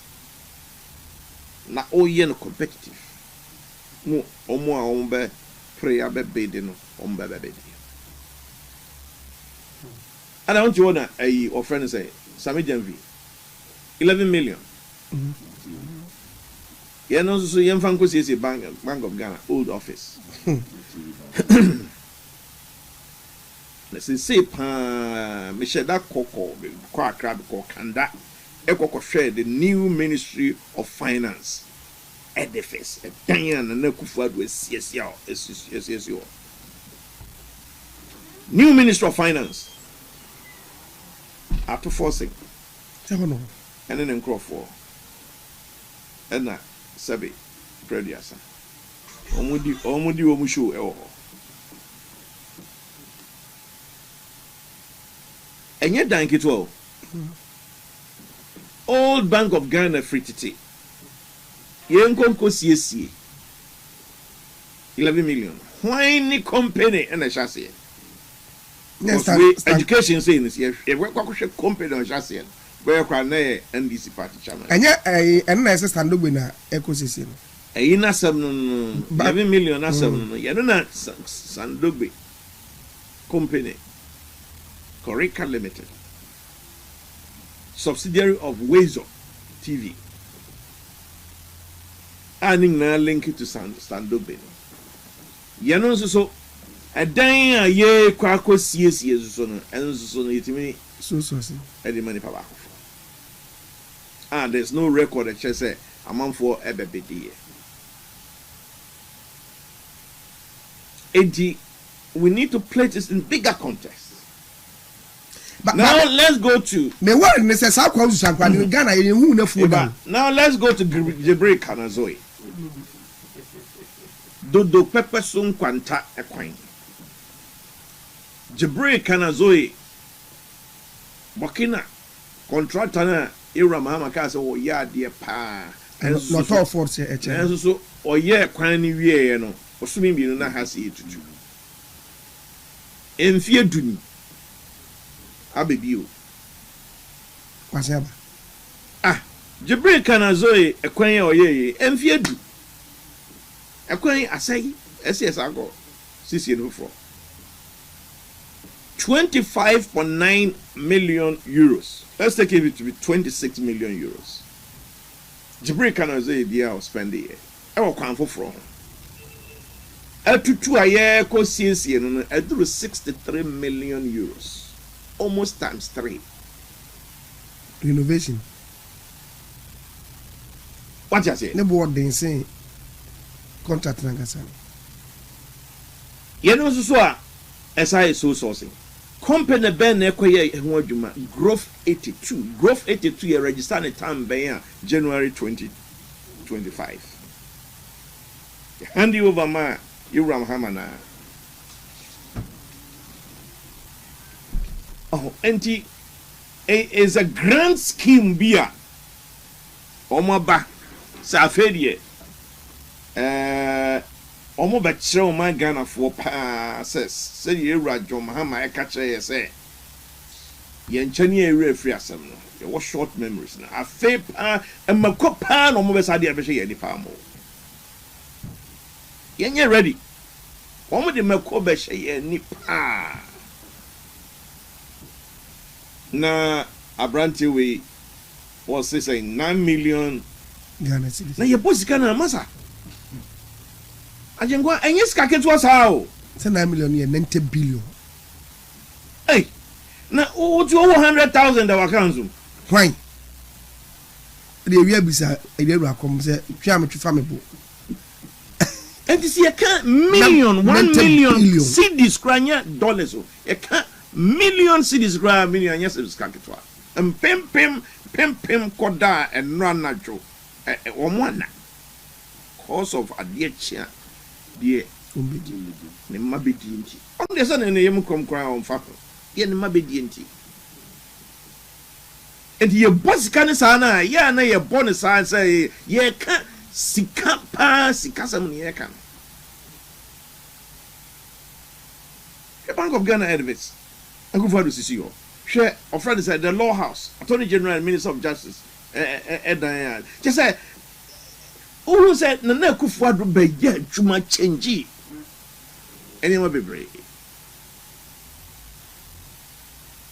So now Usha a boy started that that's what. Every one person 1 kilometer of road, the bitumen surface now follow within $450,000 to $600,000. And $100 was true. And $1,000 was true. And Sata me a $1 was for me. As I said, Sata money to the yak can see the door. Now, Basin telling it, and you 500,000 Ghana cedis for toilet roll. Why? And what turn for the next 30 years. Obia can hear. Oh yes, because you see, sometimes the CEOs need to be outrageous transactions. And when Obia Behana Tiro na all tono. What tono bear for the next maybe 5 to 10 years. Now the next 5 years. But do you need about here son and so Gragusa afo. Yen na show say I dream bonin a church. Right. But yen former president Miunu womu abedi o man so a MPP former president Miunu eye within the Fourth Republic. Enkomoya ye die enye we ne bedi kan enye we ene betwato dodo no nyina dodo no nam kwan so se Kofi Kwapondi ewu ajekunkofo edi procurement law about my Ghana 2003 na on try the first time and Ochimai this year Nanado Danko Akufuado free SHS and Kwadangina and no so one also the rights to information law and so empire. Some penny for will be no be ye be kwa fefe ye be more. What ye watch it. It's right. Supposed to be an angular ye MPP crano. As you focus on more because one will be procure contracts nebuono implementum omo yes sir see focus on you be expose one sir by end of 2028 would you even next year so we can this year you shall see your first 3 months you no way number Mirasi. What do you say? Mirasi. And you know, see a town or yeah, Brandeko. Later, come, I'm into a crabby penalty for you. I'm saying, when you're here, Bray, because in some you have Ghana for and so more. May tell me who you Ghana for baby, so much tins and patching qua. You see a banner gross over it, sir, maybe no more, maybe no more akakofum. But said there be a make come. You said that when you need the wound, you need the wound, tintin. Say, my come many times or mobile in the name of projects. Some come so a socialist party. Think I have sent Kabia Mondinia Mababananka here for a Yahoo Faso Nissa man. But Debia no more per quaya or more ye project no and Faswaba or Mobutu. Nanka, we have a quaya, Nanado Danko Kufu do ye yet say we have bypasses and ye. And the car a kumunko for. And think your person will be at the completion stage of 75, 60, and near the other. Now was who then want to hack your quam for. Archimqua, Senka, who twawe in the swam ye we, your soon pencil to a visual manner to the another day, ebony. Cadinting your side to see a china, you see a year for fro. Your time recorded by some okay, who said the original contract now. 4 bypasses was $2 billion. But almost say somebody we are just $6 billion. Yes, $7 now come from now. Original contract here $2 billion. Only 34%. Chachim kwa diye Kenya say Ghana MPP ya buy and yes say ya na and ye maybe ha ye ya Ghana for office ye nya de.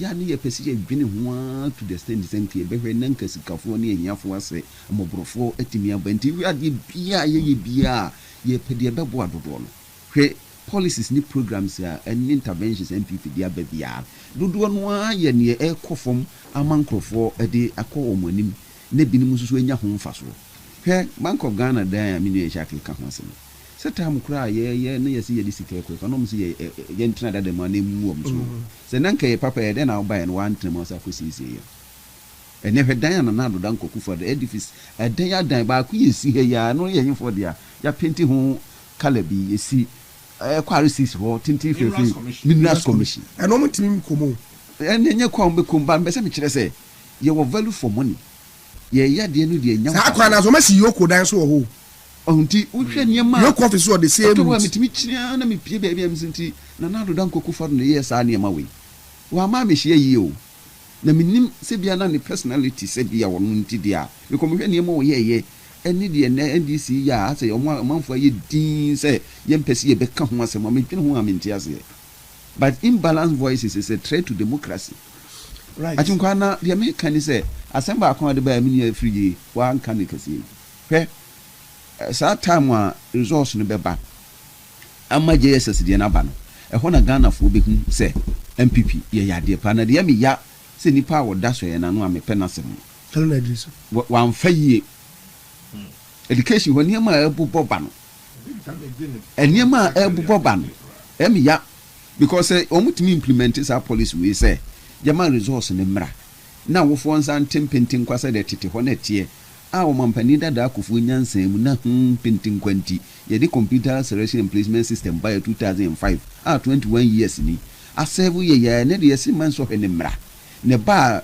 wo mo de cut off na ebe ba na so mo de na asakosi ndada em se wantwase enko school we na sen na nipa dodo be eyi asem a ehu but amanfo adwema wo de ebawie na wofo ne hyase no msa akosi om dada em na headmasters ne kɔ no mo kɔpeke ana schools no yesi we ni category A ye mu ensi ha ye mu ne ye nya no bes no when nya aggregate we ho na amkrofo be fi MPP pa.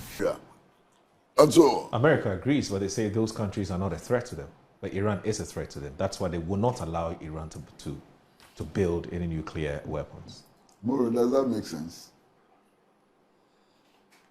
Does that make sense? So any country which also feels threatened yes, by U.S. nuclear weapons can launch an attack. Yes. Is that that's the logic? Yeah, but is that really logic? But it doesn't. I agree with you. It doesn't make any sense at all. That's the point I'm making. You understand? So that appeared to have been one of the objectives.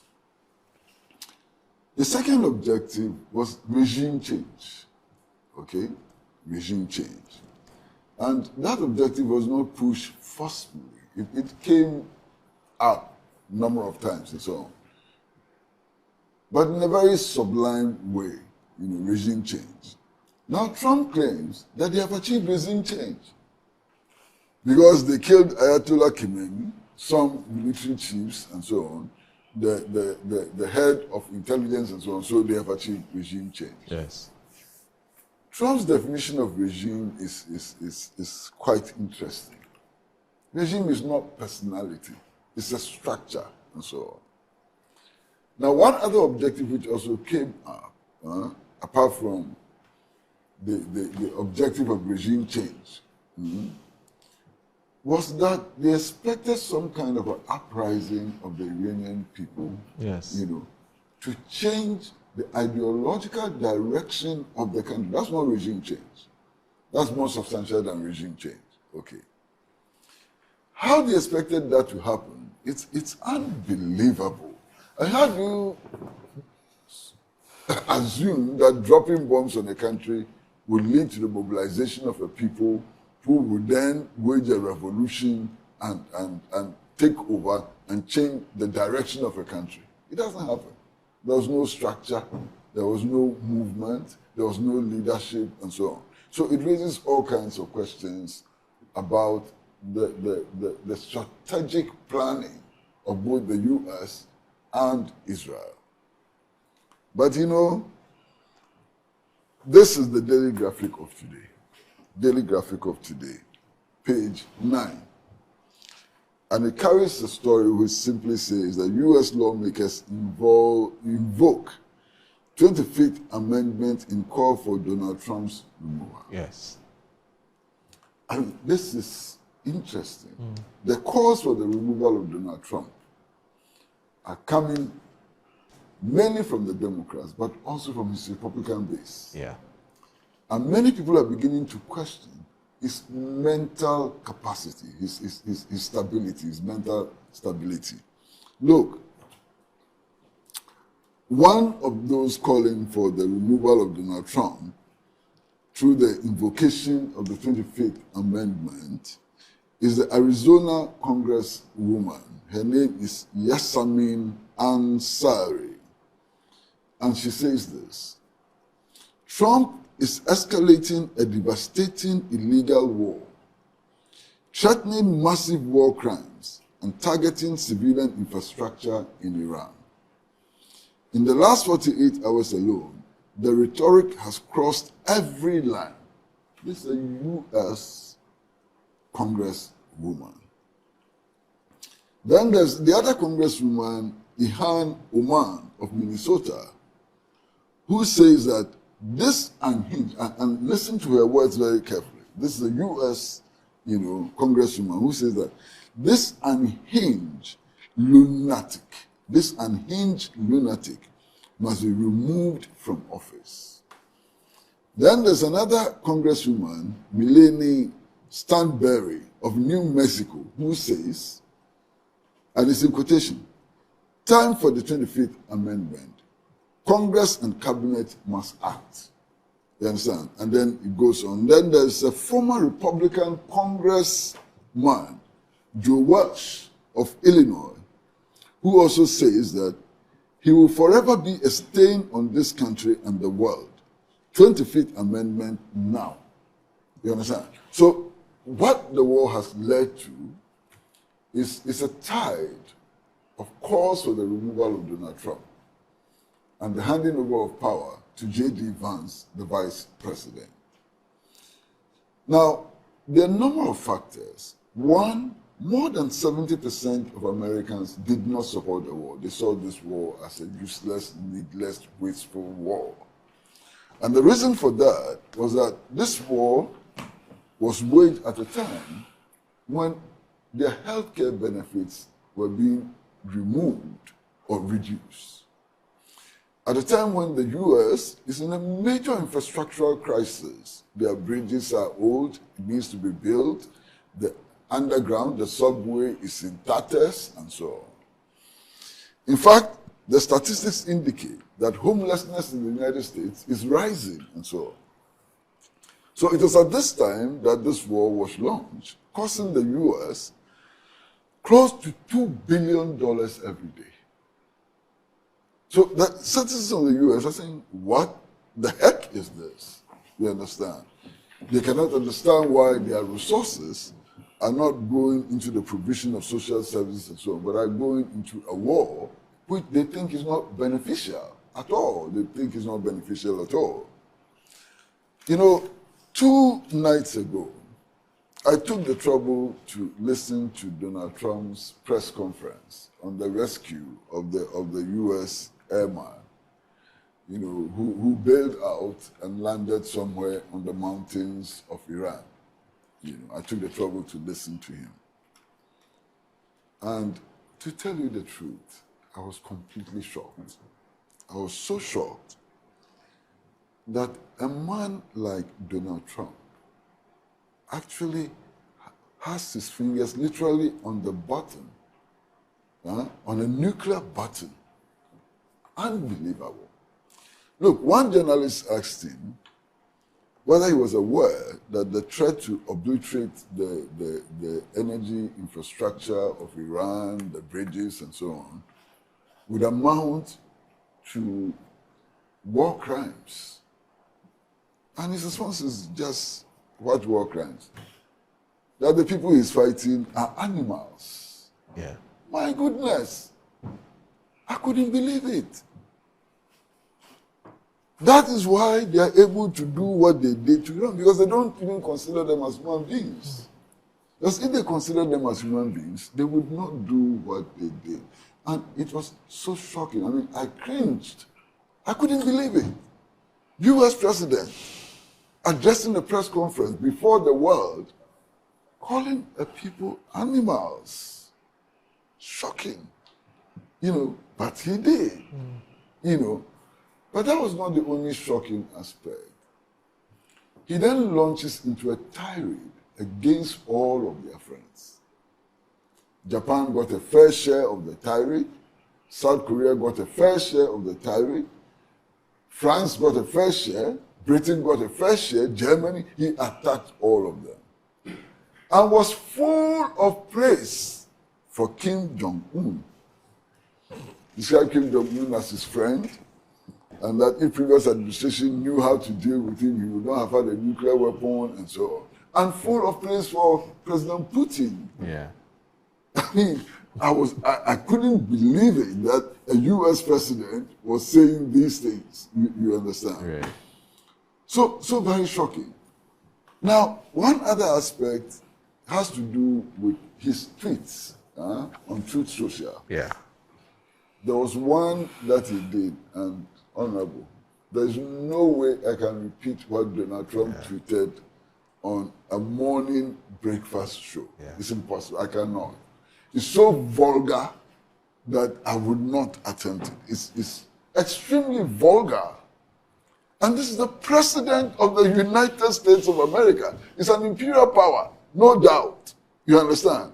We have all kinds of problems with the U.S., but there's an expectation of a certain modicum of respectability and so on.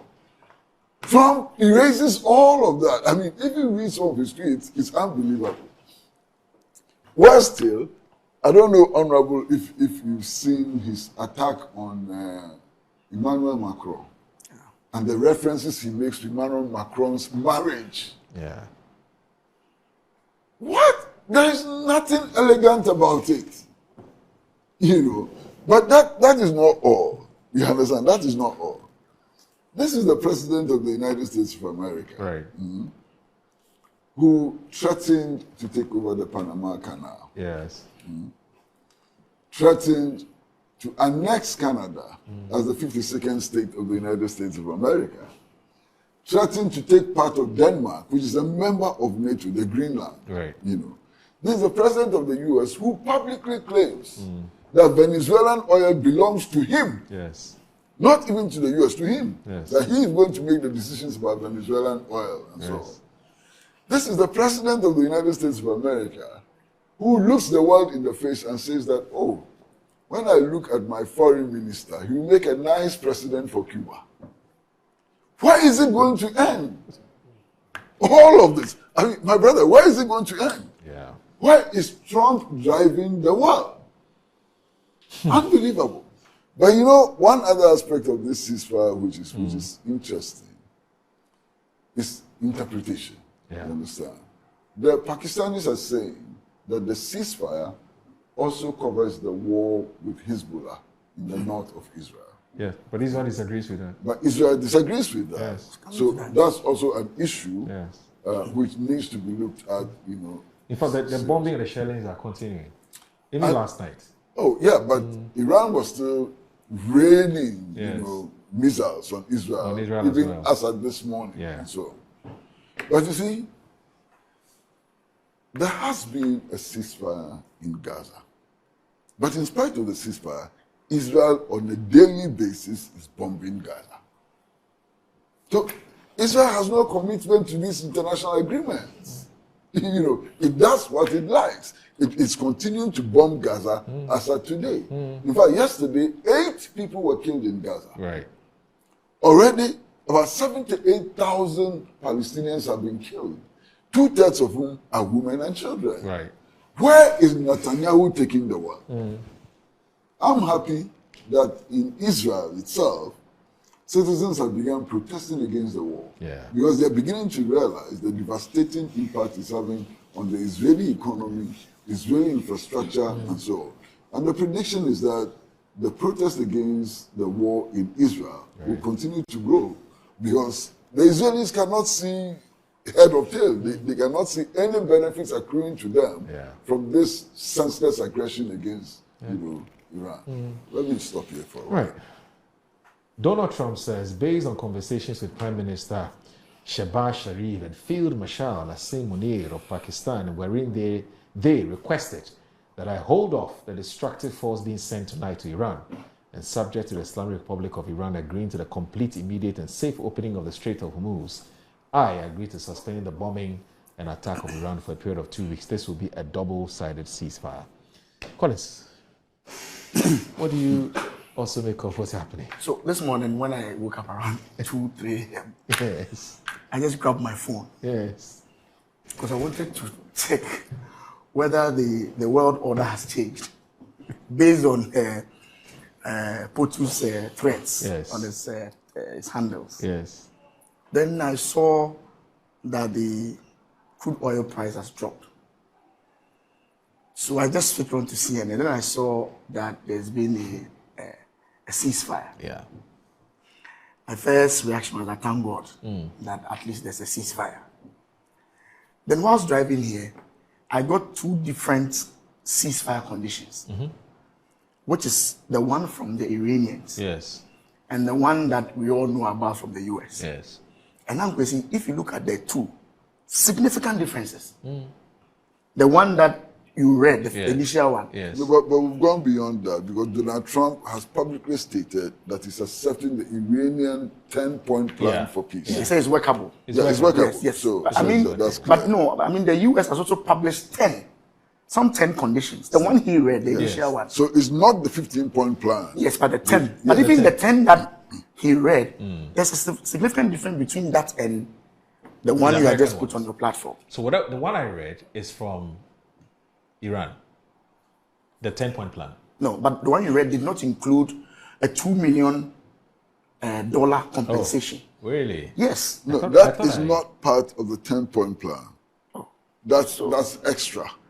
Okay, the Iranians are demanding the 2 million. So this is Iran's 10-point peace plan. 1, guarantee no attack again. 2, permanent end to the war, not ceasefire. 3, end to Israeli strikes in Lebanon. 4, lifting of all of US sanctions on Iran. 5, end of war against Iranian allies. 6, in return, Iran opens Strait of Hormuz. 7, Hormuz fee of $2 million per ship. So it's contained here. But it's not in the 10 points, the first one that you read. Oh, really? Yes. That's the same thing. No. You see, the first one you read was complete cessation of war on Iraq, Lebanon, and Yemen. Okay. In this one, it is complete permanent end of the war, not ceasefire, end to Israeli strikes in Lebanon. Okay. It leaves out what you read, Iraq and Yemen. Yes. Oh, yeah. You're right. Yes. So I'm saying that I see some significant differences in the initial one that you read as against what we are indeed, seeing. you're right. The one I read initially didn't have the $2 million per ship. There are some of them that reappear here. Yes. But some of them are quite different. But as I'm going to say, this is just a ceasefire to allow for a 2-week negotiation. Right. The initial Israeli reaction tells me that this is going to be a very difficult 2 weeks. It's going to be a very, very difficult 2 weeks. We are not out of the woods yet. Why do you say so? Israel has already said that you should forget about Lebanon. Yeah. They are still going to strike Lebanon. This is one of the key conditions of Iran. For Iran. That if you want this thing to stop, you should stop striking Lebanon. Israel, which is a key part of this whole war, says that forget about Lebanon. In fact, if you look at Reuters' report, Israel says they agree with the US decision for a 2-week cessation, but Lebanon is out. But even that is not unanimous agreement. Because there are several people close to Netanyahu who are saying that they disagree with Donald Trump. So yes. That's true. So the point I'm making is that these 2 weeks is going to be a very, very tense 2 weeks. You say everybody who uses the strait should pay 2 million. Who is going to pay for that? Is it so? If I am a private company, I buy oil, Angrily. I own some ship and I buy oil. Just for using, I have to pay 2 million. Who's going to bear that extra cost? Is it the final consumer, like Ghana? Who's going to bear that cost? Especially, I'm just a rhetoric question. So US goes into a war. Iran is saying that you have to reconstruct my country. Why is it that they are not pushing for those who destroy the place to pay for that destruction. It's a toll gate. And the concept is a toll gate. Yes. Okay? Now, the Iranian army would have to provide protection for vessels going through the strait. That comes with a cost. I understand. There are also administrative costs because you have to seek permission and so on. Okay, so if I am I'm from Oman, I'm not part of this whole war. I didn't bomb Iran, and an Oman ship is using the Strait of Hormuz. You are saying that, or based on Iran's condition, that ship owner in Oman must pay $2 million to use that Strait of Hormuz in order for that $2 million to be used to reconstruct what was destroyed. Not just the reconstruction, it's a toll gate. There are costs involved in the maintenance of the strait. But initially, there are costs involved. Yes, but initially it was nothing like that. Yes, because there was no administrative requirement. But the point I'm making now is that why are we charging people who have absolutely nothing to do with the destruction $2 million extra to use the strait when the people who actually destroyed? Why aren't you charging the US directly? Yeah, but you must understand. Let me explain. Let me explain. But you must understand. Let me explain to you. The facilities which were used in carrying out the war of aggression against Iran were provided by the oil and gas producing countries. The military bases. Exactly. Okay. So as far as Iran is concerned, they're complicit. Yeah. Oh, okay. So the point is okay, so they are charging. Saudi Arabia is complicit. That's fine. They are charging allow America to use your bases to bomb us. Oh, okay. That's in fact, that's the problem they have. In fact, you recall that during the war, they had told some countries within the Middle East who are housing American military bases that if you want us to stop bombing those military bases, then tell America to collapse those military bases. And that's why they kept bombing places like Bahrain and Oman and Kuwait and so on and so on, because of their military bases. It is part of the 10-point plan upon which the ceasefire has been agreed, that the US should dismantle its bases in the Gulf. But we don't see that in the... But that's... So we don't see that. That's the point some I'm of the making. plans are contained. We don't see that in that 10 point that was given to us. So, that's what I'm saying. For that us, this 2 weeks is going to be a very tough 2 weeks. Because some of the conditions Angrily is revealing to us, it's going to be a difficult discussion for US and Israel to accept some of those conditions. You get the point I'm making? Yeah, so but like Asia. How did we end up with two different point plans? Like Asia. Something is... Because the war is not just a battle of weapons. It's also a battle of ideas and information. And public relations. Yeah. Well, Angrily, as I said, this 2 weeks is going to be a very tough 2 weeks. So it only buttresses the point. I'm just praying that cool heads will prevail. Eh? Because what we've gone through within this 1 month, 2 weeks, even for us, Ghana, far away countries, we are feeling the brunt. Look at what the price at the pump. Look at the price at the pump. Insurance has gone up. Now you are going to charge extra 2 million. So if I say I'm in let's say Asia and I'm buying oil from Bahrain, Bahrain has to use the Strait of Hormuz. They are being charged 2 million extra. A typical business person will push that cost. 2 million cost to the final consumer. Yeah, of course. Which is some of us. We take the final product. So what is going to happen? And I suspect that for Iran, the thinking is that the world sat aloof and watched America and Israel do what they do. So everybody must pay a price for it. I'm sure that's the thinking.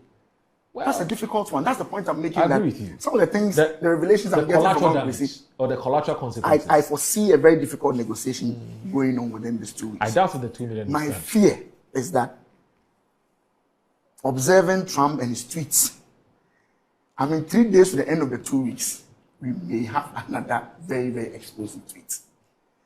If they are unable to conclude all those negotiations. Let me congratulate the Pakistani Prime Minister who came in to bring this, at least. But he's been at this for the past this 2 weeks respite.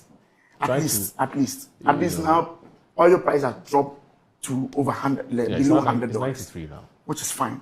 You see, whether it will continue after 2 weeks is another matter. And now that... But back home, what do we do?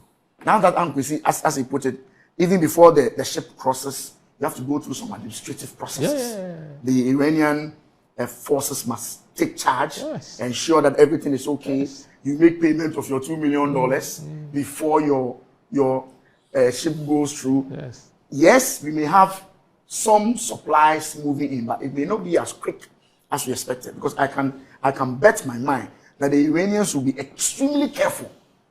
Any ship that goes through that strait will be thoroughly searched. I'm telling you, they want to be very, very careful because they know that this is just a ceasefire. It's not the end of the war. So I'm sure there will be alerts, because anything could happen. But anything could happen. That's true. But back home, our own conversations have substantially centered on what do we do. You see, what options are available to us? Because prices are. When this war broke out, the week that the war broke out, I had the privilege of coming on this platform. And if you remember, I made the point that gold prices will continue to rise. Yes. And that what we make out of the gold prices can then be used to offset, the increase in oil prices. I don't know if you read the Fitch report yesterday. Yes, I did. Said the same thing. Because if you read the Fitch report, which I read yesterday, it's obvious that we can offset the increase in oil prices with gold prices. But the prediction is that by the end of the year, gold prices will reach an all-time high. Even though it's coming down now. Yeah, 14%. It's 14% down now. Yes. But the prediction is that by the end of the year, we should hit an all-time high of around more than $4,000 per ounce. Yeah. More than $4,000 per ounce. Right now, it's trading around 2,000 something. I've forgotten the exact. It's 2008. 2008. Yes. By the end of the year, it will exceed 4,000. Right. That's a lot of money. You understand? Of course, commodity prices are not that reliable. So many factors can affect commodity prices, especially predictions, futures, and so on. But this is the outlook that Fitch presented, I think, on the 28th of March. This report is dated 28th of March, you understand? So there are indications that Ghana may have the capacity to withstand the difficulties. I've been listening to His Excellency, the President, and the people in charge of energy and so on. I've been listening to them. And they are talking about the national reserves that we have. And they're talking about, I think, a 6-week reserve. Yeah. So I'm not so sure that a 6-week reserve is adequate. It's actually 5. Unfortunately, that's... Given the crisis we have. Even that 6 weeks do not... Because this crisis can go into months, possibly 1 year or more. Oh, there's a temporary ceasefire. So a 5-week reserve does not make me very comfortable. Okay. Of course, the president is talking about replenishing the stocks. To 15. Yeah, 15 he says weeks. we are replenishing the stocks and so on. But we need to take that very seriously. Because we cannot be comfortable with a 5 to 6 week reserve. Because even the 5 to 7 weeks, that oil does not belong to Ghana. It belongs to individuals. That's the danger. I mean, BOST, as you know, as a strategic reserve, has not received enough funding. And it's not just this government. I'm talking about successive governments focus on BOST. I mean, in times like this, maybe we can have a critical look at the purpose of establishment of BOST as a strategic reserve. If in all this crisis, BOST had enough strategic reserve that belonged to the state, we could then push that one inside into the economy at a cheaper price. So even the 7 weeks that MPA talked about, they know that Ghana does not own that 7 weeks, still belongs to individuals. Right. And their motive is profits. So they will always price in accordance with the world market price. But I think in the medium to long term, that reserve that Angosi talked about, we have to look at, focus our attention on BOST, operations of BOST, to see how best they can stand on their feet as a strategic reserve for the country. Again, Angosi, in the budget, we use $76.2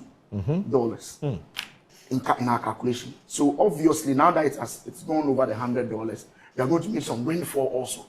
In addition to the goal that Angosi talked about, we are going to make an additional rainfall in terms of our, because we're an oil producing country. And I think the little calculation we've done, it can, this short time, you can get, by the end of the year, close to about 8 billion in terms of extra money that is going to come in. Because we use 76 and now it has gone above $100. So So yes, 8 billion cedis. Cedis. So what I'm saying is that in addition to that rainfall that we are getting from gold, there's another rainfall that we can also get from oil, because we are an oil producing country and we sell at the international market. Yeah, but again, it's back to that. There's something else. Okay. You see, if you take the price build up, petroleum products, the price build up, you find that we are using a benchmark price, ex-Rotterdam. Yes. Yes.